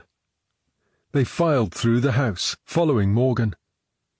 "Before we go down the stairs, I should warn you, it stinks down there," she said. "The sanitation's not exactly 5 stars. You'll see what I mean." In grim silence, they followed her down the stairs and into the basement. Mrs. Gilbert's body lay to one side of the entrance. It was impossible to tell if she had died there or if someone had dumped her body there. Further inside the room were 2 filthy cages, both now empty. An enamel bucket in the corner of each cage was the sanitation Morgan had referred to. "The girl we found was in the cage to the left," explained Morgan. "The only clothes she had to wear was a T-shirt and a pair of shorts." Southall moved to look at the cage to the right. "What do you make of this, Norm?" "It's the shithole from hell," he said solemnly. "I mean this cage. If there was a girl in the one on the left, where's the girl from this second cage?" Do you think that's where Irina escaped from?" "Do you?" "I dunno. It's a long way from here to Dragon Barn Lane. Wouldn't she have headed for town? It's much closer." "Maybe she didn't know where she was," suggested Morgan. "Or maybe she panicked and just ran without thinking." "The PM report suggested she was half-starved and wouldn't have had much energy or stamina," said Norman. "A doctor would know better than me, but I don't think she would have had the strength to run that far." "If you're right, that means a different girl must have escaped from here," said Southall. "Or maybe it was Irina, and they took her from here in the Land Rover," said Morgan. "Unlikely," said Norman. "They didn't find her fingerprints inside it." "Is there room for a medium-sized pathologist?" called a voice. "I hear there's another body for me to examine." "Is that Dr. Bridger?" said Southall. "There's not much room down here. You better let us come up out of your way first." They filed back up the stairs and into the kitchen, leaving the pathologist to work in peace. "I should point out it was Frosty who suggested we break down the door," said Morgan. Winter looked suitably embarrassed. Norman smiled at him. "If she's given you a nickname already, she must think you're doing okay," he said. "Right," said Southall. "Ideas, please. What do you think is going on here?" "Sex slaves," said Morgan. "That's why there's a bedroom with a load of kinky stuff under the barn outside."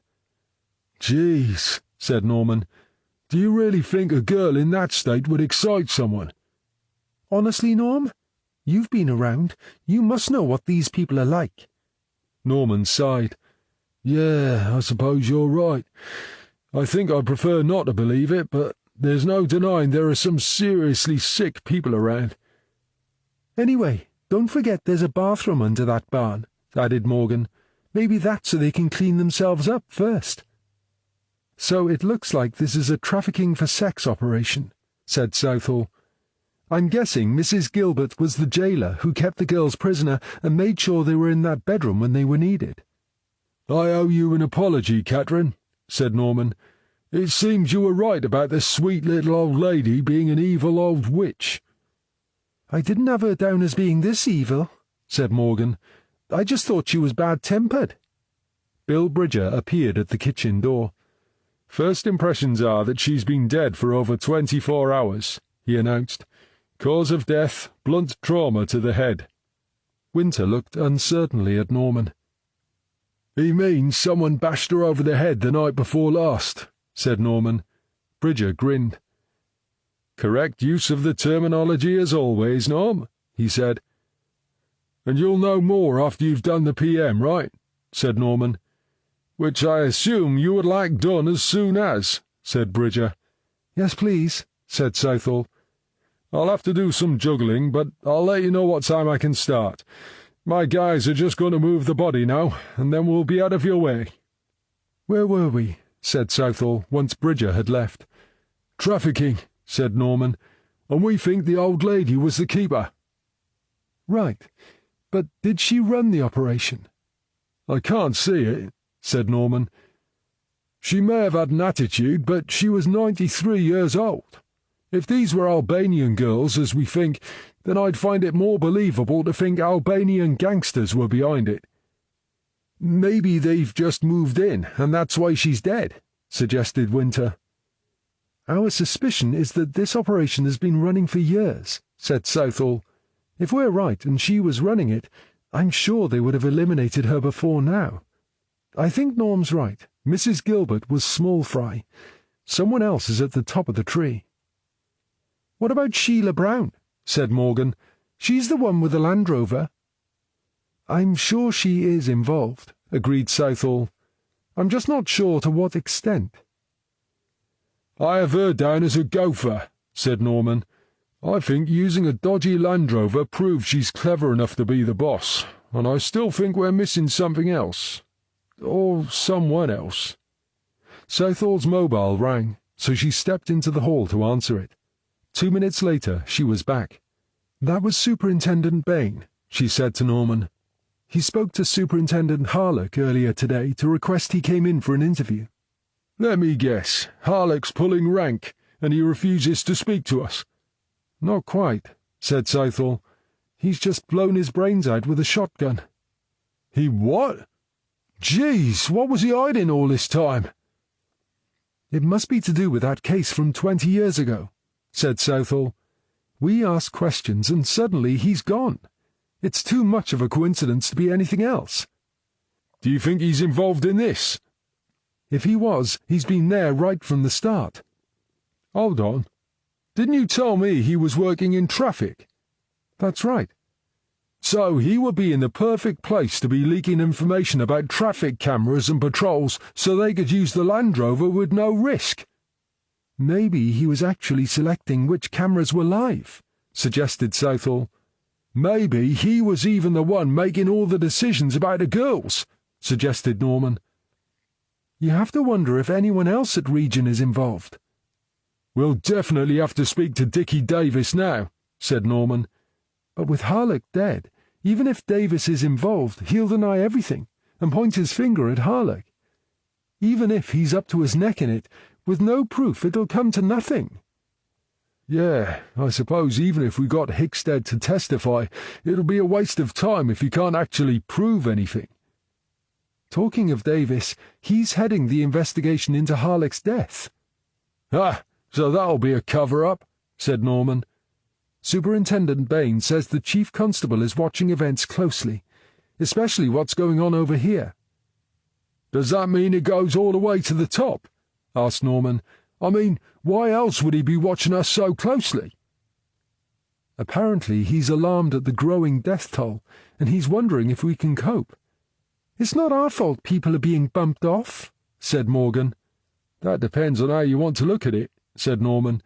If he favours Region, and he's looking to take us off the case, then any suggestion we can't cope gives him a ready-made excuse.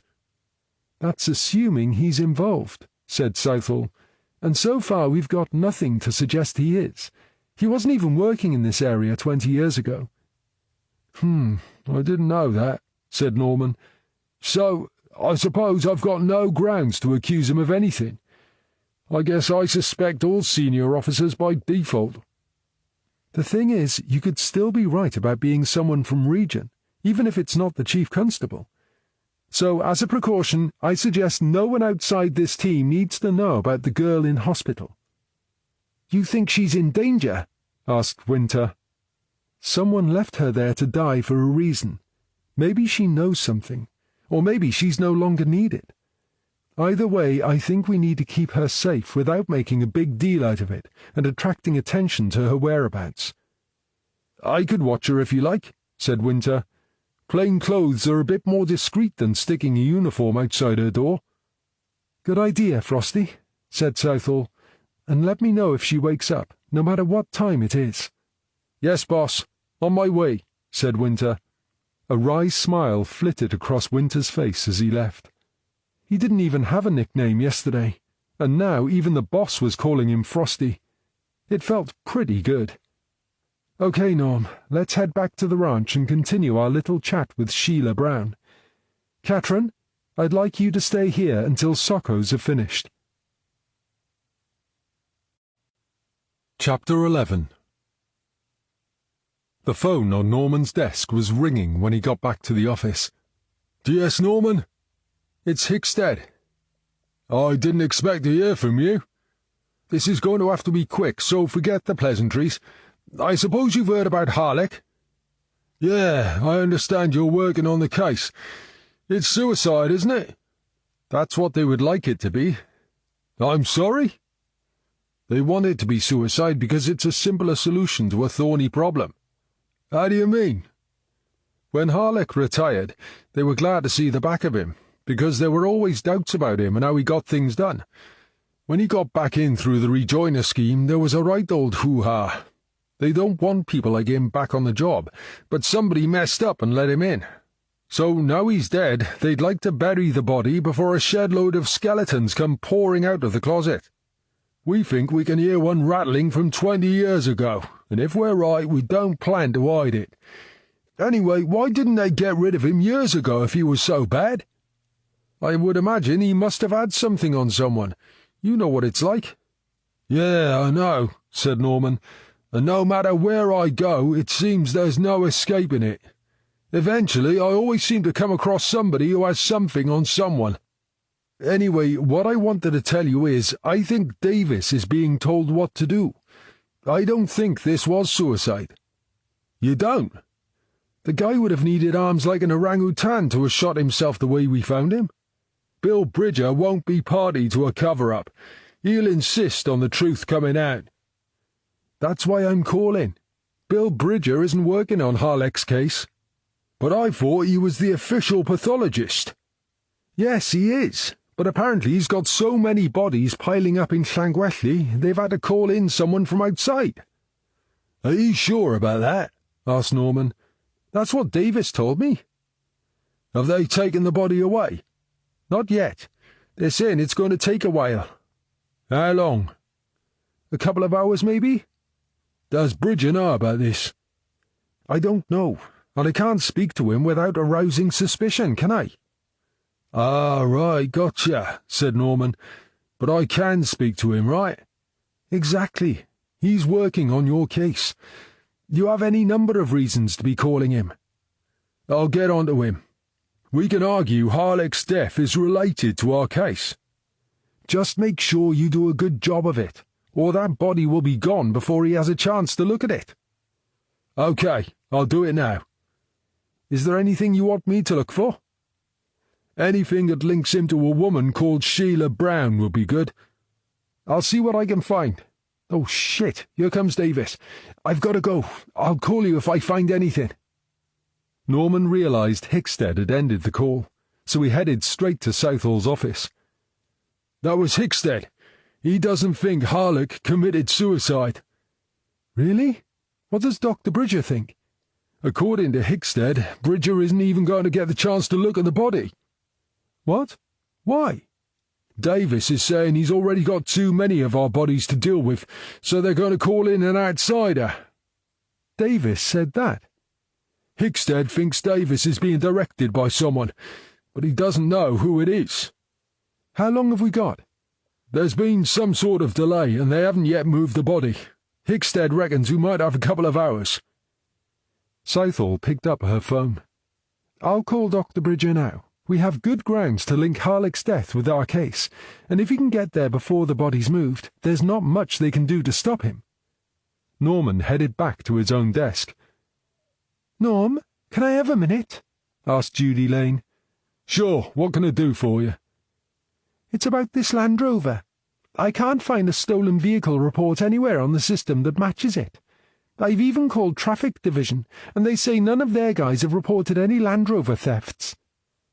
I have to say I'm not really surprised. I think most of what that woman told us has been lies. I haven't found a local garage that's done a repair job on a Land Rover either. As I say, I've only checked locally. I can go further afield if you want me to. I wouldn't waste any more time on it until we've spoken to her again, said Norman. Oh, and I've got the ping records for her mobile phone. Does it tell us anything helpful? It tells us she was in Dragon Barn Lane the night of the accident. Wow, caught red-handed. I wonder how she's going to lie her way out of this one. OK, Sheila, I'm going to be honest with you, said Norman when the interview resumed. Things aren't looking too good for you right now. What does that mean? we have your mobile phone ping records. Do you know what ping records are?" She shook her head. "I won't go into the detail, but basically ping records track where a mobile phone is. The ping records for your phone show it was in Dragon Barn Lane on the night of Monday the 15th. How do you explain that?" "Where?" "Dragon Barn Lane, remember? It's where you knocked a young man called Billy Hopkins off his motorcycle, reversed into him and killed him, and then assaulted one of our officers." The solicitor glared at Norman, but Sheila spoke before he could stop her. "I already explained. Someone stole the Land Rover the night before that." "Yeah, I know," said Norman. "The thing is, we can't find any record of your vehicle being reported stolen." "Well, no, you won't." "What do you mean, we won't?" "When I reported it to that special policeman, he left me his phone number. When I found the car, I called him to tell him. He was quite relieved." "Why was he relieved?" asked Southall. "Because he'd forgotten to pass on the report, and he was going to get into trouble. But he said now I got the vehicle back, he wouldn't need to report it, so he wouldn't get into trouble." My, wasn't that convenient for him?" said Norman. "And it's convenient for you, too. What a coincidence." "Is that sarcasm really necessary?" asked the solicitor. "I'm sorry," said Norman. "I try to rein it in, but sometimes the stories people come out with are just so fantastic." "Do you believe in coincidences, Sheila?" asked Southall. "Yes, I do." "Well, I don't," said Southall. "And you seem to be involved in way too many for my liking. You still haven't explained why your mobile phone was in Dragon Barn Lane that night." "I remember now. I left it in the Land Rover when it was stolen. Silly me." "And it was still there when you got your vehicle back?" asked Norman. "Wow, I wish I had your luck, Sheila. I really do." "If you've got his card, you can give us the special constable's phone number, and we can use it to identify him," said Southall. "Sorry, I didn't keep the card. I threw it away." Norman turned to the solicitor. "Do you believe this crap?" he said. "I beg your pardon?" said the solicitor indignantly. "Oh, come on," said Norman. "Does any of this sound plausible to you?" The solicitor knew Norman was right, but he had a client to defend. "You ask the questions, my client answers them," he said. "That's how it works, isn't it?" "OK," said Southall. "I think we'll call a halt to proceedings for now." "Does that mean I can go home?"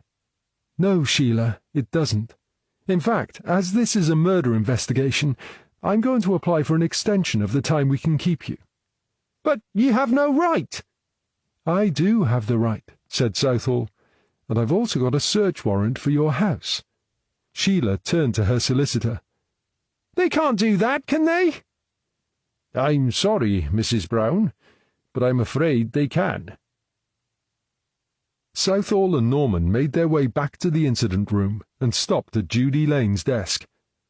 "Judy, I want a list of every phone number Sheila Brown has called, and I want a list of the phone numbers of every special constable working in region who has also worked in traffic division. One of them has to be a match, and when I find out who it is, I'm going to kick his arse all the way to the M4. As Lane scribbled on her notepad, she spoke. "I've made some progress on the Land Rover repair. A guy called Roy Allen called. He works as a panel beater for one of the garages I called earlier. Apparently he does jobs on the side. One of those jobs was to replace the wing on an old green Land Rover." "Why did he call?" "His boss knows he does a bit of work on the side and told him the police were asking if anyone knew anything about a Land Rover repair. He wasn't going to come forward at first, but then he found out it had been involved in a hit and run." "Did he say who asked him to do the work?" "He says it was a woman. She said her name was Smith, but the way he described her, it could easily be Sheila Brown. He's going to come in on his way home and make a statement." "Perfect," said Southall. "Before he gets here, create a virtual identity parade on your computer and see if he picks her out." "Already done it," said Lane. "Good," said Southall. "If anyone wants us, we're going to search Sheila Brown's house. Catherine should be back here before too much longer." "That's okay. I can manage," said Lane. As Norman drove, Southall's mobile phone rang. She quickly checked the caller ID before answering it. "Dr. Bridger?" Norman did his best not to listen in, but even if he hadn't been able to hear Southall's side of the conversation, her body language and the fact she now made a point of calling him Dr. Bridger in front of everyone made it clear that she and Bridger were becoming something more than just colleagues working a case together.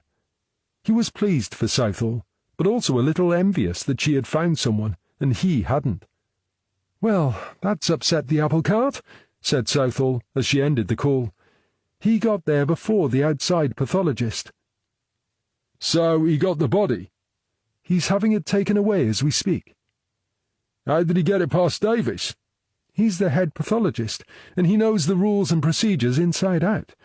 He turned up with a full forensic team and used his knowledge and position to first bamboozle Davis and then overrule him. There was no way anyone was going to stop him." "Good old Bill. Does he think it was suicide?" "Davis tried to convince him it was, but he thinks it's unlikely. He'll know for sure later, but the shotgun has an extra long barrel, and Harlick's not a tall man." Norman knew what that meant. "So Hickstead was right. His arms wouldn't have been long enough." "The only way he could have shot himself was if he used his toes to pull the trigger." "Huh, yeah, right," said Norman. "And of course we can all fire a shotgun with our toes." "It doesn't matter anyway. He's still wearing his shoes, so, as theories go, it's a total non-starter." "If he was the top dog and someone's bumped him off, are we witnessing the start of some sort of turf war?" "Didn't you mention Albanian gangsters before? Maybe they're moving in." "Is it a big enough operation for them to bother with?" "Maybe it's much bigger than we think, and we've just stumbled upon the tip of the iceberg." "Geez, I hope not. If it's that big, Vice will take over. Having got this far, I'd like to see this through to the end." "Don't forget the chief constable is watching. If it turns out to be a big operation, he'll have no choice. We're bound to lose it." "Don't you wonder about that?" "How do you mean?" "Well, let's be honest. People trafficking isn't the sort of case we would normally handle, is it? Aren't you surprised they haven't already taken it from us and given it to Vice?" "But we didn't know it was trafficking in the beginning, did we? Besides, if Vice were doing their job properly, shouldn't they have been aware this was going on? I mean, 20 years and they had no clue. Maybe the CC wants to see if we can do a better job than the so-called experts." "And you really think that?" "I prefer it to your idea that all senior officers are crooked. I'd also like to think that if they are crooked, they wouldn't expect me to be complicit in a cover-up. And are you suggesting Superintendent Bain would be party to such a thing?" "Heck, no way," said Norman as he pulled up outside Sheila Brown's house. "Nathan Bain is a genuine 24-carat ghostbuster." "Well, there we are then," said Southall. "You know that's a very Welsh thing to say, don't you?" "What is?" "When you say, 'there we are then,' like there's nothing more to be said. Maybe you're so settled here you're turning Welsh." Southall smiled. "That wouldn't be so bad, would it? I can think of lots of worse things that could happen to me." She slipped on a pair of latex gloves and opened the car door. "Come on, Norm, let's get this done." Norman snapped on his own gloves and followed her to the house. "Do you really think we're going to find anything useful in here?" "I'll be thrilled if we can find a second mobile phone, or something that links her to Harlech." "Do you think we will?" "She was careless enough to leave the Land Rover in the garage next door." "Ah, yes, but was she actually careless, or was she just overconfident?" "You're probably right about overconfidence," said Southall. "I suppose if you've been doing something like this for over 20 years, you think you're invincible, and the police will never catch you." "Or perhaps you know the police won't catch you because they're in your pocket." "You've still got your cynical head on, then?" "I'm sorry, but it's the only one that seems to fit since we started this case. Do you think I'm wrong?" Southall sighed. "I can't deny there's always the possibility you're right, but I'd rather you were wrong." "Being right about this wouldn't make me happy, you know. I'd be over the moon if we could find something in this house that proves me wrong." "OK," said Southall. "Let's start downstairs." 3/4 of an hour later, she sat back on Sheila Brown's settee and let out an enormous sigh. "We haven't found a single thing that links her to Harlock or anyone else," she said. "I can't believe it." "Yeah, it's disappointing," agreed Norman. "I was sure we'd find something, but we've still got upstairs. Maybe we'll hit the jackpot up there." 5 minutes later, Norman called Southall to the bathroom. "How many toothbrushes do you have?" he asked. "I have a couple spares in a cupboard, but that's out of habit from when I used to have visitors." "Yeah, even I keep a spare," said Norman. "But how many do you actually use?" "One, of course." "Yeah, me too." Norman pointed to a mug on the windowsill. "So why does Sheila have two?" "Maybe she has a boyfriend who sleeps over sometimes." "That's what I'm thinking." "There was nothing downstairs to suggest a man lives here," said Southall. "DNA from those toothbrushes would be interesting," said Norman, opening a small cupboard. "There's deodorant and aftershave in here too," he said. "Bag up the toothbrushes, Norm. It's all evidence and it all counts." They worked their way through the 3 bedrooms, leaving Sheila's room until last, where they discovered a few items of clothing that suggested a man visited and sometimes stayed. "I suppose there's no law against her having a boyfriend," said Southall. "Yeah, I guess we've learned something about her." Southall sighed. "I'd rather find something relevant to our case." "Maybe I'll hit the jackpot in this last wardrobe." Norman opened the doors of the wardrobe and began poking around, moving all the clothes on hangers across to one side, then back to the other side. He wasn't sure what he was hoping to find, but it obviously wasn't at the back of the wardrobe. He knelt down to check the bottom. "Geez, why do women need so many pairs of shoes?" he asked, as he searched in and around numerous pairs of shoes and boots. "I hate to tell you, but that's not really a lot," said Southall. "Geez, it isn't. There must be a dozen pairs in the wardrobe in the other room, and at least as many in here. I mean, look, there are 8 pairs of boots here. Why? She only has 1 pair of feet, for goodness sake." "As a shoe person myself, I would point out that it's nice to have a choice," said Southall. "I have 4 pairs of shoes. That's plenty of choice." "Not if you're a woman." "Yeah, whatever," said Norman. He reached forward to move a pair of knee-length boots, expecting them to be easy to lift, but they wouldn't move. "That's odd," he said. "What?" "These boots. They seem to weigh a ton." Southall watched as he took hold of the next pair, but they too wouldn't move. He tried another couple of pairs, and then he realized. "They're fixed to the floor." "There's a false floor," said Southall. "You can see it from here. It's only a couple of inches, but those boots are definitely higher than they should be." Norman leaned back to get a better look, then used his hands to work out where the floor should be. "You're right," he said, gathering the boots together in both hands. "Now, why would anyone need a false floor in their wardrobe?" He heaved at the boots, and they all came up together, bringing the floor with them. "Bingo," he said. Placing the false floor and boots to one side, he revealed several dozen thin folders of varying colours in the wardrobe's base. Carefully he removed the folders from the space and felt around with his hands. "Oh, look, a bonus," he said, and held up a mobile phone for Southall to see. Then he gathered up the folders and mobile phone and carried them over to the bed. "Now then," he said, "let's see what we've got here." Southall grabbed the nearest folder and flipped it open. "I think you've struck gold," she said, reaching for another folder and flipping it open. "These are records. These are photographs of young women." "It looks like some of them are barely out of school," said Norman. "Come on," said Southall. "I think we've found what we need. Let's take this lot back to the station. We can order some food in and go through them all tonight." When they got back to the incident room carrying the folders, Lane waved a sheet of paper in the air. "I've got that list of special constables and their phone numbers you asked for," she announced. "That can wait for now," said Southall. "I think this is our top priority at the moment." "What is it?" asked Morgan. It appears to be an inventory of young women who've been trafficked here over the last 20 years. We're going to go through these before we do anything else." "We've also got a mobile phone," added Norman. "Does anyone fancy pizza and a beer?" asked Southall. "Work late, you mean?" asked Morgan. "Yeah, I'm up for it." "Count me in," said Judy Lane. "Right then, let's get organised and get started," said Southall.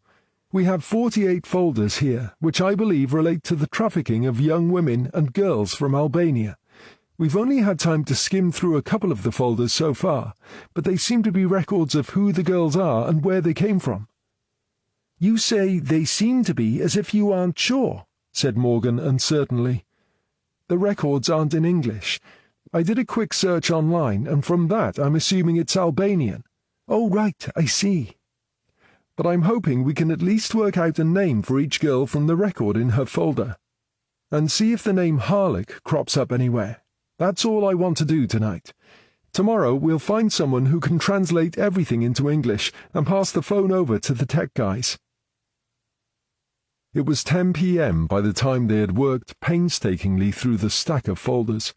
Each one seemed to be devoted to just one young woman and comprised several photographs and what they were assuming to be notes about her. Now 47 victim photographs were taped to the whiteboard. Some had names, but most were waiting for the translator to identify them in the morning. In one folder, they had also found photographs of girls in various compromising positions with naked or semi-naked men. They counted 8 different men in total. A photograph of each man was attached to a different sort of note. Norman laid them out on his desk so they could all see them. "Does anyone recognize any of these men?" Morgan pointed to one photograph. "I think that guy used to be a counsellor, but I can't be sure." She pointed to another. "And I've seen this guy in the newspaper. I think he's got a massive car dealership or something like that." "I'll see if I can identify them all in the morning," said Lane. "Thank you, Judy," said Southall. "What do you think those numbers are, Norm?" "It's got to be money. But is it what the guys are being charged for the pleasure, or is it what they're paying to keep the photos under wraps?" "They're big numbers to pay for sex." "OK, in that case, would you say these men are being blackmailed?" "That's how it looks," said Norman. "Does this mean we might have got it wrong, and these girls are complicit?" "I don't think so," said Morgan. "They don't exactly look happy to be there, do they?" "Yes, but it's no wonder. They're all with older men," said Lane. "They look like a bunch of granddads. Would any young woman be content with the idea of having to do it with one of them?" "That's a good point," said Southall. "I agree with you both. I'm inclined to think someone has coerced them into being there." "It fits with the trafficking theory," said Morgan. Norman had been studying the photographs. "Take a close look at the guys in the photos," he said. "Do they look right to you? I mean, I can't see pleasure or lust on any of those faces. They look completely out of it." "Maybe it was a drunken orgy," suggested Morgan. "I don't think so. I'm sure they took the photos in the bedroom under the barn, but I don't think they were all taken at the same time." "Maybe they get lured there somehow," suggested Lane, "and then they're drugged and posed for the photographs." "Yeah, that's what I was thinking," said Norman. "Someone might even have drugged them before they got there. It would only take a couple of drinks with, say, Rohypnol added, and they'd have no idea where they'd been, how they got there, or what happened to them. And then, out of the blue, a photograph and blackmail demand arrives and boom, they're caught." Southall attached the photographs of the 8 men to the board under the heading Blackmailed, with a red line connecting each one to the relevant victim photograph. Now there was just one folder left, which Norman began working on.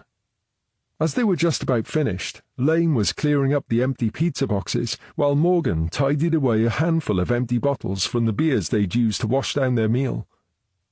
Despite Norman's initial attempts to lighten the mood, the evening had become increasingly depressing, and now a gloomy silence pervaded the room, and Norman's sudden cry made everyone jump. "Oh, jeez!" he cried. It's Irina, our dead girl." Southall looked over Norman's shoulder. "Yes, you're right. She's fatter in the face, but it's definitely her. I hate to think why she's dressed as a maid." "Oh, no," said Norman, producing more photographs. "Here's why." He produced more photos, now showing Irina with a man. "And look at this. It's Geraint Llewellyn." For a moment there was a stunned silence in the room. Morgan leaned across and looked at the photographs. "These aren't from the bedroom under the barn," she said. "This looks like his house. Perhaps this is what he was referring to when he told Lucy about a Polish cleaner." "Oh, come on, don't say that," said Norman.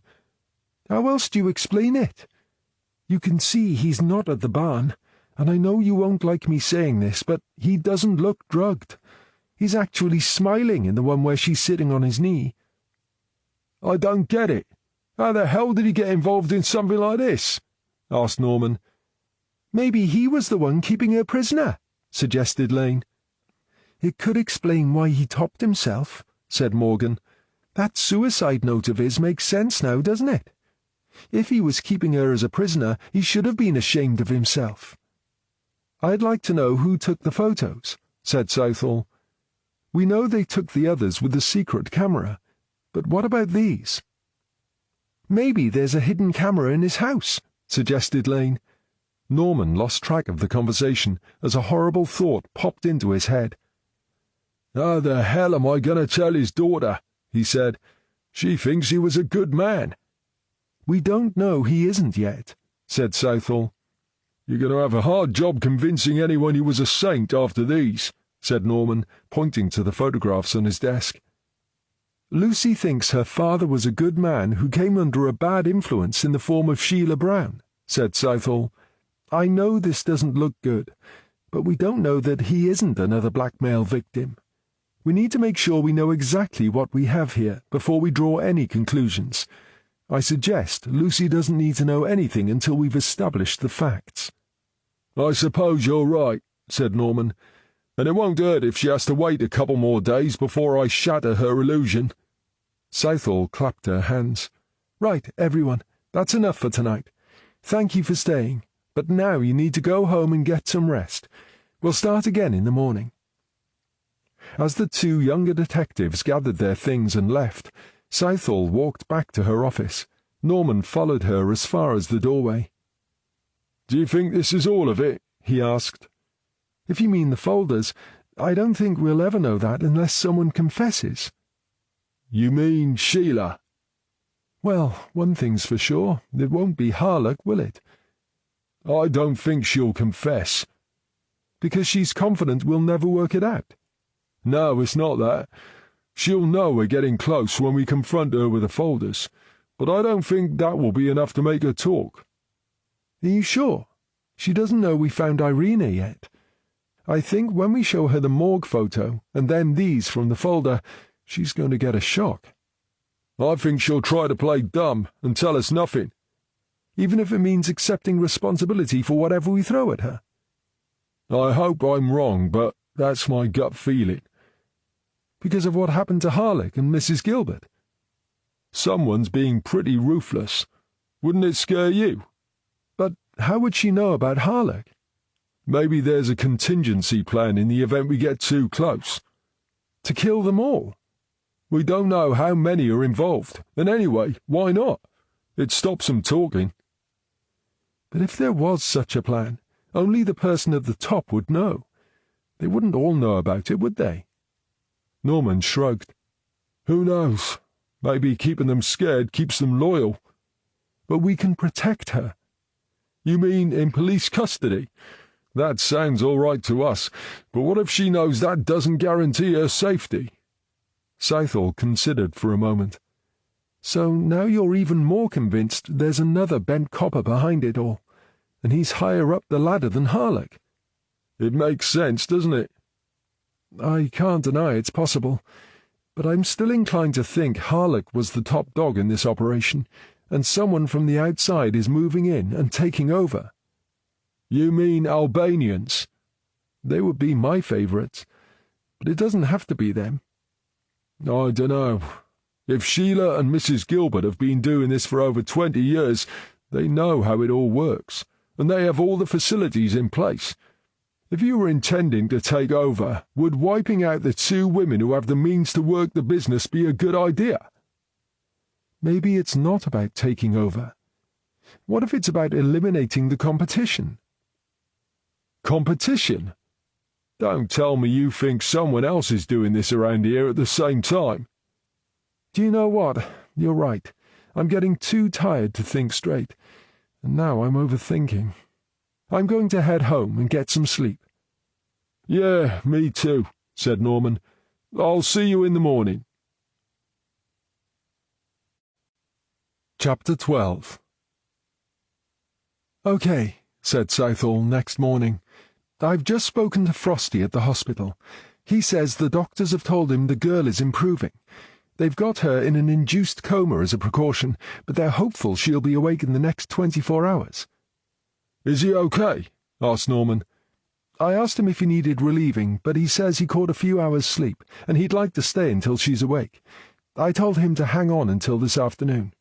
Would you take over after that, Catherine? Sure, no problem, said Morgan. Southall turned to the whiteboard and started adding notes under the photograph of Mrs. Gilbert. Dr. Bridger tells me it was definitely a blow to the head that killed Mrs. Gilbert. She was hit from behind and died instantly. There was no sign of a struggle, and there were no marks to suggest the body had been dragged to where we found it.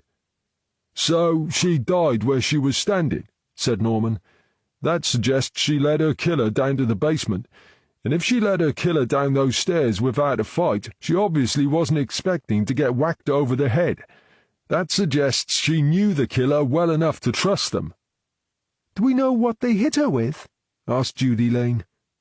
We're not sure at this stage, but it's possible it was the butt of a rifle or a shotgun. I don't recall seeing a shotgun or rifle anywhere in the house, said Morgan. Sockos didn't find one either. We're not suggesting the killer turned up carrying a weapon, are we? Asked Norman. Surely if someone arrived at your front door carrying a rifle, it would make you just a tad suspicious of their motives. But how would it get there otherwise? Didn't you confiscate hers the other day? Yeah, but I wouldn't be surprised if she had another one tucked away somewhere. Perhaps whoever killed her knew where she kept it. Maybe if I'd looked a little harder. Come on, Norm, don't go there, said Southall. You know very well if someone went there intending to murder her, they would have done it with or without the shotgun. It's not your fault. Yeah, I suppose so, said Norman heavily. Do we know any more about Harleck's death? Asked Morgan. Shotgun blast, but not self-inflicted. So he didn't pull the trigger with his toes and then put his shoes back on, said Norman. Now there's a surprise. He wasn't even killed by the shotgun they found him with, said Southall. It had been discharged, but the shot in the cartridge didn't match the shot that killed him. I take it I'm not the only one who can see a connection between these two murders, said Morgan. If you mean the shotgun, it's hard to miss, isn't it? Said Norman. And the fact we have two new murders suggests we've reached the tipping point. It's escalation time. What does that mean? Asked Morgan. For 20 years someone has been trafficking these girls and using them to blackmail people, with the knowledge they're safe from the police. Then, quite by chance, we stumbled upon their operation and figured out what's been going on. Now that same someone is in a desperate hurry to silence everyone in the know. Why take the risk of getting caught for murder? Asked Lane. Why don't they just cut and run? Maybe that's not an option, said Southall. There must be someone in Albania who finds the girls. Perhaps that's the Albanian gangster connection. If it is, then it's likely the person running this end is a dead man walking, should things go pear-shaped and lead us back to them. Sheila's the key, said Norman. We really need to persuade her to talk.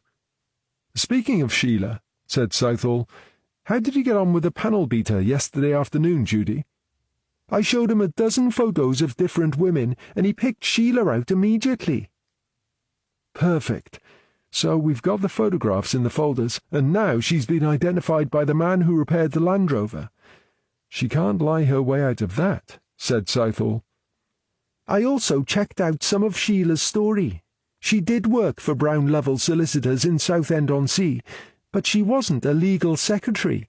She started in 1986 as an office junior at 16 and left 2 years later when she married. That's young to get married. She married the boss's son. They were both very young. She was 16 and he was 18. Was there a baby involved by any chance? I can't say for sure, but I haven't found a birth certificate. Who's the husband? His name is Ken Brown. Is he still around? They divorced in 1998, but I was focusing on Sheila, so I haven't followed up with him. He's probably not relevant after all these years, said Southall. Do we know why they divorced? Asked Norman. Adultery. His or hers? Hers, I think. And they were still living in the same area? He was in the army, so they moved around a lot, but both sets of parents were still in the same area. To be fair, Sheila wouldn't be the first army wife who couldn't handle being alone for months on end and moving house every few months. So he's not part of the family firm? He wasn't back then. When did Sheila move down here? She came down to Wales in 1999. So that means she's been down here for over 20 years, said Norman thoughtfully. And if we're right about how long the trafficking has been going on, it means she arrived here just in time to get involved. Or to set it all up. I still can't believe she's clever enough for that. She's too careless, said Norman. Right, Norm, said Southall. We need to get on with this interview before we run out of time. I think we need to talk about the girl in the hospital first. She could be in a lot of danger. Do you have something in mind? Let me run it past you on the way downstairs. Good morning, Sheila. Did you sleep well? No, I didn't. The beds in those cells are rock hard, and the pillows are like sandbags. Oh, I'm sorry, said Norman. I'll ask room service to find you a luxury mattress and some nice fluffy pillows for tonight. You can't keep me here for another night. Norman smiled and winked. I wouldn't bet on that, he said. Southall slid a photograph of the damaged Land Rover across the table. What's this? Asked Sheila. It's your Land Rover after the accident in Dragon Barn Lane, said Southall. That damage has nothing to do with me. Southall placed another photograph down. And this is the same Land Rover after you had the front wing replaced. I told you that's how it was when I found it. Yes, you did, said Southall. But we found the man who repaired the damage. He always takes before and after photos for his portfolio. In his statement he says you asked him to come to Geraint's garage and repair the Land Rover. He even described you. Well, he must be mistaken. It must have been someone who looked like me. Who also used Geraint's garage? That must be another of those coincidences you're so fond of, said Norman. Sheila glared at him, but said nothing. Sorry, Sheila, but that won't work, said Southall. The same man also picked out your photograph when we showed him a virtual ID parade. Sheila looked uncertainly at her solicitor. Yes, they can, he said. Virtual ID parades are perfectly acceptable these days. You could help yourself by telling us why you were in Dragon Barn Lane that night, suggested Norman. It might help us better understand why the accident happened. No comment, said Sheila. Is that what your solicitor advised you to say? Said Norman. It's a pity you didn't listen to him from the start, but then you probably think you know better, right? She gave Norman a disdainful look, but didn't rise to the bait. Do you understand how serious this is, Sheila? Said Southall. You've admitted you drive the Land Rover. Your mobile phone puts you in Dragon Barn Lane on the night in question, and your stolen vehicle alibi won't stand up in court unless you can identify the police officer you claim to have reported it to. And now we also have a man who will testify that you asked him to repair damage to the vehicle, consistent with damage caused in the accident where Billy Hopkins died." "OK, so I admit I knocked the boy off his motorbike and I didn't stop. I suppose that's dangerous driving or something like that, isn't it?" "I'm afraid it's not that simple," said Southall. "We also believe we can prove you deliberately reversed over Billy when you realized he wasn't dead. And there's the less serious charge of assaulting a police officer, although that would be bad enough on its own." "I never did any of that. It's all rubbish," said Sheila. "I'm afraid there's no doubt," said Southall. "We have very compelling evidence." "You shouldn't have driven all over the long grass," said Norman. "It created tracks that showed us exactly what happened." Sheila looked at her solicitor. "So what happens now?" she asked, but he just shook his head. He had no lifeline to offer. "What happens now is we're going to charge you with murder and assaulting a police officer causing grievous bodily harm," said Norman. The colour drained from Sheila's face, and as the gravity of her situation finally hit home, her defiance seemed to melt away. "There is something else you can help us with that might help you when it comes to sentencing," said Southall. "Sentencing? I haven't even been on trial yet. Doesn't this get put before a jury?" "Yes, of course it does. But that's how confident we are you'll be found guilty," said Southall. "But, as I was saying, we might be able to put in a good word." Norman cleared away the Land Rover photos and replaced them with a photograph of Irina. "Who's this girl?" he asked. Sheila licked her lips nervously, looked at the photograph, then up at Norman, across to Southall, and back down to the photograph. "I don't know," she said. "I've never seen her before." Norman placed a second photograph on the table. This one showed Irina, dressed as a maid, sitting on Geraint's lap. "What about this guy?" asked Norman. "You know very well who that is," said Sheila. "It's Geraint Llewellyn." "Is this the cleaner you introduced to him? Did you tell him she was going to be dressed as a French maid while she was cleaning his house?" "I don't know where you got this photograph from, but—" "Yes, you do. It was in one of the 48 folders we found in the secret compartment in the bottom of your wardrobe." Sheila's jaw worked furiously, but she had no words. "Did you really think we wouldn't find it?" "No comment." "It's a bit late for that, Sheila. Don't you think you're already in more than enough trouble?" "No comment." Norman sighed. "Are you really sure you want to do this?" he asked. "You're not helping yourself." "No comment, no comment, no comment." "OK," said Southall. "We've still got a few hours before we have to charge you, so here's what we'll do. We're going to stop this interview now, and we're going to give you some time to think about your situation and where you want to go from here." Sheila looked relieved. "Don't get me wrong, Sheila. You haven't got away with anything," said Southall.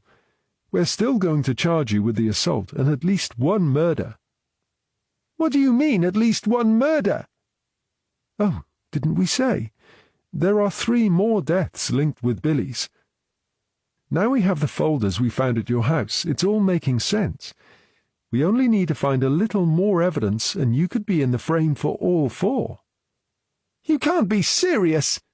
"We can, and we are," said Norman. "Before you decide you're not going to cooperate with us, you need to have a serious discussion with your solicitor. And this time I should listen to his advice." "We'll leave you to it," said Southall. "We'll meet again at 3 p.m. "I was hoping she was going to accept the offer," said Southall as they left the room. "I think she would if we had just a little more to pin on her," said Norman. "Like what? Even the folders don't prove she murdered anyone else." "We know Sheila collided with Billy on her way down the lane from the barn. Now we know her decision to kill the guy wasn't driven by blind panic, and she then went on to attack Judy Lane. so there must be something at the top she considers important enough to kill for. If we could find out what it is, I think she'd definitely cave in." "The translator will be here in a couple of hours. Maybe when we know the details in the documents, that will be enough." "Yeah, maybe.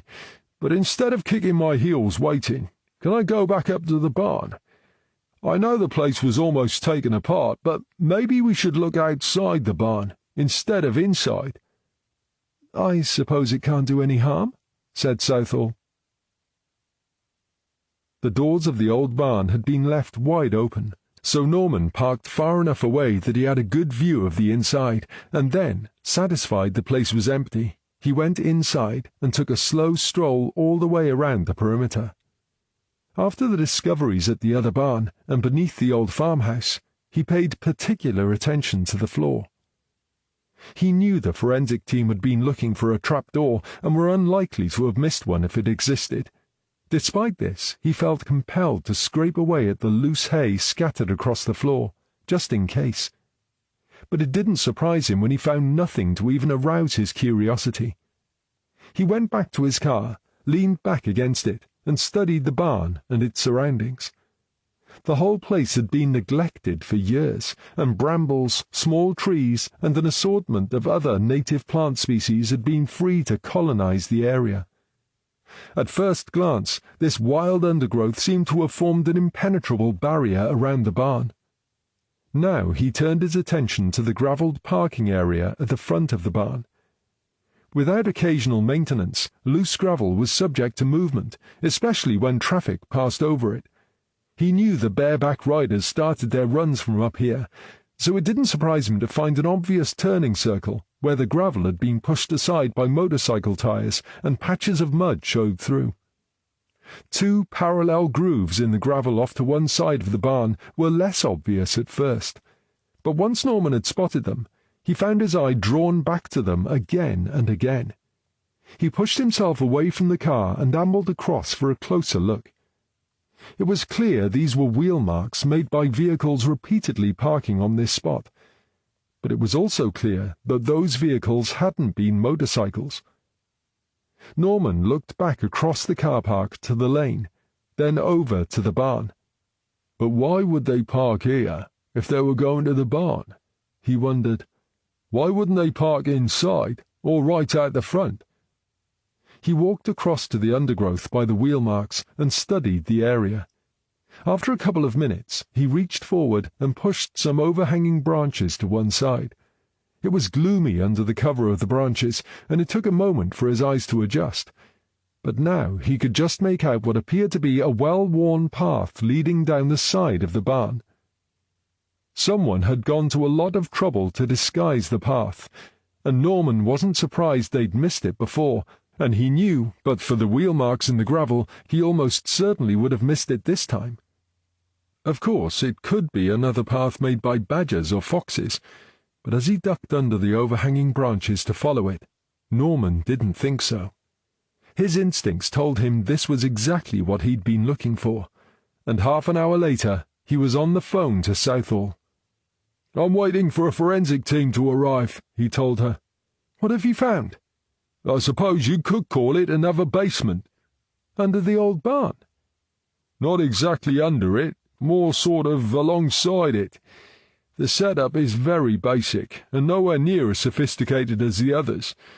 Basically, there's a ladder down to a room dug out of the earth. It's just about big enough to hold a cage." "No prisoner?" "No, but I'm sure there was one down there recently. I feel they abandoned this place in a hurry. There's a food bowl lying on the floor. The slop bucket is half full, and the hatch wasn't locked." "Do you think it's possible Irina was the prisoner?" "That's what I'm thinking. Maybe she escaped that night and Sheila was trying to find her. Perhaps Billy only died because he was in the wrong place at the wrong time." "It would explain why Irina was in the state she was in, and why she was hiding in that ditch on a freezing, frosty night."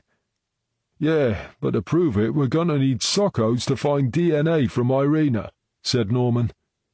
"They're good," said Southall. "If it's there, they'll find it." "Anything interesting happening at your end?" "The translator has arrived. When I showed her what we had, she said she'd seen something very similar in Kent.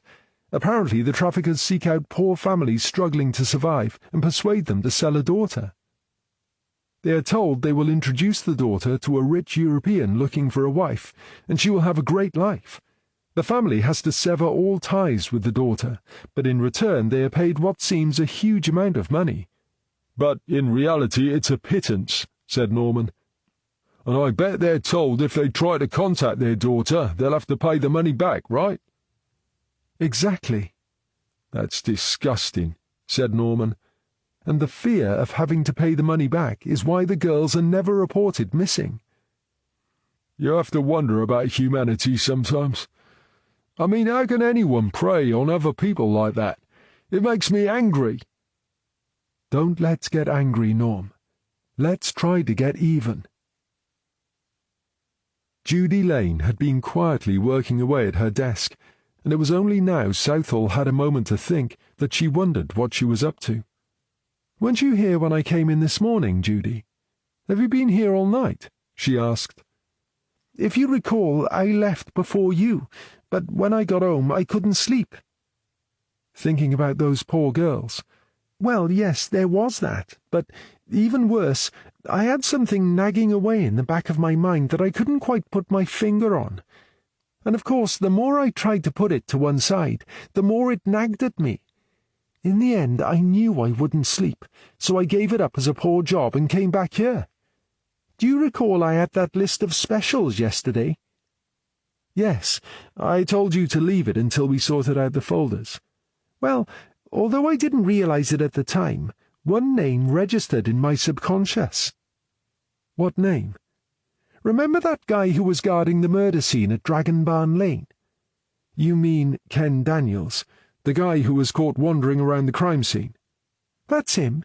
Catherine said he pissed Norm off big time, and she thought he had a bad attitude. She was going to check him out, but we've been so busy."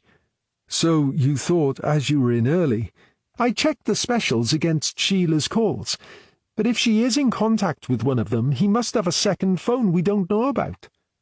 "Oh, well, it was worth a shot," said Southall. "It only took a few minutes to check them all, so I thought I could make use of the remaining time to check out Daniels for Catherine." "Was it worth it?" said Southall. "I think so.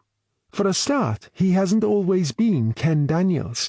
He was born Ken Brown, and he grew up in a place called Hockley." "Where's that?" "In Essex, near Southend-on-Sea." "Doesn't Sheila Brown come from Southend?" "That's right. She went to school there and then went to work for the solicitor, Lovell Brown." "So the guy we know as Ken Daniels was born Ken Brown, and he also comes from a place close to Southend." "Coincidence, huh?" said Lane. "Only it isn't. Ken Brown is the son of David Brown, who's a partner in Lovell Brown Solicitors. He's the guy Sheila married." "Oh, wow," said Southall. "I seem to recall I said he probably wasn't relevant. I suppose I got that wrong." "That's not for me to say," said Lane. "But didn't they get divorced?" "Yes, in 1998. "Didn't Sheila tell us Lovell Brown handled her divorce?" "That's right," said Lane. "I'm guessing they handled it to make sure Sheila couldn't make any claims the family wasn't prepared to meet." "Like trying to get a share of the business. Or perhaps there was a property she wanted a share of." "That's the sort of thing I was thinking. And perhaps they paid for her to move all the way down here as part of the settlement." "To get her out of the way. Yes, it's possible," agreed Southall. "What happened to him? How come he didn't follow in the family footsteps and become another solicitor?" "I don't know. Maybe he's the black sheep of the family. What we do know is that he was a soldier back in the late 80s and early 90s. It's before my time, but there was some sort of war in Bosnia, and the UN sent a peacekeeping force." "I was still a kid back then. Norm's the only one who might remember that." "Well, whatever. Ken Brown went over with the British part of the UN force. Like any soldier, he had his mates, and his best mate was a guy called Dave Harlech." "Any relation?" Oh, yes. He was Superintendent Harlock's oldest son. Wow, that's a connection. Is he? I'm coming to that. But the background's important. You'll see why. Okay, sorry, carry on. One night, Brown and Harlock went missing.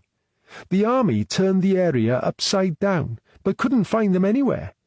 They presumed someone had captured the two missing men, but everyone was fighting everyone back then, and there were so many rebel factions and criminal gangs around at the time, the army really had no idea who might be responsible.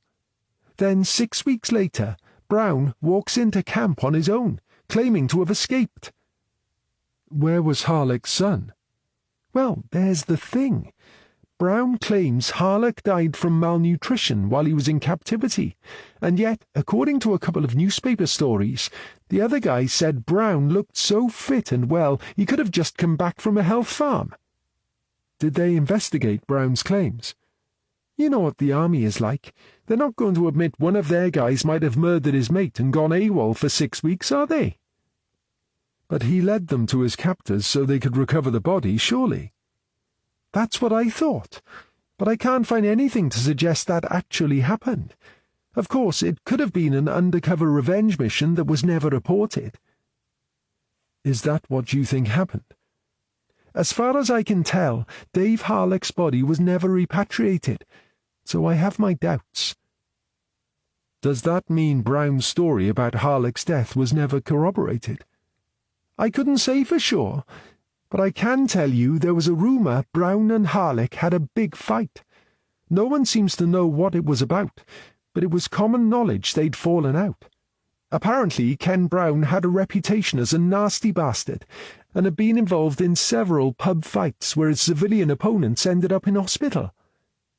None of the other lads seemed surprised by the suggestion he could have murdered his best mate. What happened? Did they arrest him? Quite the opposite.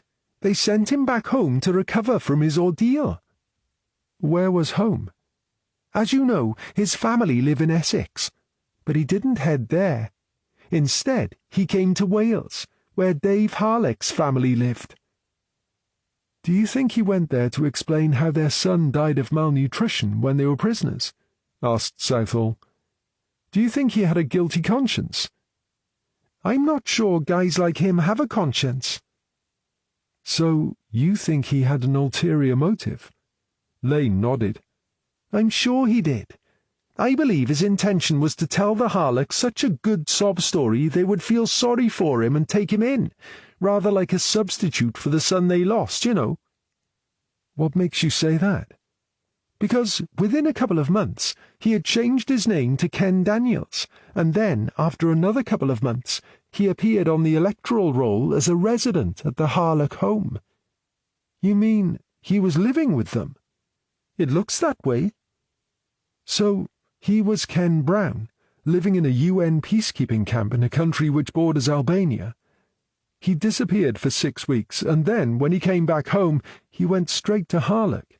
Then, in the space of a few months, he's changed his name to Ken Daniels and is living in Harlock's house. Then, later, he enrolled as a special constable. That's about the size of it, said Lane. Could he have already known Harlock was running the trafficking operation? Maybe he had agreed to do a job for Harlock while he was out there. Maybe Harlock's son had the job to do, or maybe they were both involved. Perhaps that's why they fell out, or maybe Albanian gangsters really captured them. There are several possibilities. Well done, Judy. That's excellent work. Thanks to you, things are falling into place that help make sense of how this operation might work. If only we can get Sheila to talk, we might even prove it all. Run this past Norm when he gets back, and let's see what he makes of it. I was going to keep Sheila waiting until 3 p.m. to charge her with assault and murder, but I think I'm going to do it now. And then we can keep her as long as we want. Chapter 13. Norman stayed with the forensic team for a couple of hours, but he knew they were professional enough to manage without him, and he soon felt as though he was in the way. He climbed into his car and, as he slowly headed back down the hill, he let his mind wander, grateful to think of something else for a few minutes. The builders had finally finished the renovation works on his cottage, and he was spending his spare time decorating and making the final preparations before moving in. He had told no one at work because he knew they'd offer to help, and he didn't want to offend anyone by saying no. Owning a little cottage near the sea had been his dream for as long as he could remember, and making these final preparations was something he wanted to do on his own. The idea of being in his own little haven had been one of the main reasons he had wanted to buy the house, but now he was spending so much time there, and despite being busy and having music playing while he worked, he found he was increasingly aware of just how quiet it was. Since he had moved to Wales, he had become increasingly lonely, and although he was successful at hiding how he felt from his colleagues, it was slowly depressing him. Ironically, just as he was about to achieve his dream, he found he was wondering if maybe he was making a mistake wanting to live out here on his own. It was perhaps because of this that he increasingly thought about Faye Delaney. He might have tried to deny his interest to Southall, but the fact was he really did like Faye, and had shared a coffee with her once or twice. He even harboured vague thoughts about asking her out to dinner, but thinking about asking her out was the easy bit. Actually asking her was a different ballgame altogether. There had been one occasion when he'd seen her approaching the coffee bar and decided the time had come to pluck up the courage and ask her. But then, right at the last minute, his confidence had vanished, and he got cold feet. As he walked away that day, he realized how long it had been since he last went on a date, and wondered would he even know where to start, eventually convincing himself it had been a stupid idea to think she would want to have dinner with him. Let's face it, he thought, who was he kidding? She was 10 years younger. She was smart and she was gorgeous. By contrast, he was old, he was worn out, and he was a mess. Would she really want to be seen with someone like him? Of course not. It was a fool's errand. The fact is, she was much too good for him, and it would be better for both of them if he just forgot the whole idea. But then, not long after he'd tried to forget about Faye and accept he was on his own, Southall had sat next to him in her car and told him Faye liked him, and that he should ask her out. She had even pointed out that the worst that could happen would be for Faye to say no, and now, after a few days to think about it, he realized she was right. So, after yet another sleepless night worrying about what might happen, Norman had decided he was going to ask Faye on a date. And, as he turned out of Dragon Barn Lane, he decided he was going to ask her today. Right now. Southall had said the worst that could happen would be Faye saying no, but Norman thought it would be even worse if one of his colleagues saw her telling him no, so this would be an ideal time, as they would all be at their desks. He knew Faye went to the coffee bar around the same time most days, and he just hoped he got his timing right. Of course, he could always hang around for a few minutes, but he didn't want to appear desperate, and if Terry realized why he was hanging around, he would have to endure endless teasing. He breathed a sigh of relief when he saw she was at the bar waiting for her coffee. She smiled as she saw him approaching, and for a moment he felt like a gawky teenager all over again. He wondered, could he really go through with this, or was he just being stupid? "Hello, Norm," she said. "How are you?" "Oh, hi, Faye. I'm fine, thank you. How are you?" She took her coffee from Terry, smiled at Norman again, and made her way over to a table and sat down. As Terry began preparing Norman's coffee, he nodded towards Faye, then winked and grinned at him. "Have you got something in your eye?" asked Norman. "I'm a little jealous, to be honest," said Terry, as he handed Norman his coffee. "I don't know what you mean." "Sure you do. She's a lovely lady. She likes you, and she's waiting for you to join her." "You have a vivid imagination, Terry." "She rarely stops here, you know." "She's just sitting there to drink her coffee." "And I suppose it's just a coincidence you're here too, is it?" "I don't know what you're suggesting. I was passing and I stopped for a coffee, as I often do. How would I know she was going to be here?" "Because you're a detective and you notice these things, and because you've shared a coffee with her before. I suppose next you're going to tell me you're going straight back to the office." "Well, no. It just so happens I was planning on taking a break for a few minutes to take in the air and drink my coffee." "Which is something you almost never do. I suppose that's another coincidence, is it?" "You may think you can read my intentions, Terry, but you can't. I'm afraid I'm not as transparent as you think. 2 and 2 do not make 5. Terry beamed a huge smile at him and winked again. "Well, Norm, I hate to tell you this, mate, but actually, yes, I can, yes, you are, and yes, they do." Blushing furiously, Norman turned away from the counter. The thought that Terry was now watching his every move was almost enough to make him head back to the office, but he knew if he chickened out now he'd never do it. Then, almost as if on cue, 6 customers were demanding Terry's attention. Norman seized his chance, regained his composure, and ambled casually across to Faye. "Mind if I join you?" "Please do." She flashed another one of those huge smiles, and Norman felt his legs go rather wobbly. Carefully, he set his coffee down and lowered himself onto a seat opposite her. "How is that house of yours coming on?" she asked. "I guess it's just about ready now," he said. "I'm moving in next week." "Sarah says you have a lovely garden." "It's a bit of a wilderness, to tell you the truth, but I'm told it has potential. The problem is I don't have the first idea with gardening. It's something I'm going to have to learn. I hear it's a healthy hobby." Faye sighed. "I used to love my garden," she said wistfully. "Used to," said Norman. "I had a lovely garden before I divorced. It was the one thing I regret walking away from. I really miss it." "Well, if ever you fancy getting your hands dirty." She smiled again. "You want to be careful. I might take you up on that." Norman nearly blurted out that he really hoped she would, but thought better of it. He didn't want to appear too forward. They spent 5 minutes on meaningless small talk, but Norman was aware time was passing and how he needed to get back to work. He was going to have to take the plunge. "I'm afraid I have to get back to work," he said, "but I wanted to ask you something before I go." "What's that?" "I'm thinking of going out for a meal next Friday evening, and I wondered if you'd like to join me." "Next Friday? Oh, what a pity. I'd love to, but I'm afraid I have a prior engagement." Norman's heart sunk, and he could feel the colour rising to his cheeks again. "Oh, yes, that is a pity," he mumbled. She gave him another smile, but it did nothing to soften the blow.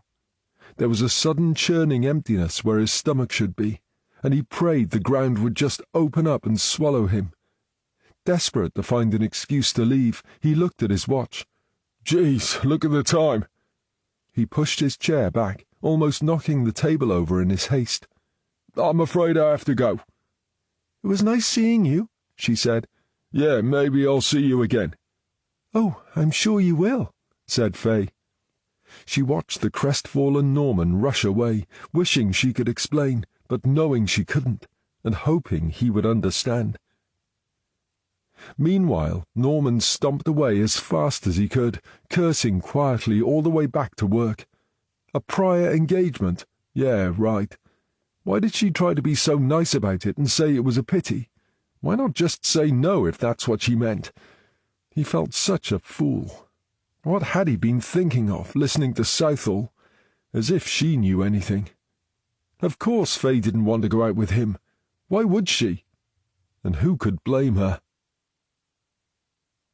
Lane grabbed Norman as soon as he got back and told him what she'd discovered. He took it all in, then headed straight for Southall's office. "So, what do you want to do about Special Constable Daniels?" "I've just spoken to Harlick's widow. She says Ken Brown came to tell them what had happened to their son, and somehow he never left. She said he was a source of great comfort to her husband in their time of grief, and they enjoyed having him around. Does she know why he changed his name?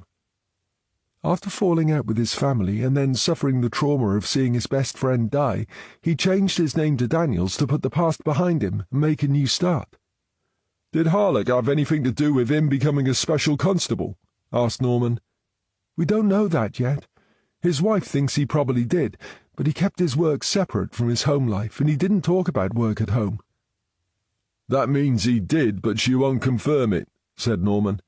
In his position, Harlock could have steered any potential investigation up any number of blind alleys. No wonder he wanted to come back as a rejoiner. Even in traffic division he'd have a bit of influence, and he'd still be able to keep a finger on a pulse. If you're right, perhaps that's how Daniels came to be posted to our case, said Southall. He has to be the missing link, said Norman. I reckon Harlock was the brains and Daniels the enforcer. Who better to have as hired muscle than a guy who can legitimately walk around in a police uniform? It would explain why he was poking around the crime scene, said Southall. And why people related to the case are being eliminated, said Norman. I expect Sheila would be a goner if she wasn't already in custody. But if we're saying he's the muscle and Harlock's the boss, why is Harlock dead? Perhaps he found out Daniels killed his son. What if Daniels is a double agent? Suggested Norman. What if he spent those 6 missing weeks looking for the guys behind the Albanian side of the business? Perhaps they didn't trust Harlock and they recruited him to monitor things. That would explain why he wheedled his way into Harlock's life, said Southall. So all this killing could be under instructions from the Albanians. Perhaps they wanted the entire operation shut down and silenced before we got too close. That works for me, said Norman. Do we know where he is now?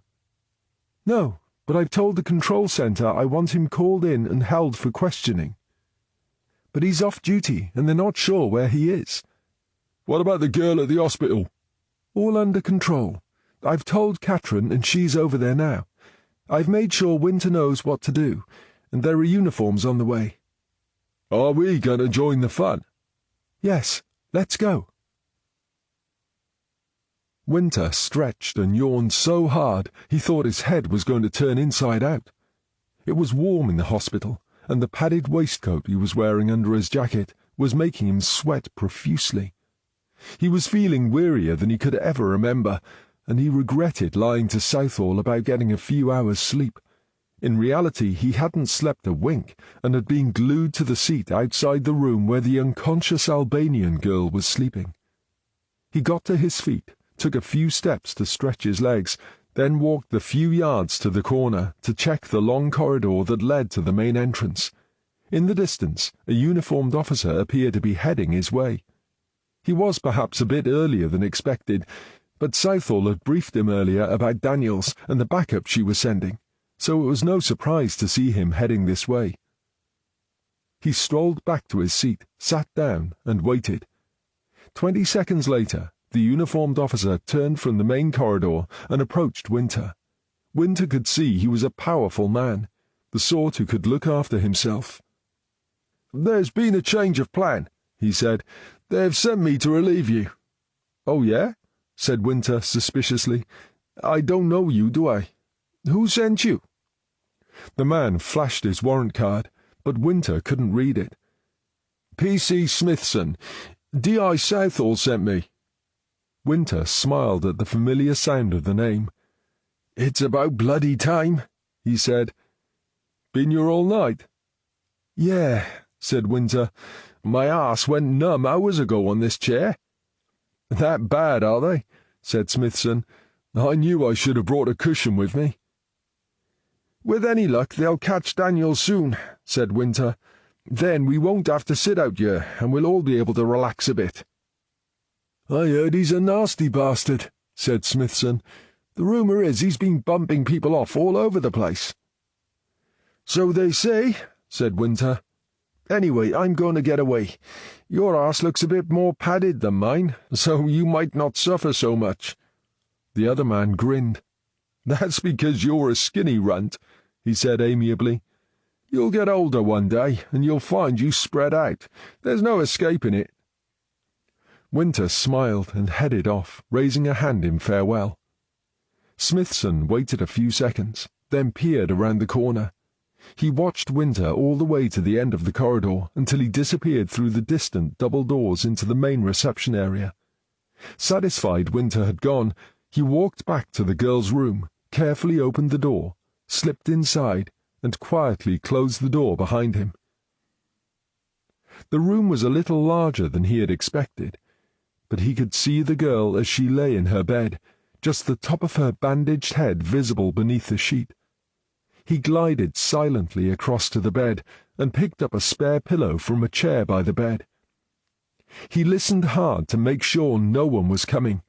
Then he slipped the sheet down from the girl's face and raised the pillow. It was just as he was about to smother the girl that he realized something was wrong. This wasn't an Albanian face, and she didn't look injured. Then the girl's eyes opened, blazing with a sort of fury he'd never seen before.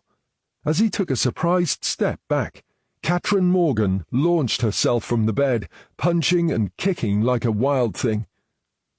It took a few seconds for him to realize what was happening. Then he was fighting back, pushing her back on the bed and slamming the pillow down on her face. He thought with his weight advantage she surely couldn't fight him for long, but a well-placed knee caught him by surprise, and the sudden searing pain took his breath away long enough for her to escape his grip. As he sank to his knees in agony, she kicked him hard again and again until she realized someone had their arms around her and was dragging her away. It was Winter, and Norman was there too. "Easy, Katrin, easy," said Norman. "It's okay, we've got you. You're safe now." She glared at Daniels, who was handcuffed and about to be led away by two uniformed officers. "You're nicked, Daniels, you bastard," she snarled as they led him away. "Are you okay?" Norman asked her. "Yeah, I'm fine, but I wish you'd given me a couple more minutes with him." "Geez, Katrin, if we'd been any longer you would have killed the guy." "Yeah, well, he was trying to kill me. What am I supposed to do?" "The law says we can use reasonable force, not that we can kick the crap out of people." "Are you angry with me?" "Of course I'm not angry. I'm relieved you're okay. You know very well I didn't want you to be the decoy. I'd never be able to forgive myself if he'd hurt you." "Yeah, but he would never have been fooled by you or Frosty lying in the bed, would he? Anyway, the plan worked, didn't it? We caught the guy and no one else got hurt." "Yeah, I suppose it worked out okay in the end," said Norman. "Well, there we are then," said Morgan. "I call that a result." Norman grinned at Southall. "Did you hear that?" he said. "There we are then. I told you it's a Welsh thing." Right, Sheila. Let me tell you what we've got, and then you decide what you want to do. Let's start with the folders. It was clever using Albanian so we couldn't read them, but it didn't take us long to find a translator. So now we know you've been taking part in a trafficking operation. We also know some girls you brought here were coerced into doing things with drugged men so you could blackmail them. We've actually identified the 5 men still living. 4 are too scared to speak to us, but sadly for you, one of them is brave enough, and he's on his way here right now. What do you say to that? No comment. Did I tell you we found the prison under the old farm? What old farm? The ruin where Mrs. Gilbert lived. There was a basement under there. Unfortunately, we were too late to save Mrs. Gilbert's life, but we saved the girl who was left to starve. She's in hospital now, and her doctors expect her to speak to us in a day or 2. Do you think she'll be able to identify you when we show her your photograph? No comment.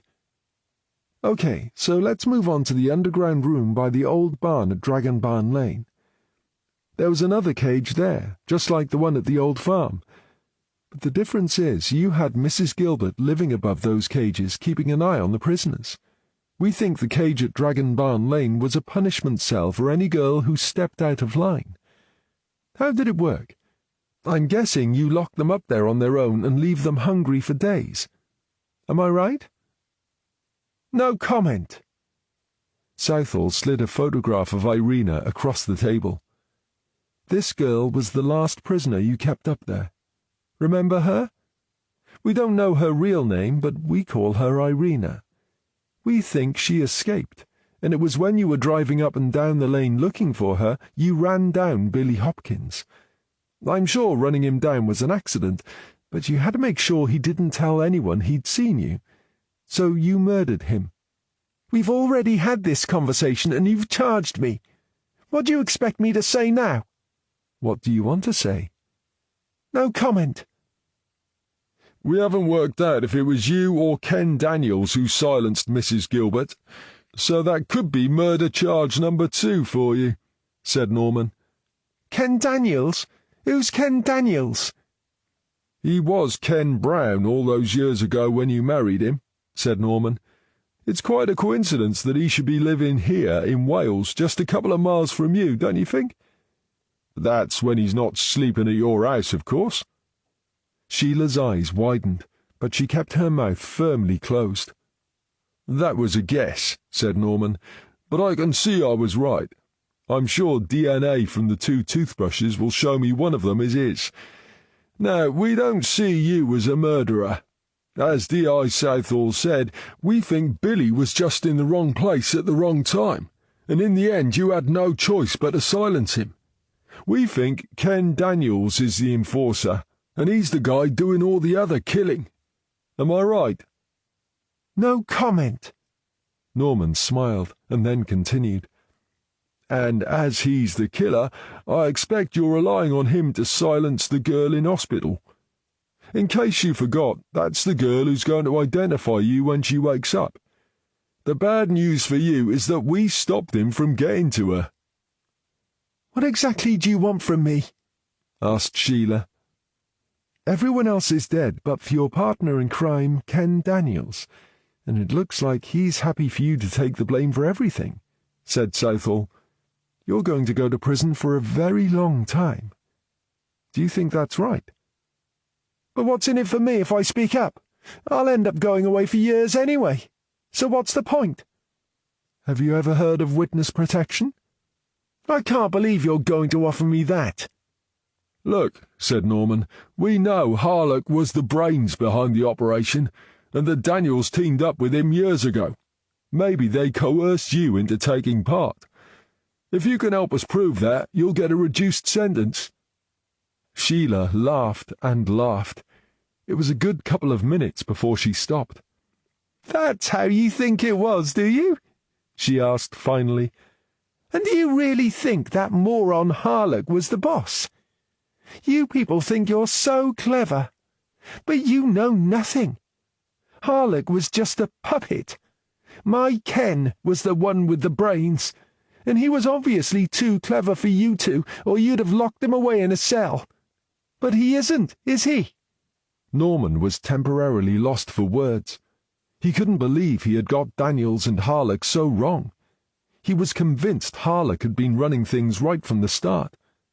Fortunately, Southall wasn't so easily surprised. "So are you saying when Daniels was in Serbia, he contacted the Albanians and put a plan together? When he came back and had something on Harlock, and that's how he unveiled himself into the Harlock family? Is that it, Sheila?" "If you really think I'm going to do your job for you, you must be joking," said Sheila. "You're the detectives. Work it out for yourselves. I'd rather spend the rest of my life behind bars than help you." "That's okay, Sheila. We don't need your help anymore. For your information, Ken Daniels is in one of our cells. He's not so clever now, is he? We're just carrying out a search of his flat, and, trust me, we are confident we can find enough evidence to put you both away for a very long time." "Well, that went well," said Southall, as they walked back to the incident room. "Not only were we wrong about who was running things, we were also wrong about Sheila helping us." "Yeah, I have to admit, I really thought she'd crack when she realized she was on her own. She's tougher than I thought." As they pushed through the doors, Judy Lane was waiting for them. "Catherine's been on the phone," she said. "They've found photos of Harlock in a very compromising position with a girl dressed as a French maid. The girl looks about 13. So, Sheila was telling us the truth about Daniels being the top dog and Harlock the puppet," said Southall. "I wonder if they used a similar setup with Geraint Llewellyn," said Norman. "Maybe he didn't actually do anything wrong and was led to believe it was just a bit of fun. Sheila took the photos and then convinced him he was a dirty old man and no one would believe it was innocent fun. I'll bet they took every penny he had, and then when he had nothing left, they made him change his will." "I'd like to think you're right, Norm," said Southall, "but I think you'll have a hard job proving it." "Yeah, maybe you're right, but at least Lucy can contest the will now." "They've also found some letters written in Albanian," said Lane. "That must be why the notes in the folders are in Albanian," said Southall. "I bet Daniel speaks the language." "They found something else that Catherine's a bit worried about." "What's that?" asked Norman. "Your name and address written on a notepad." "Mine? Why would he have my name and address?" "Catherine told me he said you were making a big mistake when you made him turn his pockets out." "Yeah, but that was nothing," said Norman. "He was just trying to play the hard man." "Even so, I think you need to be careful, Norm," said Southall. "Why? With the evidence we've got, he's going down for a long, long time. He can't hurt me from there." Chapter 14. It was just before 7 p.m, and Norman was feeling inordinately pleased with himself. Why? Because it was his birthday, and he'd not had a single card, and no one had called to wish him a happy birthday. In his humble opinion, this was how to enjoy a birthday. Just a simple day off work with nothing to do and no cringe-making moments to endure. It might not be everyone's idea of a happy birthday, but it suited him, especially on this, his 60th. Outside, it was a cold, misty night, but inside his newly renovated cottage it was toasty warm. He planned to spend his evening downing a bottle of his favourite red wine, enveloped in the expensive pair of headphones he had treated himself to, although he hadn't yet decided which album he was going to listen to. Should it be heavy metal, soft rock, or blues? He really couldn't decide. And then his doorbell rang. "Crap," he muttered. "Who the hell can that be? Maybe they'll go away if I ignore it." But no sooner had he thought it than the bell rang again. "Ah, bollocks. If it's the Jehovah's Witnesses, I'm going to find it hard to be polite." He wandered to the front door and peered through the spy hole, but he couldn't see anyone. He was going to have to open the door. With an enormous sigh, he slid back the bolt and opened the door. A figure wrapped in an enormous coat and scarf was standing to one side. It took a few seconds for him to realize who it was. "Sarah? What are you doing here? Has something happened? Why didn't you phone me?" "It's not work," she said. "I hope you don't mind. We thought we'd surprise you." "We?" Bill Bridger stepped from the shadows. "Hi, Norm."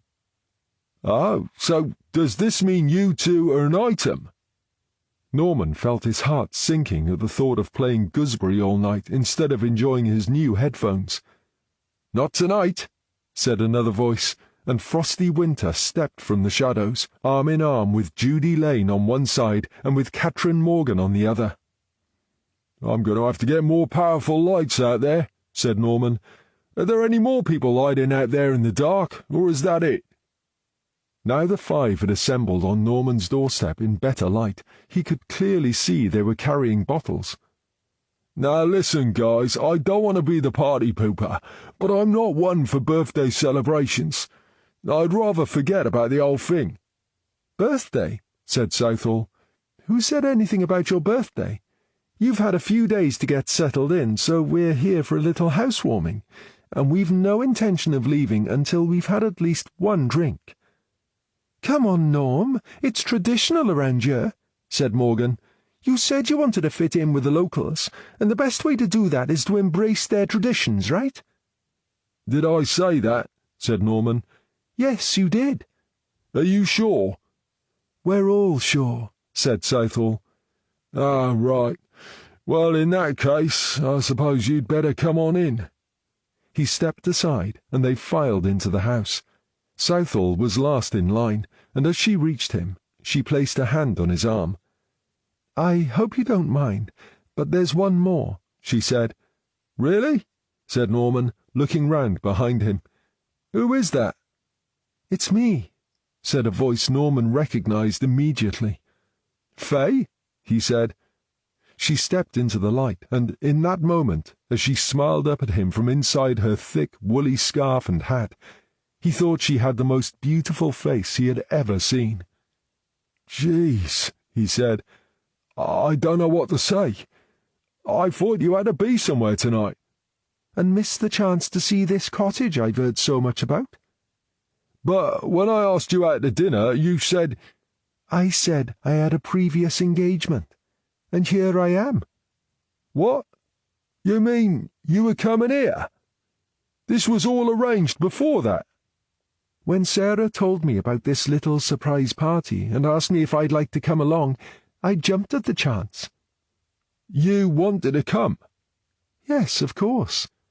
"But I thought—" "When you asked me to dinner, I wanted to tell you why I said no, but I couldn't because I didn't want to spoil the surprise. Am I forgiven?" Norman stared at Fay.